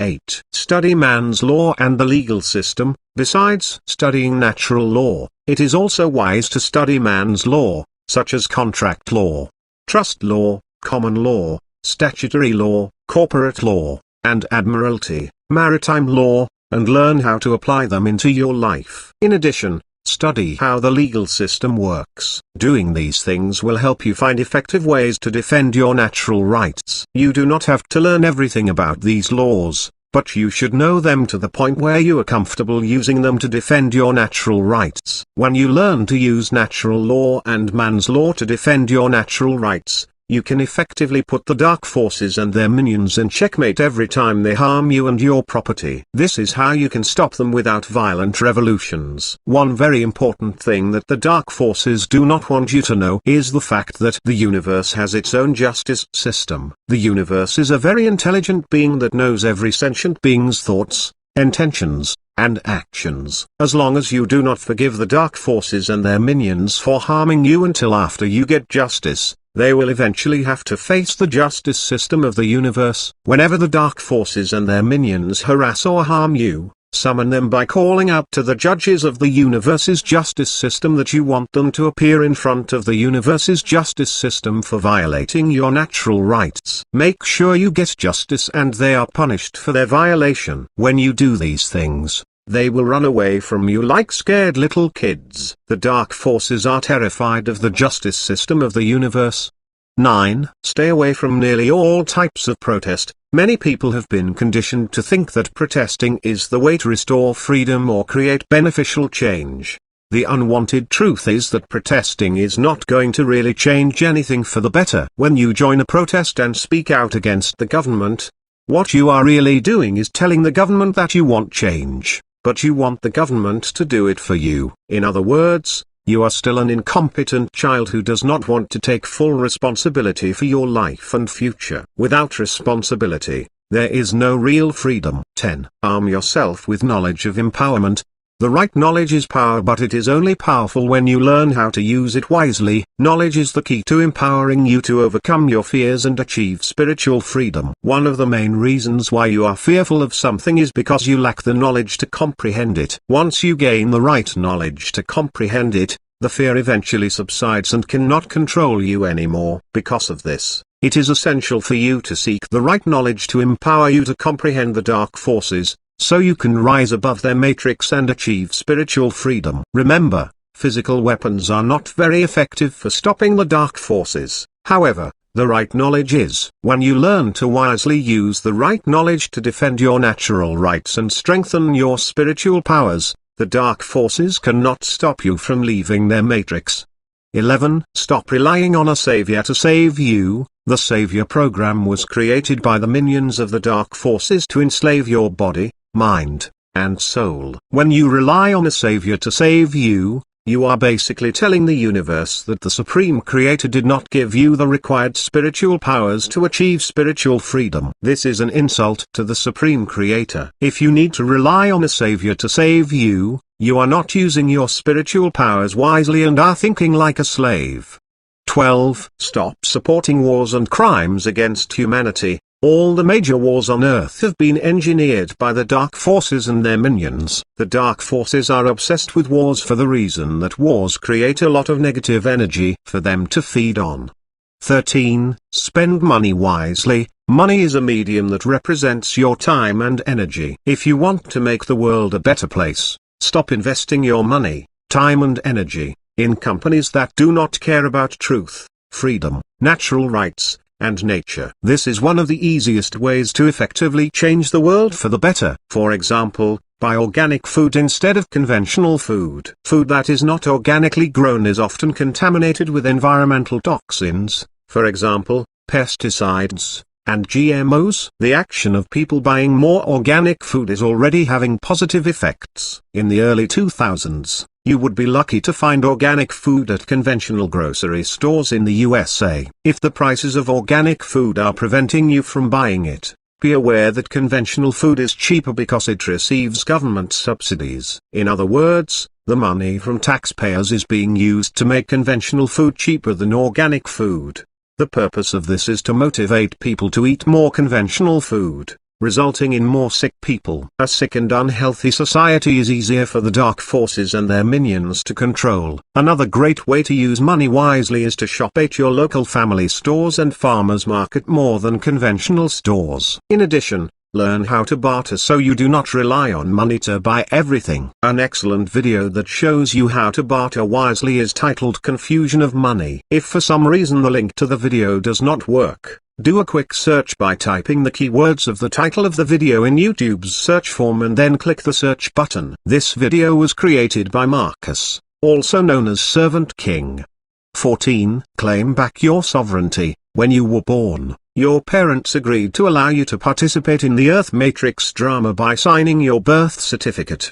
By doing this, they unknowingly turned you into a property of the state, making you a corporate slave. To claim back your sovereignty, you need to remove your consent, correct your status, and nullify certain government contracts, for example, marriage license, birth certificate, social security card, and driver's license. 2 websites that do a great job of teaching you how to effectively claim back your sovereignty are Privatist.me and CurtisRichardCallenbuck.xyz.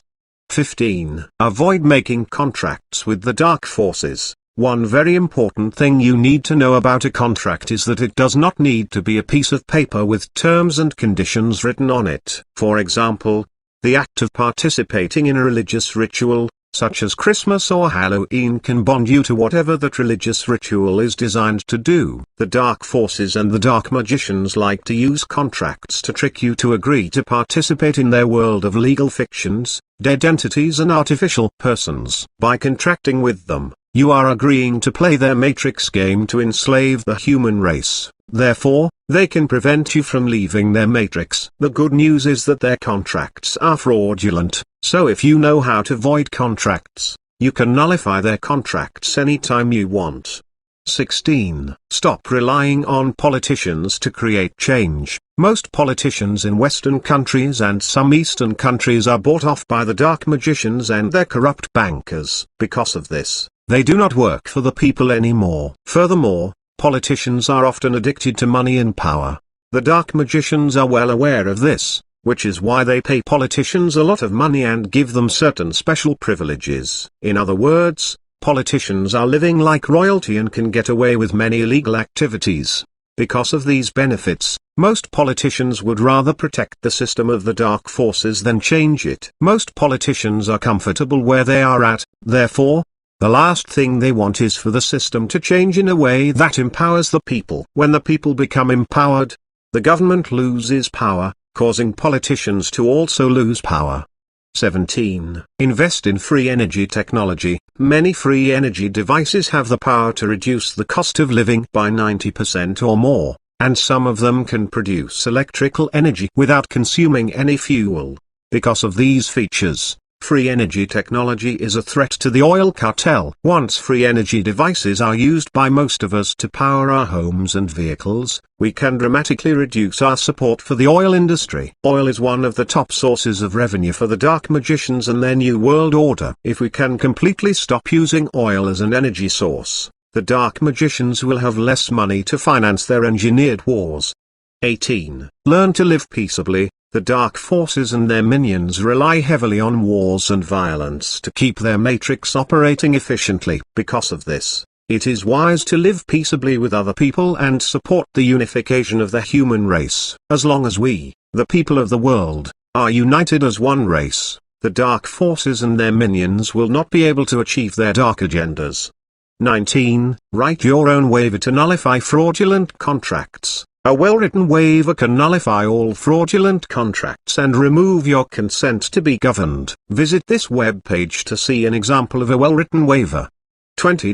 Live like small communities. Have you ever been to small towns where people have their own doctors, teachers, mechanics, markets, farms, etc.? These small communities are self-sufficient and the people often know how to live in harmony with nature.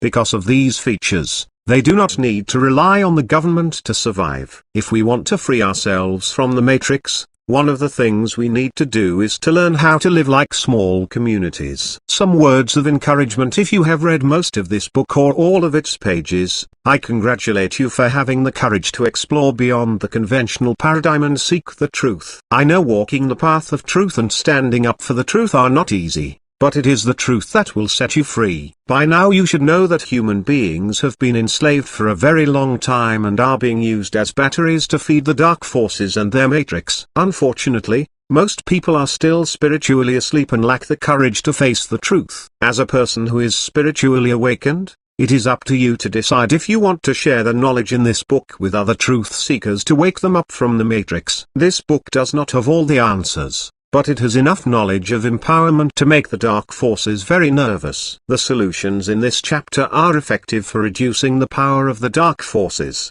but to free the human race from the matrix requires a large number of people to use the solutions wisely. If we can get about 15% of the world's population to apply most of the 20 solutions into their lives, we can restore a good percentage of our freedom and sovereignty in less than one generation. Once this happens, it is just a matter of time until the people of the world totally free themselves from the matrix. Some of you may think that there is no way we can free enough people's minds to restore our freedom and sovereignty, because the dark forces control nearly everything that we do and have gatekeepers guarding every important entrance to the mainframe of the matrix. Do not let the dark forces intimidate you. In truth, when it comes to law and order, darkness will always surrender to light. Darkness is a state of randomness and chaos. When light comes in contact with darkness, it gives order to that chaos, causing it to structuralize. This process pushes the darkness away, showing that light has more authority than darkness. The dark forces are only succeeding because most people believe they are powerless. Remember, you are a spiritual being with infinite potential. You literally have the spiritual powers to create planets,